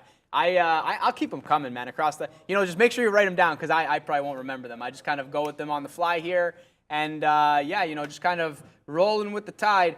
Ford, I don't know if this is going to come back down. You know what? I'm going to throw a stop out on this one. If we get above 1350, I'm out of this trade, and that'll be probably like a 15-cent loser, give or take. Whatever, no big deal there. Amazon rejected 90 again. Oh my God. Okay, so this is the level. Like this is the level. Like that rejected right at 90. I expect there to be crazy amount of iceberg offers and people trying to sell and slam down at the 90 level. People don't necessarily trade as fast as, for example, that I do. They're not like getting in and getting out. Maybe some people are like loading the boat, and then it's like they wait, and then, oh, they're wrong, and now it comes back up, and they're like, oh, I got to get out at break even. Maybe that's another type of trading style. So maybe that's reason for like the slam downs at these key levels. I don't know what's going to happen at 90. I think if we get above 90, again, 90.10 to 90.20 is like the real resistance, right? So we didn't even actually get there and test it. If we can get through that 90.20, 90.30, then I would think we're going to drift back up to VWAP. But if VWAP sellers are in full effect, they were in full effect this morning. We flushed down. They were in full effect right before we came onto the show, and then we had the short. And now if we get there, I would expect there to be some VWAP sellers. Keep in mind, the market is now pushing high a day, and Amazon is still down and not even close to VWAP. Huh? Oh, you're talking about S&P 500? Yeah. Every time I say market, I'm always talking about the ES. Yeah. And that's why I'm bamboozled, because I'm always looking at the ES, and I'm looking at Apple, and I'm like, all right, they're always moving together. So if the ES is going up and Apple's going up, I'm getting long. But today, it's not doing that. It's doing something else. And I'm like, I'm long Apple, and the ES is going up, and Apple's not moving, and I'm like, what is going on over here? So yeah, always learning, always a lot of wow moments in this job. That's kind of, it's what makes it fun, I guess. And yeah, I think if Amazon gets back to that 90, I'm going to try the short again. Yeah, that's basically my idea behind it too. Either 90 or if 91 would be amazing, but I don't think we see 91 coming into play. I did jump into Meta platform short, so that's paying me right now only 10 cents in the money, so nothing really to get too excited about. But we'll just have to wait and see how the S&P 500 market behaves at the high day near 3750, and the NASDAQ market, which is exactly at VWAP right now, 10.817. Waiting to see how NASDAQ wants to behave around VWAP and if it wants to pull down from it. UVXY also making a new low a day, which means that the market could possibly keep ripping to the north side over here. So you want to be a little careful on that one. But I think the market rejects this double top high. So I'm actually going to go over to the SPY ETF over here and take a quick little short off this double tops and see if we can turn that into a winner for us. Take that short off the double tops, instantly 10 points in the money, 11 cents in the money, and the market is pulling back over here. So Amazon, eh? The seller is real on Amazon, says Luca. It's probably Kathy Wood offloading Amazon so she can buy Robinhood or everything is Kathy Wood. Yeah, it's all Kathy Wood's fault. Everything, this whole market's fault is Kathy Wood's fault, and nobody else to blame on this one. Looks like we are getting a little bit of a pullback over here though on the S&P 500 and on the NASDAQ. So the SPY shorts are paying. The Meta shorts that we got jumped into are also paying, and the Apple shorts are now 35 cents in the money. Maybe we can add on the break of 140 over here so we can get a retest of that low a day of 139.26. Keep in mind, though, the Apple ATR conversation that we were having earlier, which is the average true range. It is possible that Apple just keeps on trading sideways in this range for the rest of the day. You guys get McDonald's again? We're going to go to Brendo for volume leaders. Hey guys, yeah, interesting board to show you here this afternoon as we continue to slide. Back to the downside. Lots of volume once again this afternoon, however. Right now, this is 10,721 listings in the U.S., 3,600 and change of which are actually positive on the day, 1,000 or thereabouts, break even on the day. Look at this number, though, 6,047 to the downside. If you want individual names, TQ's top of the list once again today. They've already, the ETF, already done 137 million shares so far today. Here's Mullen, we saw on the social sentiment board earlier, 110 million. DBGI, SockSell, SQ's here as well. Amazon, there's Amazon, 72 million already for Amazon, AMD, Apple, and NIO. Rounding out the top volume leader so far, HUDI, one we've seen pop up from time to time, up big time today on a note for them. $21, yeah, huge move. 1.4 million shares, about 68% there. But mostly ETFs once again today outside a few mega cap names, guys, as far as volume leaders. Back over to you. So good back in the day. Yeah, we were just talking about McDonald's because Wayner over here, Bruce Wayne, came in with those McDonald's McDonald's fries, and now my stomach is going just rumbling over here. Starving, baby. But I'm more starving for the profits over here on the market. So give me some money to the downside. Apple, flush, flush, flush. As we are 40 cents in the money on that bad boy. Meta Platform, 15 cents in the money. And Spies, 30 cents in the money on Spies. I guess I should have just added more size on that trade. Kind of traded it a little bit like a chicken, honestly. Didn't take enough size that I wanted. But 50 cents in the money on the Spies. That means Apple and Meta Platform should go lower. Not sure if Amazon got above 90. We were talking about that earlier, that maybe we should throw a poll out. Does Amazon actually close above 90 or below 90? I'm going to do that right now while we send it to Luca. Yeah, I was looking at Google, so I'm trying a short here. It's giving a little bit of a kind of sideways pattern just above that 85. And I'm thinking, okay, we're going to get a flush and probably a test of the 50 period.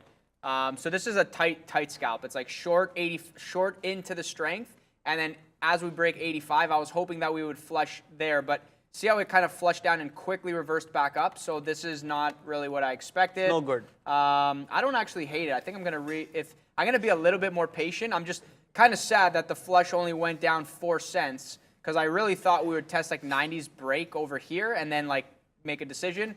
But yeah, no, it's kind of slow. But yeah, this 85, it's kind of weird. This 85 area. Sort of holding up. Okay, Amazon's back at 90 now. Meta, Apple. So yeah, let's see here.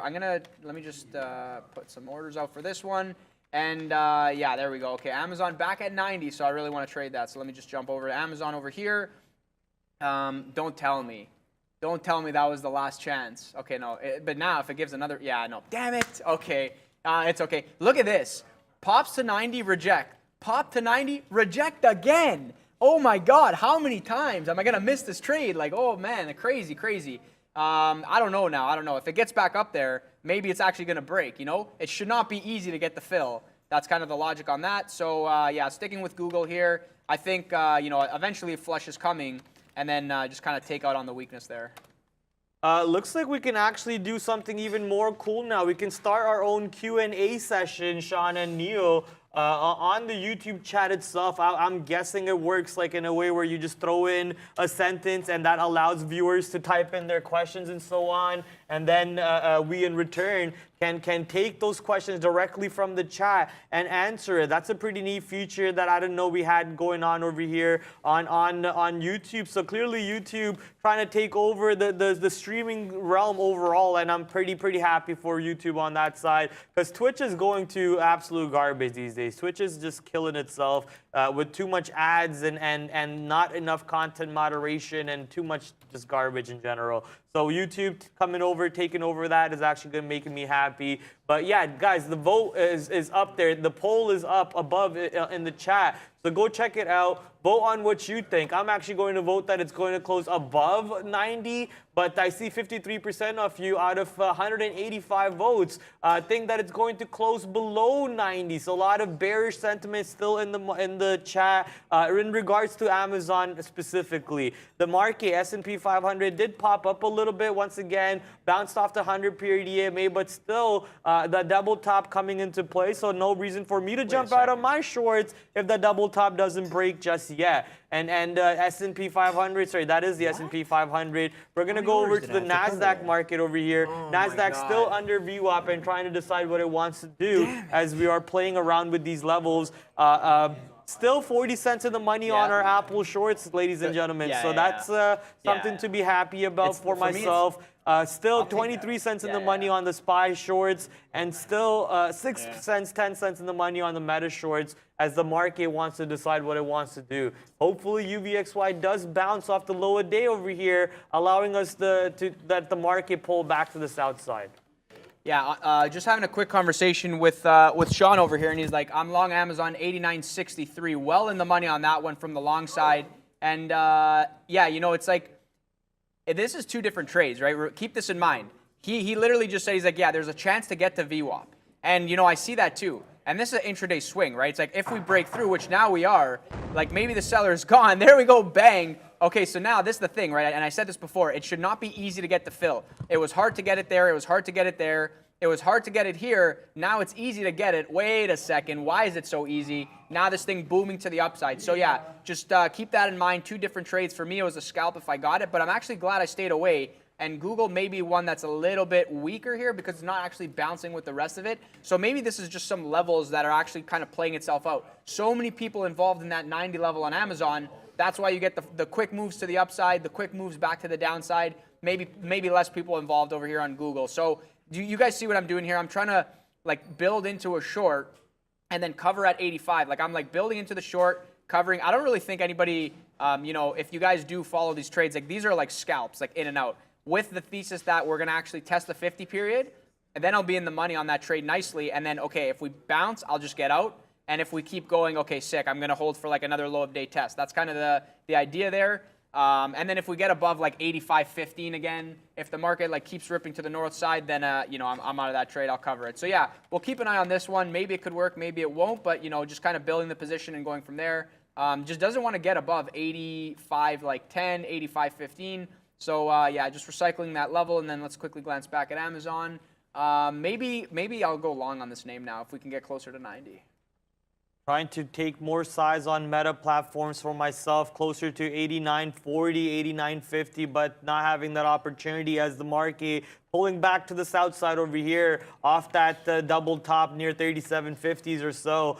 Blind Jedi, our Discord moderator, just slid into my DMs and said, once again, rejected off the Fibonacci retracement numbers. So he's using fibs. If you guys don't know what fibs are, I think you can quickly find a YouTube link or even on investing.com or Investopedia. Investing.com. Investing.com, where you'll find tons of free educational material coming in. So if you go on there, look up what fibs are, they'll tell you exactly. He drew out the fibs. I'm not sure exactly what points he used. I'm guessing. Yeah, I'm not sure where you drew it off of, but overall, the 0 point line is where we bounced off of, and now at the 23.6 line is where we're rejecting off of on the S&P 500 futures. This is the MES chart, so basically the ES chart. Thank you, Bears versus Bull, for sharing that picture with us. If you guys want to, you know, have those conversations out there with Bears versus Bull as to how he's mapping out these levels, why he's looking at these levels, and so on, you could do so for free over at the Trader TV Live Discord. Do ! Discord in the chat. You get the link. Go sign up for it. We do our best over there. Did I say Bears versus Bull? I meant Blind Jedi. My bad. I meant Blind Jedi. Go have some conversations with him about his levels and all the other people in there too. A lot more people now than we previously originally did. So I can't wait to see this community keep on growing. Discord is basically a spot for you to have conversations with other viewers and other members of this community after 4 o'clock when the markets are offline, and sadly, so are we. So just trying to help the community build and grow their relationships stronger. ! Discord and chat. Feel free to join that. Yeah, I'm just kind of glancing back. I don't know if Amazon's going to actually give a bounce here, give a reload. I want it closer to 90. I don't want to chase and buy 90.25s. I like the long now. Now that we actually show that the seller is gone, okay, well, there's obviously buyers and sellers all the time, but now that that seller is just not there because we did blow through, we didn't go back down, the tape is kind of slow, we're approaching, we are in European close. Now Europe is closed if I'm not mistaken, and yeah, maybe we dip back. Europe is still 12:30, right? Yeah, okay. And yeah, maybe we get a dip buy at that 90 area. So if we can get back to 90, I'm going to try the long there, and I'm going to have scaled orders because I'm not really sure how close we get. But yeah, it'll be awesome if we could dip just a little more Amazon, give a little bit of a dip. Don't go to the moon without me here. And yeah, now we're 90.30. Okay, yeah, no, I feel like that dip is not coming into play. I was stopped out on the last portion of the Google here, but now we're back below. So I think I'm going to try that just one more time. Take the short here and then kind of same ideology. It's been working, so I'm just going to keep doing it. Yeah, don't fix what's not broken, baby. Reuse, recycle the same level as many times as the trade keeps offering it to you. Currently, SPY pulling back up also. The short that we are on, SPY kind of getting ready to scare us a little bit over here. But, you know, I'll take a little bit more size if it does move up to 37. 370, 378 or so. That's going to be the double top area. Also pretty close to the 100-period EMA. The S&P 500, once again, trying to play with the 3750 area and not really pulling too far to the downside off that level, which is pretty worrisome for myself. But thankfully, Apple looks like 140.50 is a level on Apple because Apple does not want to go towards that ever. It keeps trading around these ranges of 140.15, 140 to 140.15, and is not able to, for some reason, go up to 140.50. I've been in the money for 30 cents, 40 cents on this trade. This whole time, the S&P 500 is figuring out what it wants to do near 37.50. So I think if market really pulls back over here, Apple's going to be hopefully a banger of a short for myself to hold on to. And Meta Platforms has also been doing the same thing. You know, it's just been hanging out over here near VWAP while waiting for the market to pull off. If the market pulls off, then this 50-period EMA on the 5-minute chart that you're looking at, which is where I am currently short, will be something to take advantage of. Someone in the chat said Peloton short double top. Yeah, you could think about doing that trade. But you know, the stock's on SSR, so I don't want to really sit here, fight with people and fight with algorithms to try and get my size to get short. I would like it to be a little bit easier, but as Luca mentioned, there is no such thing as free money or easy money. If it's easy, it's most likely a bad trade. So maybe Peloton short over here is the better trade, kind of like what Roku was. Roku short off the 52, which I had, just got stopped out on it sadly because I was gonna just say some bad things about myself there, but that's not how you treat yourself. You know, you gotta talk nice to yourself. That way you can improve on it and get better down the road. So you know, I traded it poorly, had the wrong stop, had the risk, did not give it the proper risk that I probably should have given on this trade, so missed out on the move. Hopefully some of you have that move and you're able to capitalize on it. Looking back at the Amazon vote now, or the Amazon poll, we have 553 votes on that bad boy. In 9 minutes, we got 553 votes, but in 9 minutes, or more than 9 minutes, I bet you we did not get that many. Where's the live show? There it is, the live show is right there. Pretty sure we did not get that many likes coming in. We only got, what, 300 likes coming in, but we got 500 votes, 600 votes almost. So for those of you who have not hit the like button, go hit that like, and thank you for voting. 53% of you still believe that Amazon will close under 90, and it's currently above 90 by only 16 cents. Yeah, so there's the bounce on Amazon at the 90 level, running down, stopping out the everybody who has a stop below 90. I tried the long, stopped out, got back long, now we pop again. I think this could get to 90.60, 90.50. Like there's potential for one more high in my eyes, and then it's like I don't know where we go from there. Will be dependent on kind of how it reacts right now. Like if we go straight back up, okay, the long is going to be sick, and I'm going to hold on to this. But if we like just kind of stay around here and dance around, then I don't really know what to think, right? I have no idea. Maybe there's just less follow through, and there's a bit of selling coming through on the tape here. So I don't really know what to think because I thought, okay, if we go below, maybe I'm going to short it. But then we quickly popped above. I was like, okay, maybe the long is good here. So I'm not 100% sure how I feel about this trade. So yeah, if we go back below 90, which probably we do here, I'm going to stop myself out and then try to recalibrate the trade and get a good idea of what's going on, because it's popping very quickly. It's like coming down to 90 and then boom, you're 20 cents in the money, and there's like a lot of selling, and then when the selling stops, it pops. So even though there's a lot of selling, every time that selling stops, it just rips to the upside. So it's like, okay, like what does this mean? Are we going down? Are we going up? I know I originally told myself, look, we're down on the day, so I like the shorts and I don't love the longs. But at the same time, it's the 90 level. Now it's kind of like a level of interest. So that's kind of my logic over here. So yeah, I'm going to hold on to this long here, and maybe we get back up to like, if we get to like 90.50, like that's my out, right? That's my out up over there. I'm not really sure it's going to spend too much time there if we do get there. So that'll be my out if we can get there. But if we get below 90 again, then I think I'm just going to have to stop myself out of this one. And as I revisit a few other trades here, something I didn't speak about today, Peloton. Peloton, the company with iPads on bicycles, and people talking about greatest company ever, dude. Is Peloton gonna get bought out? You know, they're so low. Maybe somebody buys them out just to get them off the market. I don't actually think that's a possibility. Why would you buy Peloton unless you're Kathy Woods? It doesn't make any sense. We're actually now rejecting what was support yesterday, and on a bad earnings. You know what? Is this SSR? I think this is SSR. This might be SSR, but now we're like sort of showing that this might be a top-ish area here.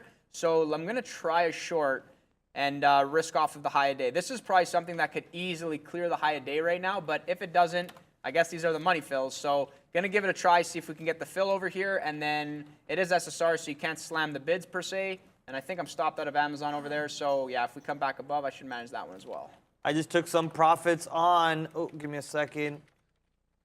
I just took some profits on, on SPY over here, as we're 70 cents in the money. The market did flush for us. That's good. Apple, we also added a little bit to Apple on the break of 140. Well, slightly above 140, and now Apple's under 140. Let's see if Apple wants to go to the downside a little bit more for us, and that way bringing the SPY futures downside for us too. And I got my ad that I was looking for on Meta platforms closer to that stop of 89.50. For the most part, 89.50 has had trouble for the stock today, but the market not really under VWAP yet. So it is possible that Meta actually rips past 89.50 and triggers my stop, at which point, you know, I'll take my stop. I'll walk away from that trade at that moment, and I'll come back in at a different price if that trade does show up for us to take advantage of. So let me just throw my stop out over here real quick. For the amount of size that I have, bang, then you see that order just went out there fresh in front of your eyes. S&P 500, though, doing a pretty damn good job at not really going towards VWAP. It keeps bouncing off of VWAP and putting my shorts in stress. So come on, S&P 500, just flush already. Clearly, you're not going to break the double top that we had.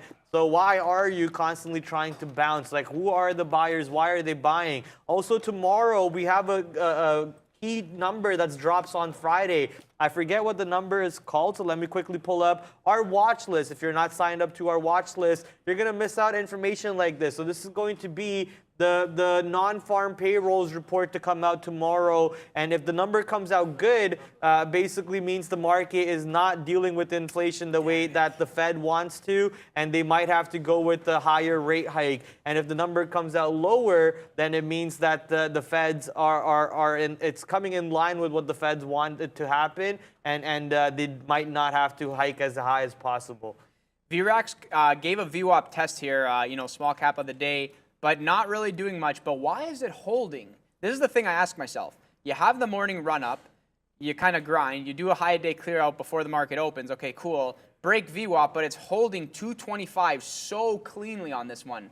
And I have no idea why. So maybe if I was an algo on this one and I was soaking this, I would be soaking. Then I would let it break 220, quickly come back up, and then run it to the high of day. That would be the perfect manipulated setup that I could think of. So if it actually does that, I might try to play that. I might try to play that with some small size. So yeah, if we actually break through like 225, 220, and then get back up and we're at 225 again, I'm going to go long for a potential move back to the high of day, 260, 270 area. The float on this is 4 to 5 million. Luca believes in the soak. I know it's possible, but like, I don't know. Like, I mean, maybe they're there. Like, the volume's pretty light, so maybe it's just nothing, right? I haven't really watched the tape on it. Sometimes when you're actually watching the tape, you can see, like, the kind of action that takes place, and then sometimes it's just not there, right? But yeah, so obviously, make sure you're watching the tape, make sure you're trading your own strategies. Yeah, the icebergs, the soaks, yeah, that's real, man. That stuff is real. Happens all the time. But yeah, obviously, sometimes it happens, sometimes it doesn't. I think I'm stopped out on Peloton, so it actually did run to high a day. So there you go, trigger my stop, loss, take the L. No big deal there. That was, I kind of felt like, okay, if they're figuring out how to fill me to then run these stops. I don't know where it's going to top out at. Maybe I should have gave it a little bit more patience. I just kind of felt that, maybe high a day stop is the right idea. I didn't really love this trade. It is SSR, so I'm not really expecting it to go down like crazy. But yeah, it could still be good. Could still be good because, that overhead resistance, I'm just not going to be a part of that anymore. Meta did stop us out, but as we were waiting for that 90 area to come into play, we're going to try and take that short, which we did get into. And I'll also have another order to take a little bit more size, closer to 90. That way we can have more size on board with the exact same risk parameters almost, and see if we can turn that into a big winner for us. Apple also popping towards 140.50 at the moment. So Apple actually managing to get up to 140.50 as the S&P 500 manages to get back to the high day over here and debating what it wants to do near the high day. The Apple is pretty much exactly near VWAP now, which has been rejecting for the most part throughout the day. So we're waiting to see how S&P 500, does it break out of the high day or does it reject the high day? And NASDAQ actually getting above VWAP. So we're getting some longs coming into play in this market, guys. So be a little careful, obviously, if you are short anything. That being said, I think I'm going to add to my S&P 500 short at the double top to see if that trade will work out for me.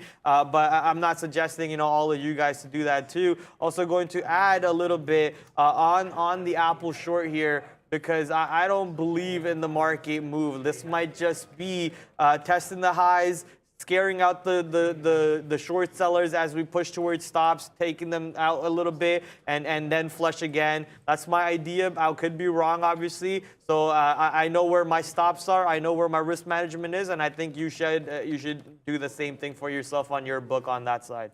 Yeah, Amazon ran without me. That's kind of unfortunate, but hopefully you guys had that long. That was a banger off of 90. And I should have had my stop a little bit lower, but I was kind of watching a few other things. Then I got triggered into a QCOM short, and I was like, okay, wait a second. And then I just kind of keystroked myself into this. So yeah, don't mind this trade. That was a trade that I wanted from before that I actually just remembered. But we blew through the high. Very strong move to the upside there. And I don't really know what to think. Maybe 105 holds on this now that I'm bringing it up. Maybe now that it's back above 105, maybe it holds. It's at 105. Yeah, wow. 105.20 now. And maybe it wants to run towards high day, which would be like towards that 106 area. So that was actually a pretty surprising move, pretty strong move to the upside, just kind of out of nowhere. Perhaps somebody was, maybe short, and then it kind of ran against them, and they're like, let me just cover and get out of this trade. If we get a dip here and it holds that 105 area, maybe I'll try a long there for a move into 106. But yeah, I don't know how I feel about that one. We'll have to revisit it if it dips down there. Yeah, this market is kind of worrying me a little bit because I'm short across the board. I have 3 shorts, SPYs, Meta, and Apple. SPY currently going out of the money by 30 pennies over here, and Meta basically flat, I believe. Yeah, basically flat, 4 pennies out of the money, and Apple 20 cents out of the money as it's playing with VWAP. Everything really depends on the market not breaking the high day for me. If the market takes out the high day, then I'm kind of trapped on these shorts, and I just have to take that loss and move on and look for opportunities elsewhere at a different time of the day. Right now, it is 12:47 Eastern Standard Time, pretty close to the end of lunchtime coming into play, which means volume might be coming back into the market. That's why we're seeing a little bit of pump coming into. Luca also mentioned the Euro close, which was probably 15-20 minutes ago at 12:30. Yeah. Right? Yeah, so 15-20 minutes ago. This could just be the Euro close pump coming into play. The ADRs moving around a little bit. Talking about the ADRs, I actually want to go take a look at Race at the moment because I believe I heard Race had an earnings call yesterday or earnings report, and they looks like they're green, surprisingly enough. But yesterday they sold off quite a bit. Today, Race Ferrari up 0.36% on the day. S&P 500 looks like it wants to reject reject after creating a triple top now, I guess, around the same 37.50 level, 37.53 all the way up to 37.55 even maybe you could go up to. But if that rejection actually comes into play, these shorts will be bangers for myself. That's what I'm hoping to end up doing for myself here. Yeah, I'm going to try shorting Amazon at this level. I know somebody was like, Luke, I thought you wanted the Amazon long. I did, but sometimes it doesn't always work out the way that I actually plan it. So it kind of went without me. And then I was like, if we get to this area, I think I'm going to cover. So I'm going to take a short here. There's some programmed selling that's taking place at the top, kind of splashing every single gateway.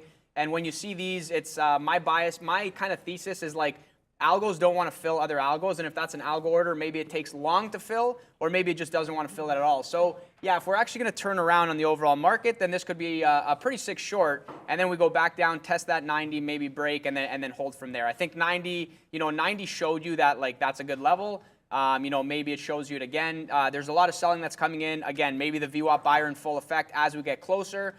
So I would expect lots of selling around this area. If it breaks through that 90-60 area and runs up, then I'll just be out of this trade and kind of revisit it as we get closer to VWAP there. So yeah, we'll have to see what happens there.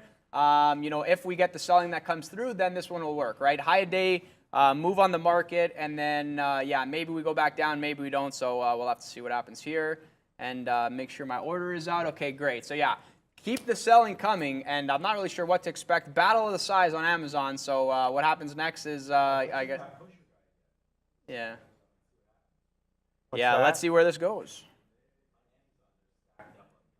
Ooh.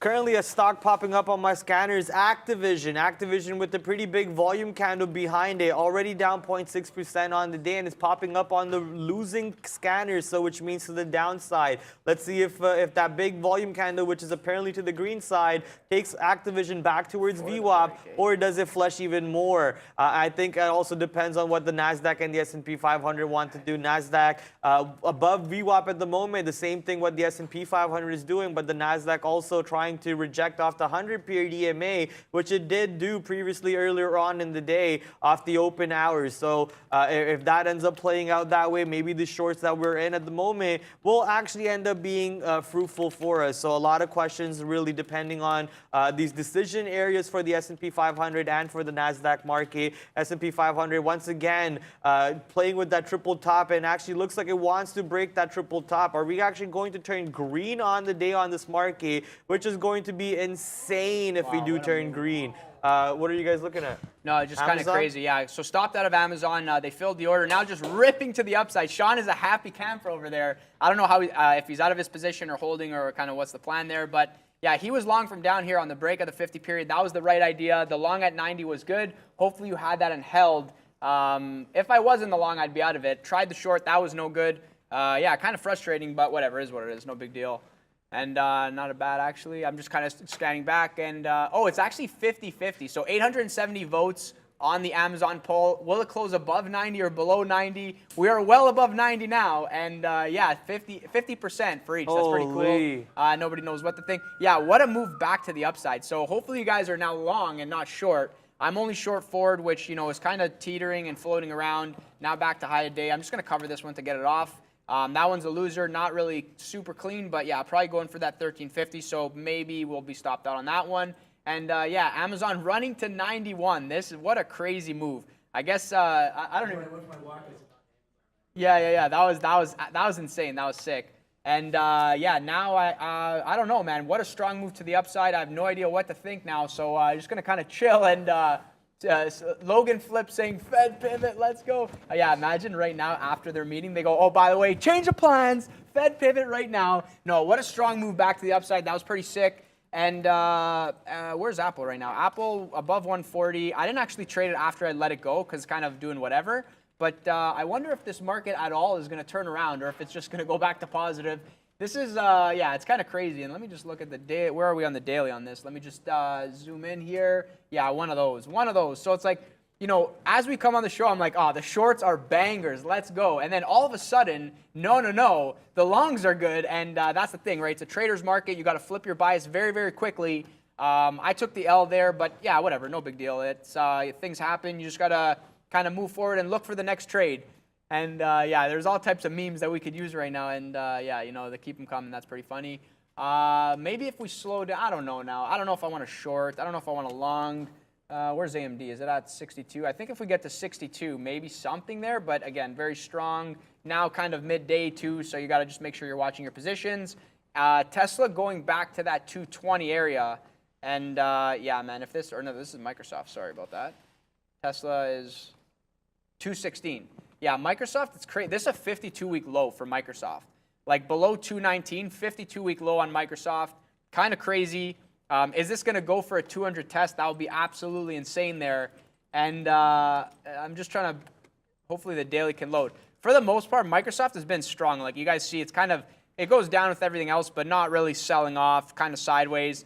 But I think the closer we get to 200, maybe that's a dip buy, maybe. But yeah, there's lots of stuff coming through next week. So yeah, we'll have to see there. I'm not really sure what to think. Maybe I'll find a trade in the next 5 minutes. Oh man, I'm glad I covered that Peloton short because yeah, here we are now approaching 880 on this name. So yeah, that's that, I guess. That stock's a joke. How are you at 880? Oh, That's part of the reason why I did not want to jump into that Peloton short. You know, we've seen these stocks that come out with negative earnings report just turn the day around completely and to actually go positive. For example, Snapchat did that once recently, and a lot of other stocks around the board have been doing that. And the whole idea is, you know, there's no real liquidity in this market currently, so the volume is dead. Who's really you know, selling and who's even really buying? I guess that's the main question. I guess we do know the answer for that. It's going to be Cathie Wood, who bought up a ton of size on Tesla on earnings day. On Roku, I bet you she's doing that currently. I bet you she's doing that on Robinhood also. So be a little careful on that side. I tried an AMD long to see if we can get a breakout of this range after the market took out the high a day, but looks like we're not going to get a follow through of that breakout above 61 on AMD. Currently already 34 cents out of the money on this bad boy, and trying to see if we can work with this trade a little bit. Also jumped into an Amazon short closer to 91. That was the idea. You know, last time Amazon was at 91, we got a killer short off of that. So we're going to try and do the exact same trade over here once again. If it's not broken, don't fix it. There's a stock that's popping up on the scanners that also Brendo mentioned in our work chat, which is BEEV, Weave. Big move, investor day call underway. It's a cloud software name, up 10% and absolutely soaring to the north side. 174 breaking, now 175 coming into play. The spread itself is 70 cents though. So like, how are you? Oh, now 176. Like it's more than $1 now. The spread's more than $1, and it just keeps opening up, and the stock just keeps on ripping. So not sure what to do with this one over here. But if you are long, congratulations on your profit on this bad boy. Somebody's saying, Luca, what do you think NVIDIA resistance level just in front of 136? It is showing you that is kind of the resistance for the daily, right? It's like you had the strong move up, kind of sympathy play to AMD there. Then the fall off, and now running back to 36, but not really getting above that 36. So yeah, it really does feel like a little bit of a resistance. I'm trying to look at the daily to see. I think 140 is the big resistance level. And yeah, 136 is kind of like, this is a interesting level. There's maybe a little bit of size on the bid here, but I don't know if that's necessarily real. That maybe it's a spoofed order. But yeah, I'm not really too sure what to think about this one. I don't know if I want to necessarily trade the short because things are moving to the upside. I jumped back in the short on Amazon just in front of 91, but this is like way less size, and I'm going to let it breathe, and I think I could easily get stopped out on this one. So it's not the same as the first trade. Way, way different. Now we're back on the way back up. You know, like you got to love the short before the move down. Then when it's moving back up, it's like you're stepping in front of a train, right? So keep that in mind. That's something, and somebody's saying sell, sell, sell, buy, buy, buy. Place your bets. What's going to happen next? Who knows? And yeah, 136 on NVIDIA seems to be holding for the time being. I just think that, you know, like, I don't know if I want to actually try a trade there, but yeah, it could actually, like, you know, if we actually sell back off, then, you know, room to the downside, could go for another VWAP test. So I think on this one, you could probably risk, you know, 10 cents or whatever, and try to hold for like $1, $2. So you don't always get those setups, right? You don't always get those setups. That would be like a 10 to 1, 20 to 1. That's amazing, right? Sounds almost too good to be true. So I'm going to say that it's probably not going to come to fruition. You might actually just get stopped out and then it goes there anyways, right? If I take the short on this name, if I were to short this name, I would actually want to see it break 136 and then come back down. You know what I mean? I kind of feel like you short it here, it's going to either grind lower or it's going to stop everybody out and then go back down. So that's my thoughts on NVIDIA. Didn't trade it today, probably won't trade it. I'm going to glance back at this Amazon. I think Sean mentioned 91. He was like, oh, I think I could get to 91, and that's my target. So, you know, I'm short now with the kind of 91. I shorted before. I'm shorting it again. Less size. What could go wrong here? Who knows? Someone's saying, I like turtles. Turtles are not bad. You know, turtles are not bad. You know the meme? Yeah, I know that. Okay. Yeah. Sean loves there's turtles. a meme. Yeah. Yeah. Go on. How is this stock only down 3% now? Can you explain that to me? Which? Roku? Yeah, Roku is another beast. Good the thing I stock covered was my down shorts. 18% in pre-market, now only down 3%. I even said it out to everybody. I said it to Blind Jedi. I said it to our Discord group that we have going on. I was like, I'm just looking for the buy program to kick in on Roku. And then the one stock that I don't trade is Roku. I don't go long at all, and that was the worst mistake today. Monster moved to the north side. If only I listened to some of my calls, man. Instead of trading these stupid stocks in the random ranges, if I just start trading my own calls a little bit, we'd be smoking it over here on Roku. Let's send it to Brando at the big desk for energy update. More focus on interest rates, more focus on the Fed this afternoon, guys, as we jump into oil markets. Not really doing a heck of a lot, a bit of a sideways day for oil itself, but the headlines all pointing to possible lower demand and fuel demand concerns as we get into more interest rate hikes yesterday. And then the Fed comes out and says there's more to come, not only in December, but they're going to go higher than originally thought as far as the ultimate goal on the number. So here we go. Sideways day, as I mentioned, down 1.3 right now. We're into some key levels here for crude as well, banging its head really against $90 yesterday. We're below that now, back to 89, but on the daily chart, 90 really the high for crude oil on demand concerns, guys.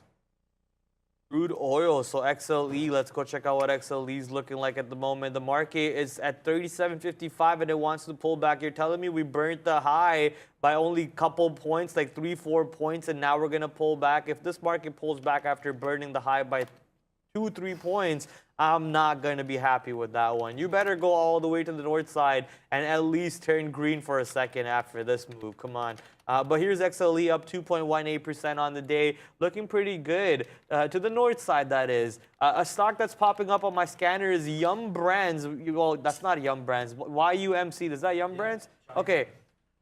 They have a Chinese sector? Yeah. Okay, so YUMC is a, sorry? YUMC. What's the Yum Brands original ticker? Just YUM?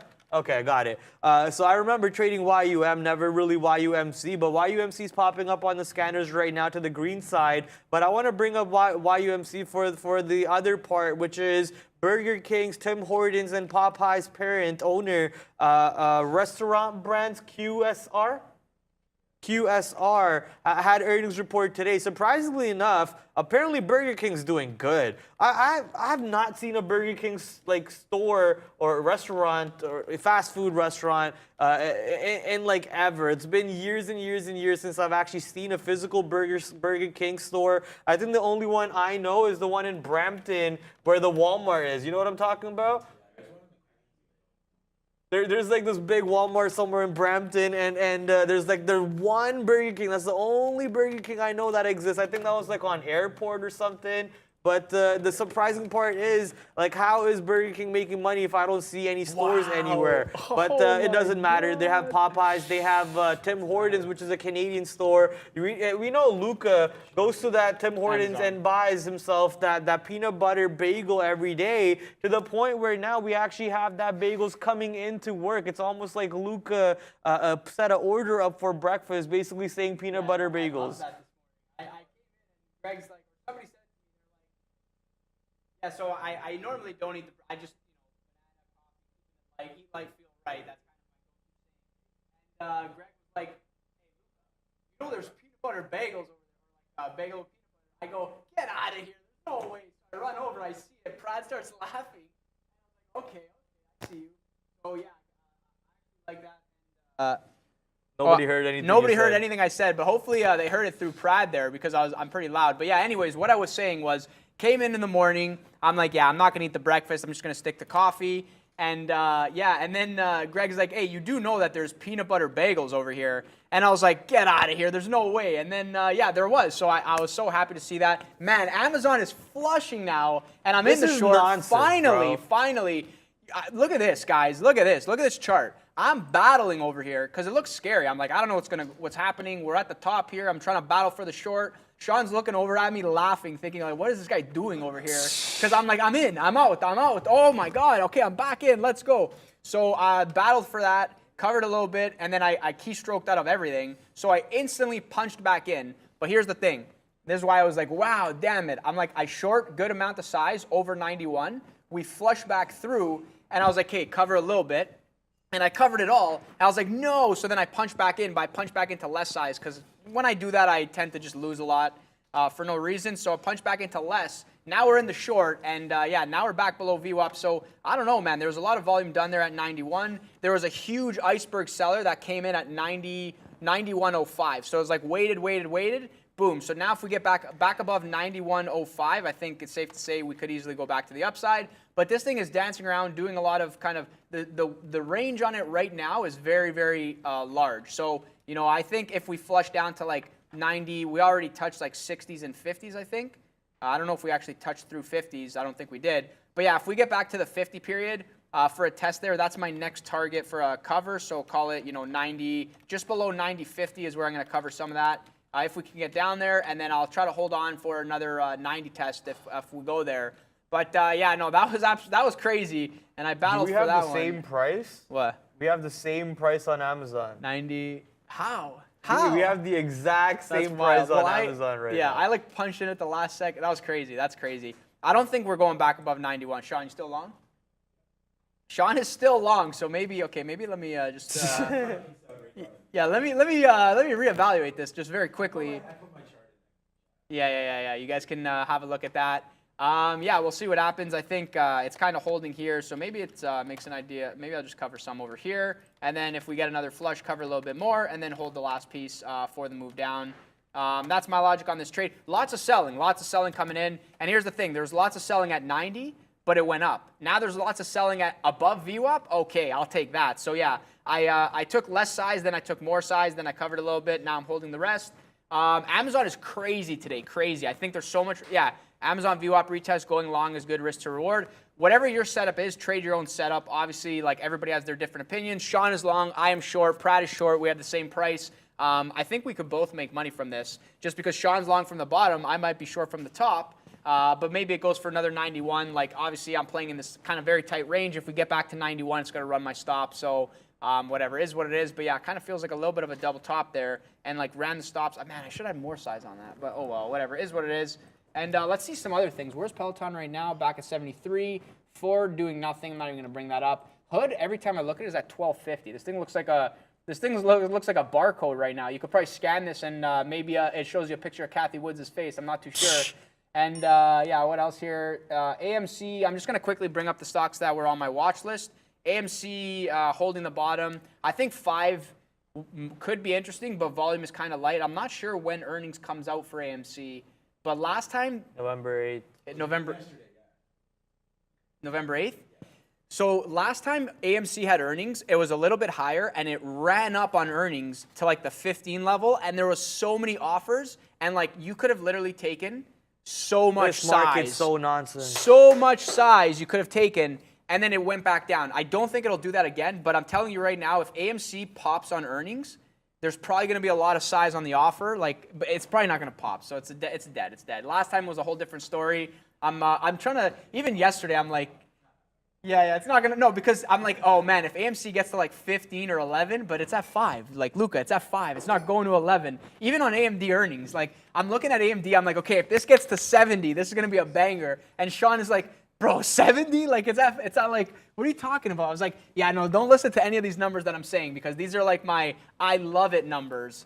It doesn't necessarily always get there, so whatever is what it is. What gimmicky announcement will AMC have this time? Yeah, exactly. Hopefully something to make it go up. AMD, somebody saying AMD baby. I don't know if you're talking about look at AMD. It has the same setup as NVIDIA. They're moving with a high correlation together. Obviously, you got robots that trade them and trade the pairs. I don't know what to think about AMD. I'm not sure. I'm not going to short or long this, but let's look at the daily here. And this is the thing that kind of makes me think I don't know what to think here. Look at this. They had earnings, and like it is literally, this is the daily chart, by the way. It is literally barcoding up, down, up, down, up, down. It's like, okay, break 55 or break 65. Do something. I don't know what to think here. 60 was really good. We were talking about it when it was below the moving average here. Now that it's above, it's like 60's not really, like sometimes the long was good, sometimes it wasn't. But I think, you know, if AMD gets to 65, you know, 64, 65, maybe it's a good short. If it gets to 55, maybe it's a good dip buy. But if you're playing like the inside, it's kind of like, at least when I'm trading it, it's like it's stopping me out every time because I'm like I don't love a lot of these levels that I'm looking at, so I'm not really doing well on it. That's why I'm like, yeah, you know, like look at this. I think I short this here. Yeah, look, I short this here, and it went all the way up here. So I was like shorting 59, thinking like, oh yeah, like it's giving like a top pattern, and maybe it's gonna go down to 58, 57. But I was wrong. But again, this is like I didn't lose on this. This was like a break even. Imagine I held that. This thing like as soon as I got stopped out, boom, to the upside. So glad that I covered that one. I think I got another fill here on Amazon, so let's just pull this back up very quickly to check. Yeah, using the 50 period as a gauge. So cover, holding the last piece for maybe a flush through. If we dip through the 50 period and pop back, it'll be pure games. That's kind of what I expect. I'm hoping that it doesn't, so that it goes to 50, and then I'll cover the rest at 50 or at 90. But if we like dip through, come back above, then I might just cover the rest. Because, yeah, then it could just easily go back to like 90, 80, and then I'll just reshort it again. So whatever, we'll hold on to that one. I'll throw out a hope bid if we get down to the 90 area. That'll be great if it can fill me down there. If not, whatever, reevaluate when we get there. Roku's at 53 now. Oh, my goodness. You know what's funny, Neil? I don't know if you're busy right now, but I don't know if you were in the Roku short this morning. And I was short. And I was short, and I remember you're like, because I was like, I'm holding for 41. This is what I said. I don't know if I said it out loud. And Neil's like, yeah, you know, it kind of looks like it's not really going to get to the low of day 41. Maybe it gets to 44. And here's the thing. It literally got to 45, not even, and then reversed back to the upside. And what a move to the upside. So here I am holding on to my short. And then I hear Neil in the back saying, yeah, it doesn't feel like it's going to get to 42. And I was like, yeah, maybe he's right, but I'm just going to let myself lose the trade and get stopped out. So, yeah, he had the call there. That was pretty solid. And I think one of the tells when I looked at it was it is SSR. It did go below VWAP. There was bids that were stacked below, and they were not filling. So they were not filling. I guess you could have played off of that size, and then it was just boom to the upside. So, yeah, now it's kind of reversed the whole earnings move that it had there. And I think, you know, we're not going to get there today, but we got to 60 on the earnings move, and that was like a huge resistance level, like shelf, and then kind of slammed back down. So if we get there again in the future, maybe it's a short, but yeah, I don't even know what to think now. I'm not going to short it. I'm just going to stay away from SSR stocks for the rest of the time, I think. Weed stocks are popping up at the moment as they are taking off to the north side. The catalyst is New York regulators to plan to announce their recommendations for the first cannabis retail license in 2 weeks.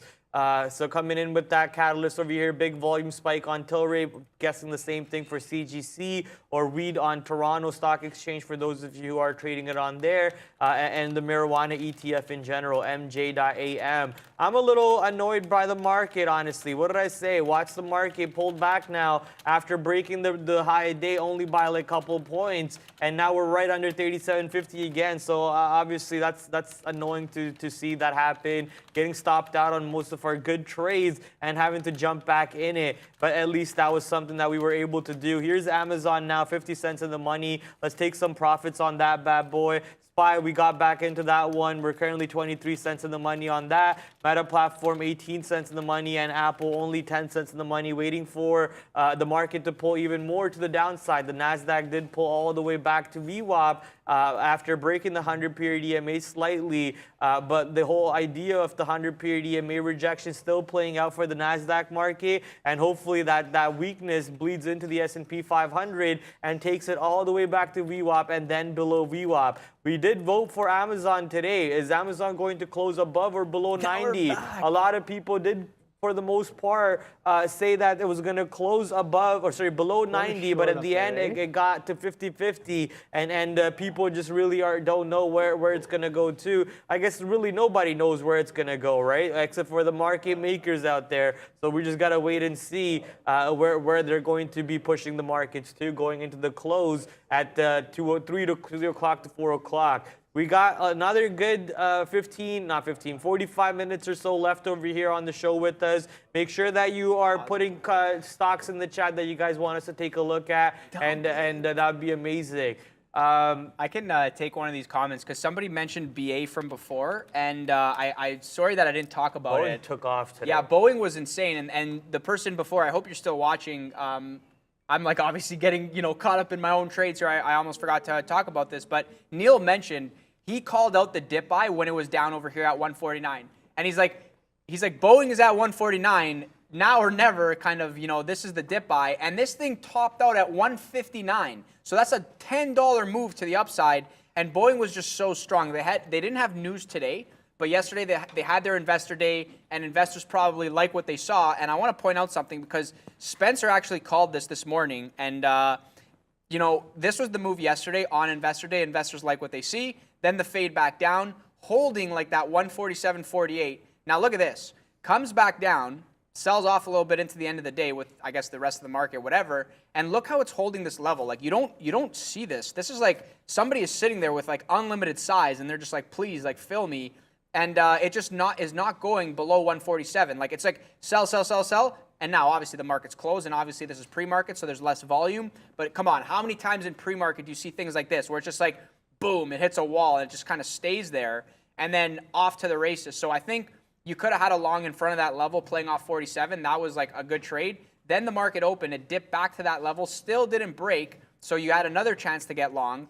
I actually tried the long, and then I stopped myself out because I suck. No, I'm kidding.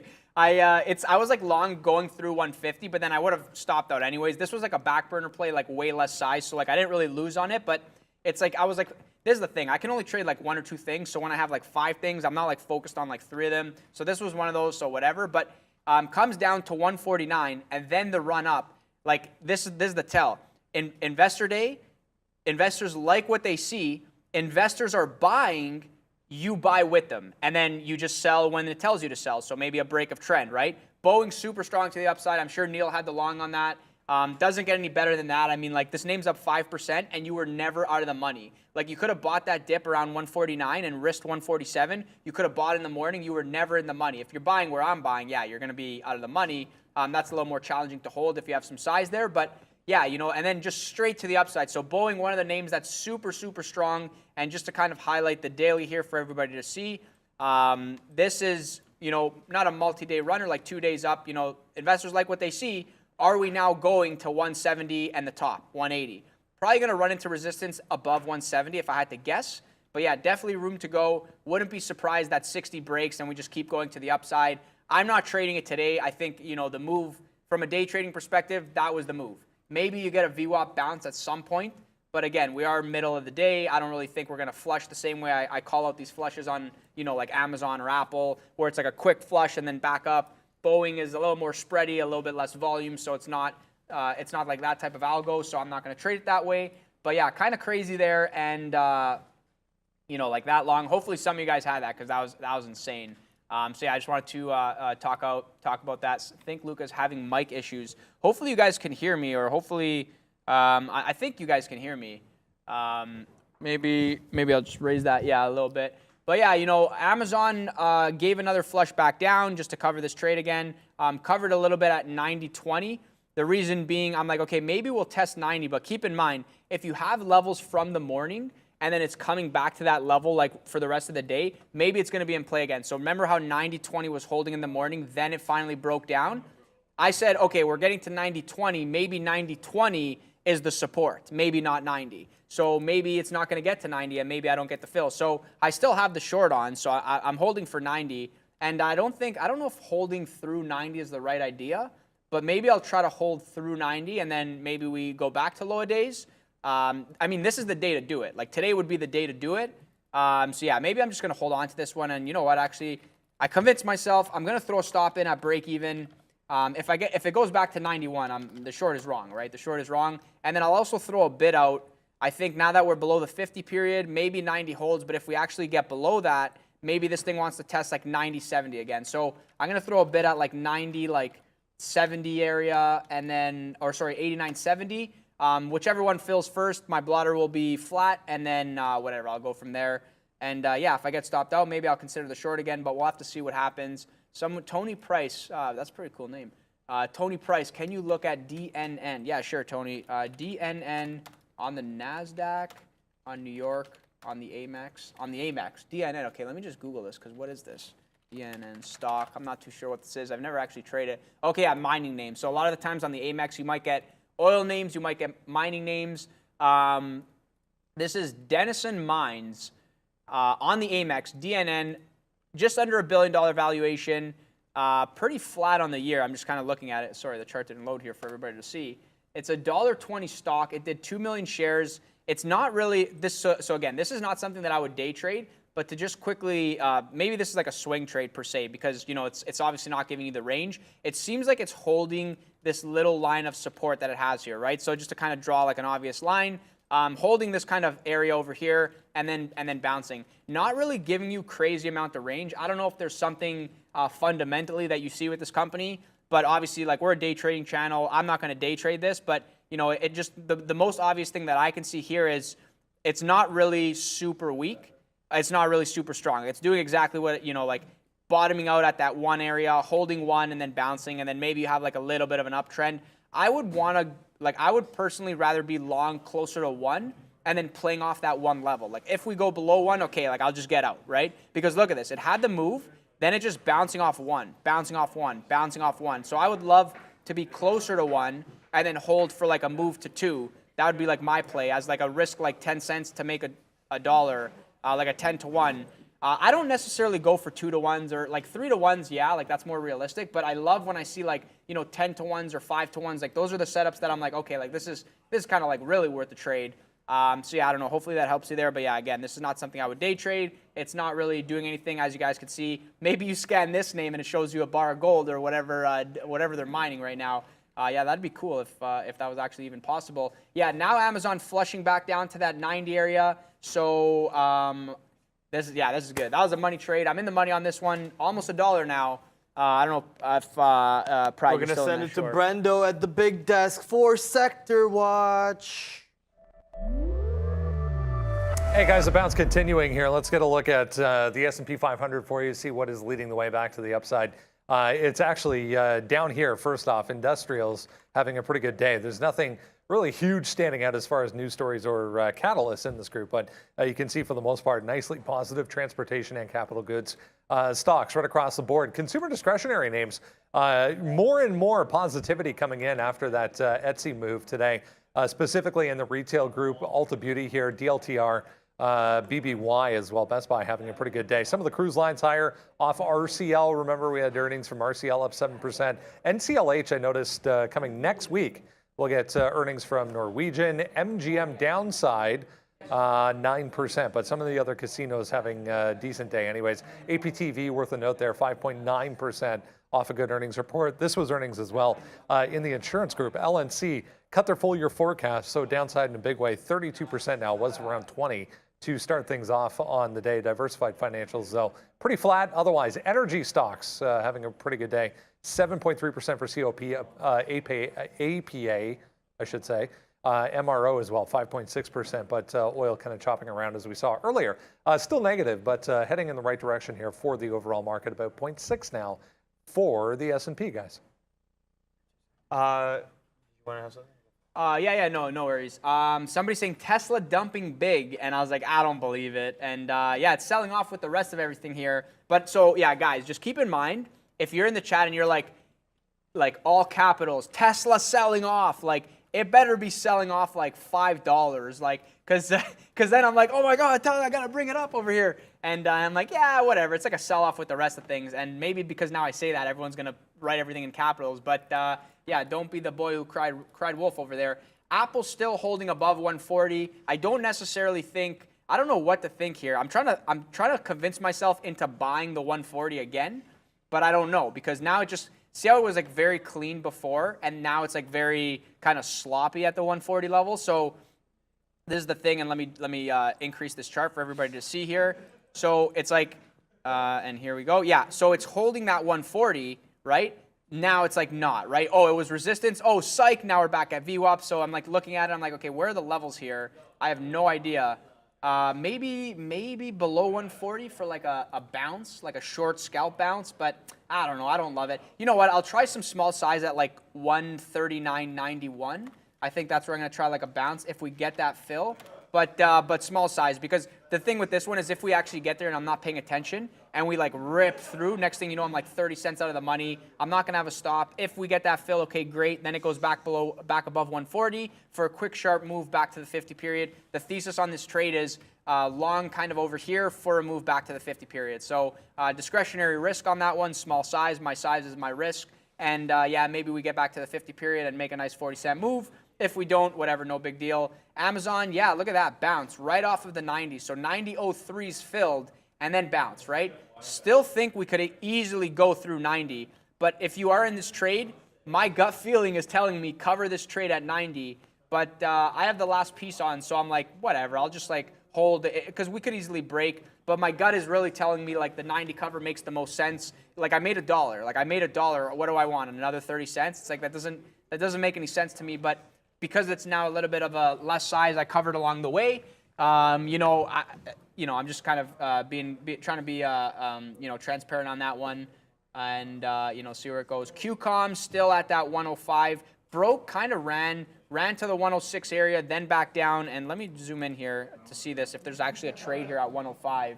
I don't necessarily think there's a trade here, but maybe 105 was resistance. Now it's going to act as some sort of support. The problem with this is, if I go long here, is it really going to bounce? Probably not, right? It's probably better to have like a VWAP long, but then I don't even want the long if it gets to VWAP. Volume is like very, very light on this name, so yeah, it is like 130. So you know what? I'm going to chill. I'm not going to take a position there. I'm only in the Amazon short, which is working for me.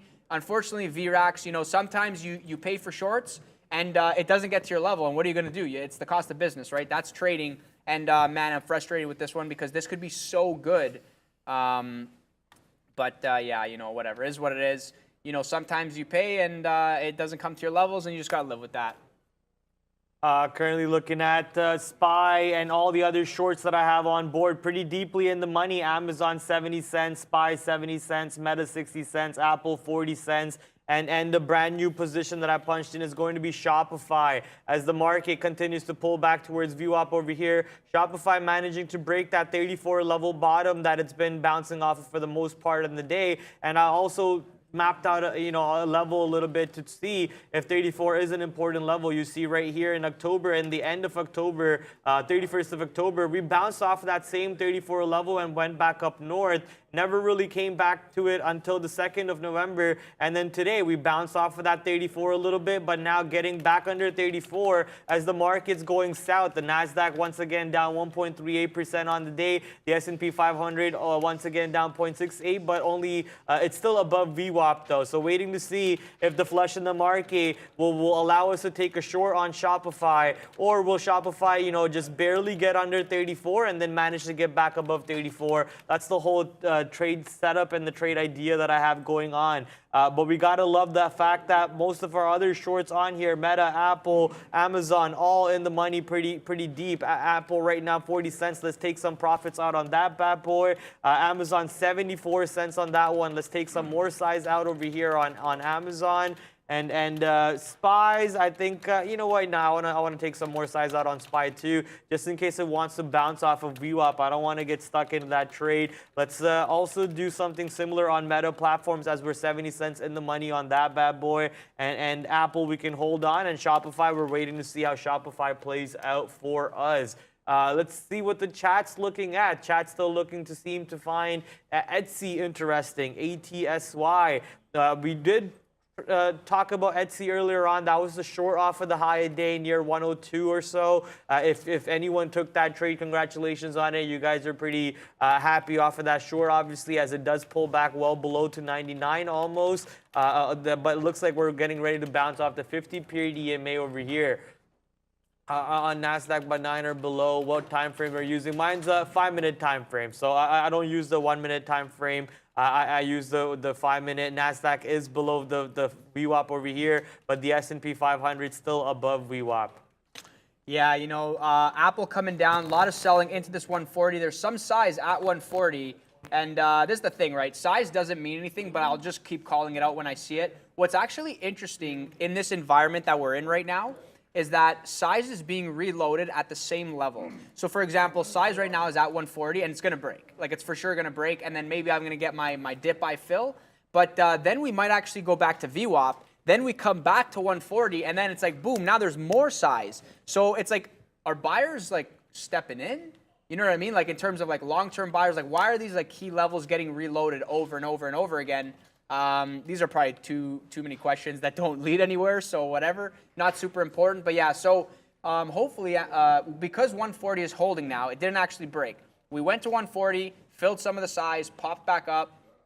This market wants to fill all the size. I've yet to see size not get filled in like the past 2 weeks, and so I'm going to make the assumption that 140 is going to break. And this is the thing, if 140 can break, fill me at 39.91, then pop back, there's going to be a banger long. So I don't actually want the long in front of 140. I want the stops to trigger. I'm going to take the long there. The market is like going back down, but it's like very, very slow. So this is like my thesis of like the bounce here could be sick, right? And 90 break Amazon. Oh yeah? Oh, here we go. Okay. So yeah, this is now the time to, so I'm happy that I held. But even though I said I would have covered. I honestly would have covered, because we could easily go back above 90 and then that's it. The trade is done. Anyways, okay, we broke down on Apple, and oh man, yeah. See, that's the problem with these trades. So see this is actually a good example. It breaks 140, it goes down to like 139.96, and now it's back above 140. So I was sitting at like sitting like right over here. What is this? 139.92. It's just a random, I'm like, yeah, like maybe 92s, maybe like 93s. There's just kind of no logic to like, that's where I'm sitting.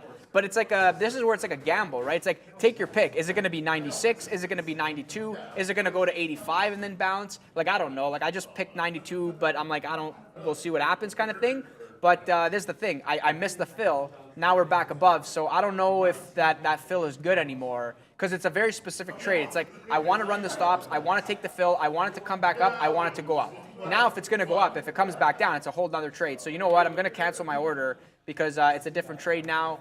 And yeah, I mean, hopefully, if you're in that trade, I think you hold it. If it goes back below the low that it made, then you get out of that trade maybe, right? And you run the risk of getting stopped out, but this is the scalp trade, right? It's like it dips down, you're long, let's say 96, 97, it goes back above, like I would just throw a stop out at break even. If you get stopped out, you get stopped out, whatever. If it's gonna be good, it would already be running back to the upside, and kind of that's my approach to market. So hopefully that helps you with your future for anybody that's kind of watching this and trying to learn more and more. I'm also telling myself, oh, check HUDI. Yeah, I forgot to bring this up again. Sorry about that. HUDI, I think it's probably going to be done. It's already so high. Now it's sort of barcoding here. It's kind of like, I don't know what the float is. So remember HKD and how it just kept going up and up and up? It's like everyone's always saying, okay, what's the next HKD? So that was in the past, that's behind us, and we're well into the future now. But it's kind of weird how like something can halt on the way up and then come back down and like hold VWAP. You would think that it would halt all the way up, halt all the way down, and then just do nothing over here. But yeah, it's holding that 50 area, which is kind of weird. I'm not going to trade it because for me it would be trading the halts because it's that kind of setup. Now it's like more of like a crapshoot, like long or short, I don't know. So I'm not going to get involved in it. But yeah, I mean, if I was long from down here, I would just like have a stop below VWAP. Because if we break VWAP, then yeah, it's probably dead over there. So yeah, we'll see what happens. Yeah, Amazon now back above 90. And this is what I mean by discretionary trades, right? It's like it comes down to 90. So that would have been my cover. Then we broke 90, but then we're back above. So maybe now this is the reversal point, and now we're sort of breaking trend to the upside. So I think I'm just going to cover this order. Reason being is because, you know, if it was actually going to stay below 90 and like really sell off, it wouldn't like do this, right? It's also 130. You know, even if it gets back below 90, maybe this is a long now. Maybe this is a long. So I cover the trade to now be flat, to now approach the market with, you know, kind of a non-biased approach. So that was a sick trade at 91 over there. And the last thing I want to say about this is it's kind of cool that Sean was long, and then I was like, well, where do you think Amazon is going? And he's like, I think it could get to 91. And so he's long, and he's thinking that it can get to 91. And I like the short at 91. So maybe he's long biased overall on Amazon. Like he obviously flips back and forth, but he's long on Amazon. He's probably getting out at 91 and then holding some to see if it can continue. And I'm like, okay, well, if he's getting out at 91 and I like the short, I'm going to get short at 91. And so it's nice to kind of see that flip back and forth. I thought it was a good example. You know, if you're friends and you're like friends with people and you're a long biased trader and they're short biased, maybe if the short guy is like, oh, I'm slamming the short over here, and you're a long trader, maybe it means, you know, like don't go long. Or maybe that guy's wrong. You know? Yeah, there's a lot of people that are wrong in the market all the time. But yeah, I just thought that was a good example. Look at this picture one of our viewers sent us on Twitter. Basically, a Toronto restaurant apparently renamed some of their burgers to important things that you would perhaps buy for your office. That way you could basically expense it for your office. So I know where we're getting our food for the next time we get our food for the office over here. I think I'm going to go for the ergonomic aluminum laptop stand. So $12.50 for that laptop stand. Not sure what. I think you're into the wired earphones because I see you use wired earphones. So I think you're into that one. But that's pretty hilarious over there. Just a little joke that one of our viewers tagged us into on Twitter. These shorts are in the money, but as Lucas said, we can't ignore the market environment and what the market's telling us at the moment. The market is creating a channel to the north side, and looks like we're at the low of that channel right now, low of the trend line, and we could bounce off of this. Hence, as Luca was talking about covering his trades, I was doing the same thing. I was taking more size out on Amazon, on the SPY ETF, on Meta platforms, on Apple Shorts, everything but Shopify, because Shopify not really pushing down for us, but you know, it's not stopping us out either by going back through 34. So we're holding on to this trade a little bit longer. We'll see if this market does want to flush and take Shopify with it, at which point we can turn that into a bigger winner. Oh, there goes Shopify now trying to get back above 34. Still under VWAP and under the 50-period EMA though, so I'm going to give it a little bit of wiggle room over here. My stop will probably be on the break of 34.10, and if that ends up triggering, we'll take our loss and move on from that position. S&P 500, new 5-minute candle is opening up red, and the same with NASDAQ, but that could easily turn around, so just got to be careful for that, boys, obviously. I'll try Apple if it goes back to 139.6 and put a stop at the low of day. I'm guessing you're talking about the long. Yeah, that's pretty much the setup that Luca was talking about. We are short, or at least I'm short at 140.50. You're trying to go long at 139.50. That's basically where I want to cover my trade and take most of my profits out at. Great thing I learned from this channel is that the 50-period EMA guide, so goof. Okay, hopefully you're calling the 50-period EMA the channel goof, or so good. Okay, I heard I was, you know, I heard that goof. I was like, hey, you're calling me a goof? You're calling the channel a goof? I don't know. So good. Yeah, no problem about that, man. The 50-period EMA, the 100-period EMA, that's what I use on my charts over here. They help me out making decisions all the time. Non-pharma payrolls tomorrow, another big market mover. Yeah, thank you, Dan Emons. I was talking about that in the chat. Some people in the chat were trolling me, though. They're like, Prad, that was today. No, it's tomorrow. Those numbers come out tomorrow, 10 o'clock, I believe. Right, Brendo? Non-pharma comes out at 10 o'clock tomorrow? 8:30, sorry, I was wrong on that. They come out at 8:30 tomorrow, early in the morning, right as we go live for the morning show. The Brandos, the Neils, and the Seans will be jumping on at 8:30. So make sure you're here to look at how the market moves around that time, to be specific. If you all covered and the market still drops, means more blood to come. I guess you could look at it that way. It's good to know, keep in mind what the market's doing, right? Clearly, we're above VWAP for the S&P 500, and it wants to stay that way for a little bit longer. Maybe if the VWAP does break and the channel that we're in breaks for the S&P 500, let me pull it up over here. Not sure where I'm even typing, to be honest. There we go. ES/Z22CM. This is the channel that I'm talking about that the market is trying to respect for the most part. So we did break that channel, I guess, right? We did break that channel. Now more downside to come. Look at that acceleration to the downside with this 5-minute candle, which means, you know, more profits for me as I'm holding my shorts for a little bit more oomph of a move in the market. Let's see. Ooh, why did I close that chart? I'm a dummy. Let me pull that chart back up. There we go. So we're just waiting for that one to play out. Shopify still under that resistance level that I drew out. We're waiting to see, well, previous support turning into resistance, support over here, support over here, support over here. So we're expecting that to turn into resistance. That number is, where's that line even at? 34.15. So exactly what I said about where I want my stop to be, slightly above 34. We also have this line to the downside over here that I created looking at the 30-minute chart, basically matching these bottoms and these bottoms, 32.47. I think you can expect Shopify to go to 34.27 sometime soon if this level doesn't hold. If this level ends up holding, then Shopify to start trading above 34. That's for tomorrow, basically. As we go into tomorrow, I will be looking at this 34 level to see if we hold up above it or below it, and that's going to allow me to make a trade out of it.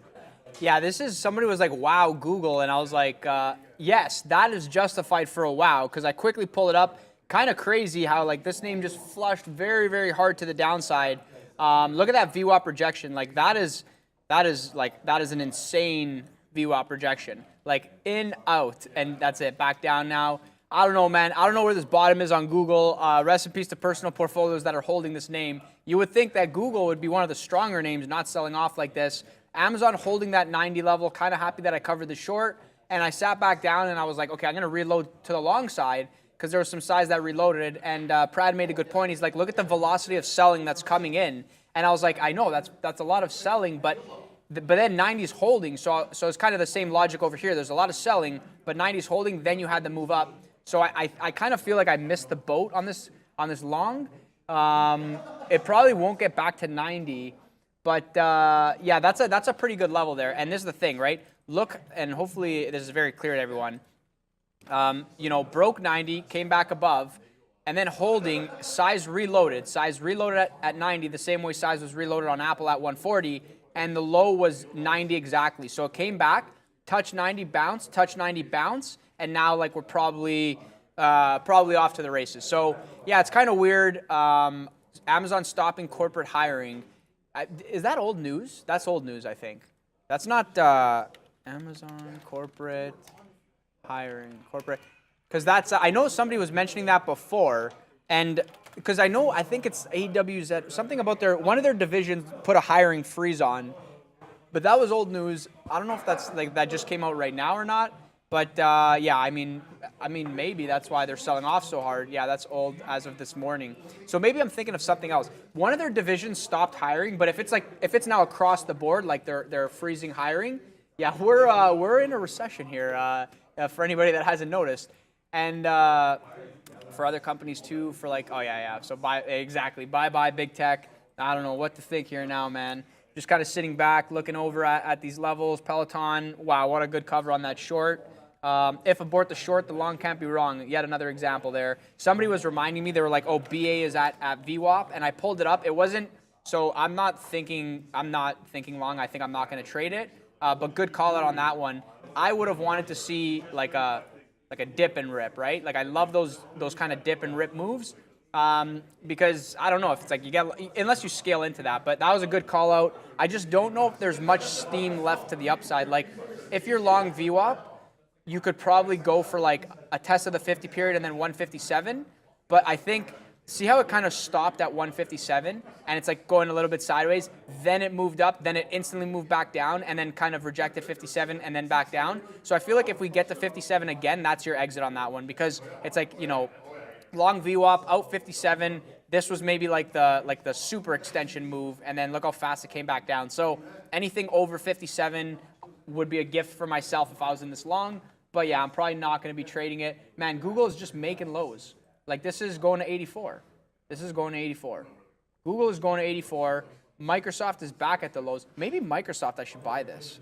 Because this is kind of given, see these wick off bottoms? This is what I was seeing. And I said before, I was like, if we get back there, so if we get to closer to 116, we get to 216, we get there, I'm a buyer of Microsoft for a little bit of a bounce play. It's going to be a little bit less size because I don't know if, like, we have 15 minutes left here, and then I'm probably going to go for a walk. And if it doesn't hit, I'm not going to be in that trade. And then if big selling is going to come into this market, which it might, it's going to come at the end of the day. So, yeah, I'm not going to be holding the bag on this Microsoft long while I'm going for a walk, come back from the espresso run, and I'm like, oh, no, what's going on, Microsoft? So, yeah, I'm not going to let that happen. But if we actually dip right now, I'll take the long in front of 216 and then try to get a bounce going. But, yeah, maybe the bounce is going to happen right now, and then we go back up. But, yeah, man, that is crazy. Okay, Amazon's back at, wow, that was fast. Back at 90 over here. That was like, this is the bounce. Now that we're back down, I don't actually like the long here anymore. I don't know what to think on this, man. Yeah, this is crazy, man. This is crazy.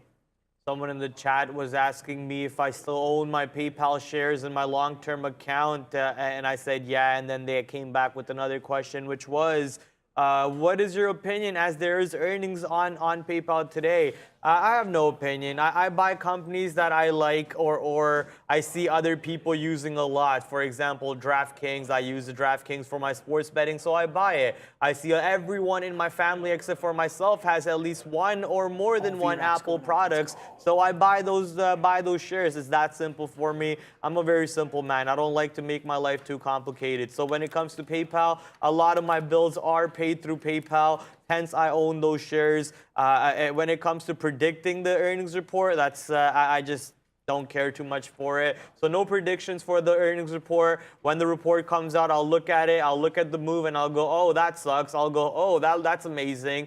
So we'll just have to wait and see which direction the market takes itself to or takes PayPal towards. Pratt is the Peter Lynch fan. I'm not sure who that is, to be honest. So I can't be a fan of somebody I don't know. MasterCard welcomes 7 crypto blockchain startups to FinTech Innovation Program. Yeah, MasterCard, Visa, a lot of these companies have been looking to get more into cryptocurrency, so that's good for them. Currently, I'm watching S&P 500 pull down even more towards VWAP, so let's see if we can actually get that pull down action coming in for the SPYs, which are 80 cents in the money for us, and Amazon also 80 cents in the money, Meta 30 cents in the money, and Apple 40 cents in the money. Sadly, Shopify 10 cents out of the money and holding 34 on the bids.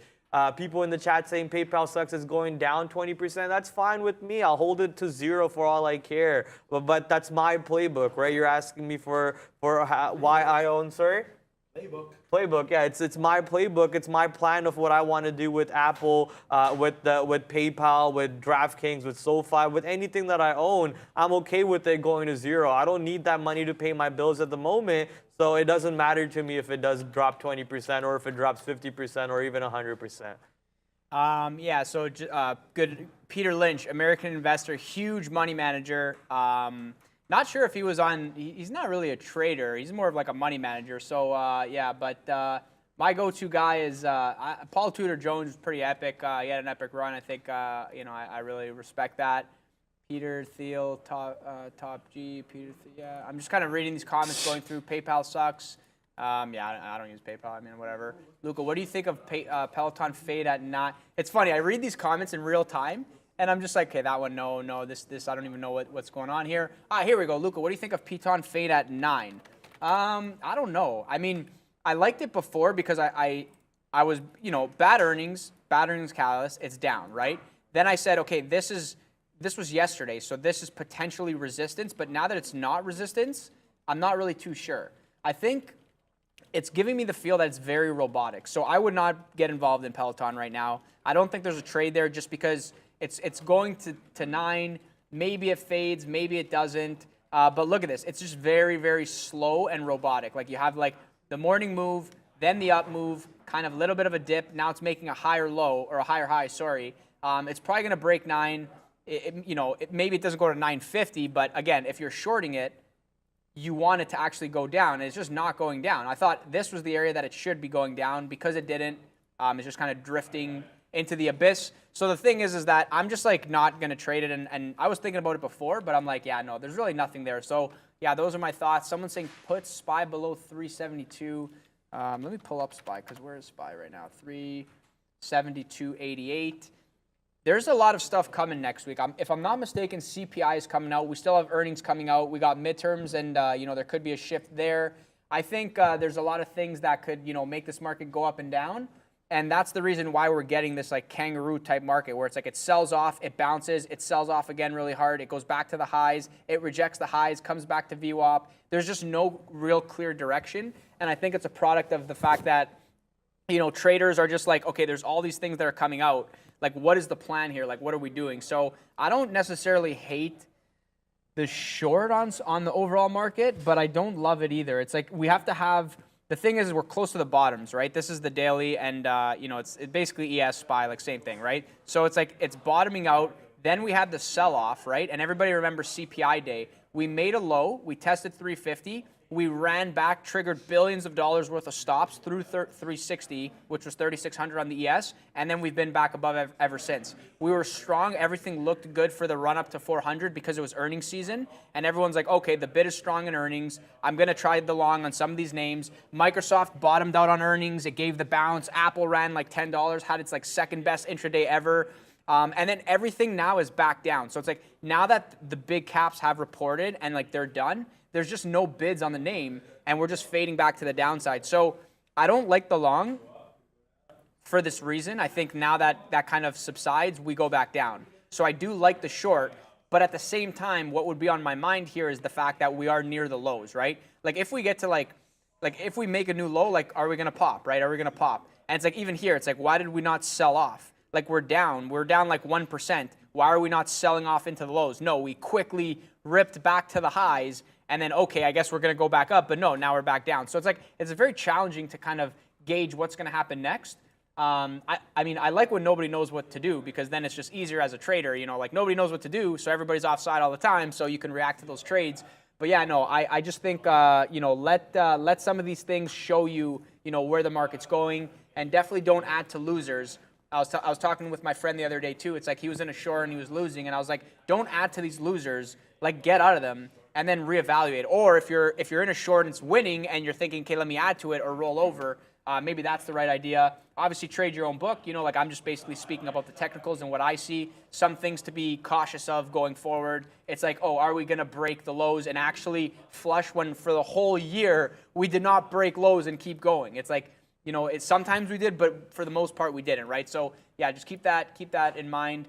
And I love that people are like, yeah, peanut butter bagels. Yeah, absolutely, I will. And yeah, hopefully you guys enjoying the show. I'm looking here, we got 2.4K likes. Let's get that to 2.5. Not too much to ask. Not sure how close we are to that, but yeah, thank you so much for the likes there. And yeah, Lucas Square or Silvergate for long term. I don't know about long term, man. I don't know, like. I've been like so wrong on long-term calls that like it's way easier for me to sit here and just be like, yeah, Amazon short at 91. Like I'm short 91 because like I see it. Long-term is like I'm not really diving into like what I mean. I'm not really on top of that, so I'm not 100% sure. So I'm really kind of reluctant on talking about long-term. And Maximilian, welcome to the Trader TV family over here. Hopefully you're enjoying the show, having a great time, and making some money. Oh my God, Microsoft looks so juicy here. I'm not getting the fill, so it's probably going up without me. Yeah, hopefully it dips down a little bit more. I think I'm sitting right in front of 216, so if we do get that dip, I'm going to get the fill at 216. What would be really, really nice here is the fact that the market's at VWAP. Maybe it runs for a test and then bounces. That'll give the fill of Microsoft and then the bounce. And so I think the perfect fill here is fill 216, rip back up, pop to the upside. That would be super clean. And yeah, we'll see if that happens. If it actually breaks 216 and gets below 215.80, I'm probably going to have to be out of that one. So yeah, no big deal there. And yeah, Sam Higgins, don't confuse investing with trading. Trading, you want to turn your brain off. And investing, you gotta use a little bit of your brain, right? But yeah, that's a good, if you guys read some of these trading books, you have mentors that have been trading for 5-10 years. They'll tell you the same thing. You can be the smartest guy in the room, but you probably got to turn your brain off and do what, like react to these moves and Sometimes it's uncomfortable, sometimes it's comfortable, but yeah, you don't want to overthink trading. You want to just react to the moves. I think that's the best way to go about it. Taking more profits on Amazon as it's under $90 now. So looks like that 50% of you who voted that it goes below 90 are actually correct once again. And obviously we have a lot of time left until the end of the day to see if who's going to be the winner off that poll. Even the SPY shorts are $1 in the money at the moment. So taking more profits on all of those. The only thing that's not working out for us is going to be the Shopify shorts. But the setup is layered out. I told you the setup. I have my stop out. I'm not getting stopped out yet, so I don't have to worry about this trade until that happens. Looking at the super chat, wow, we got a $50 super chat from our boy Playmaker. Tell him, Brad, all I want is money. F the fame, you're a simple man, Mr. International. Is that a lyric from your boy from Miami, Pitbull? I'm guessing that's what you're referring to. If I'm wrong on that, I apologize. And I'm pretty sure you already welcome Maximilian D. So welcome again to the group. Welcome to the party. We'll have fun with that for sure. Shopify, we're waiting to see what happens. We're looking at the markets too still. S&P 500 still above VWAP. NASDAQ still below VWAP, but NASDAQ looks like it wants to go up higher at the moment. So maybe time to take out more size on our shorts over here. For example, on Apple and on Meta platforms. Take that profits out. Meta actually moving back towards that 90 area where we've been shorting all day for the most part and taking profits out for. So let's see if Meta can keep on skyrocketing towards 90 and then show us the failure at the 100 period EMA that it did already throughout the day. People in the chat saying Tupac, that's not, is that a Tupac lyric? Okay. Thought with the Mr. International at the end, it would be a Pitbull lyric, but yeah, sure. Coming back to the market though over here, I want to go take a look at Robinhood because Robinhood was on an absolute monster rip to the north side today. Here's Robinhood consolidating pretty much around VWAP. We're slightly above VWAP over here. Not looking to go too much further to the downside. A possible incoming long move if the S&P 500 can hold above VWAP and if the NASDAQ can make a run up above VWAP and keep on going north. So Robinhood over here up 9% on the day, and I can't wait to see what it's going to do tomorrow. Tomorrow, we're waiting to see if Free Fall Friday really sets up. That's going to be something that we're going to be looking forward for. If this market goes anywhere close to 3,900 tomorrow, then I think that short is obviously in play because that was the level that we were shorting off of yesterday on the S&P 500 futures off the FOMC number. So if 3,900 does come into play anywhere close to 3,900, that's a free short right there. But currently the market's quite a bit of a way away from 3,900. Maybe that does not come into play. So we'll just have to wait and see what other levels do we need to watch out for over here on the market. Shopify indeed moving up north with both of these markets. So I think I'm just going to take that loss. I'm not going to hold it to my stop. I'm just going to take the loss and move on from Shopify as we have other trades on board that are obviously paying us. Meta platform almost pulling back to 90 and giving us an opportunity to take more size short closer to that area. Somebody in the chat was mentioning, Luca, Microsoft is at the 200 period on the weekly. And I was like, that feels right. I didn't even have to look. I was like, I feel that. And maybe that's why it's not giving the little dip there. Now it's bouncing back up. That's actually a really good look there. If you can get close to 216 fills, and this is actually 200, maybe giving the bounce. I mean, if you're long and you think we're going to go back up, and what name should I be holding? Maybe it's a Microsoft bounce on that level. I'm going to stick to my gut and stick to my orders. I'm not going to chase. If I get the fill there, I get it. If I don't, it's no big deal. I'm not really too worried about it, but definitely a really, really good look there. And someone saying, Luca, you should have stuck to the forward short. I know, man, I know. The problem is that this was like backburner. I took a little bit less size. And then I was like, whatever. I'm just going to punch out. I don't even want to hold this. Yeah, now it's actually fading towards VWAP, but not really doing, I don't hate it, but I thought, you could probably get out at break even. But I was like, whatever. Just get this off my screen right now. It's just a distraction. But yeah, now actually fading back down. If by the end of the day this thing's at 13, then I'll just be like, wow, I should have held that. But I don't know if that's actually coming. It'll probably just hold VWAP for the rest of the day there. So yeah, we'll see what happens. Apple will sideways till the end of the market.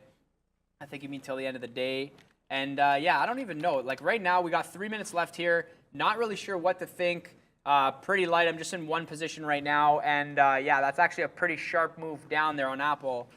Maybe somebody mentioned 139. They're like, oh, if Apple breaks 139, then you know, maybe it's gonna go. I kind of feel like 139 is gonna get tested again. Just give me. I mean, look at this candle. That's pretty. It's like, remember I was talking about the 140 bounce. Talking about the 140 bounce, then it didn't bounce. Now it's flying back down. So it's probably gonna go test 139 at some point. And if the market breaks through VWAP, then it's going to like flush to the downside, right? So, yeah, like I'm going to stick to my Microsoft long for the bounce. And I think I might try an Apple short. But I just want to give this, if this can pop back to like the 80s, then I'll see if I get a fill there for the short. And then if it gets back over the 40s, then yeah, I'll just cover that trade as well. Just looking for what the Trade Ideas charts are showing us at the moment. Looks like, wow, Trade Ideas actually said sell Amazon on this day over here on October 22nd. Obviously, Amazon went above 100 all the way to 103 the next few days, but now Amazon well below where the sell indication came in. This is, I believe, this is off the 61% historical win off of this strategy bond shorty. So that's a pretty good number, 61% win rate on that strategy over there. What is this though? Why are these charts so weird? That's why. Sell and buy back right there. I'm guessing that's a stop playing out there. There's dark pull wicks on Trade Ideas too. That's not cool at all. I thought dark pull wicks might not be on Trade Ideas. This is the 30-minute chart. Maybe it's not the dark pull wick. That's Amazon. Sean's checking at the moment, so I don't have to be quiet while he's checking. I could still talk because dead noises. I don't know. I think it's actually not a dark pull wick. I think I saw something weird over there. But anyways, coming back to Meta, guys. Meta now pushing back south. Looks like I did not get a chance to take that fill over there. S&P 500 now pulling towards VWAP. So S&P shorts that we have on board are $1.17 in the money. Meta platform, sorry, Amazon. Amazon shorts are 99 cents, $1 in the money now, as we're still under 99. NASDAQ getting ready to really push down also, and everything depends on the SPYs, I guess, right? If the SPYs manage to break VWAP and go to the south side, I think the market's actually done for the day in relationship to keep going higher. Shopify failing apparently. Well, I'm already out of the trade. I'm not going to bother with it anymore. The trade didn't set up the way I wanted to when I had it, so I'm just going to leave it alone. I have winning trades on the board, which are making me profits at the moment, so I'm not going to bother with gambling on Shopify here one more time. Guys, it is actually the end of the show. Only last few seconds left. Thank you for hitting the like button for everyone who already did. Thank you for all the super chats and all the new members who came in. Keep in mind that the closing show is going to be a brand new like counter all over, so make sure you're smashing the likes on that show too to show Brandon, Neil, and Sean how much you appreciate all the hard work that they put in and how they're growing the show with the additions of myself and Luca and so on, right? So hit that like, share with your friends and family. Hopefully tomorrow will be a Free Fall Friday. Anyways, I'm kind of over the whole Free Fall Friday deal. It's been pretty boring Friday every single Friday for the most part, because we started off low and then we ripped to the north side, absolutely trapping me. So I'm over the Free Fall Friday stuff, but we'll see if tomorrow does end up being Free Fall Friday. Then obviously I'm not gonna shut up about it. Just wear the red shirt, man, because I think wear a red shirt. I think it's coming. I think there's a chance. Wear a red shirt. You guys good over there? Yeah, so guys, have a good time on the closing show. We'll see you guys. We will see you back tomorrow at 11 o'clock. Adios. Ciao. Hey guys, 2 p.m. Welcome back in. We have a couple hours left in a red session once again, continuing to extend declines here, coming off what happened late in the day yesterday. We are off the lows, so there's that. But here's a look at how we are shaping up so far this afternoon. 0.77 there for the S&P, as I mentioned, off the lows. Same story for the Dow, just 0.25% right now for the Dow.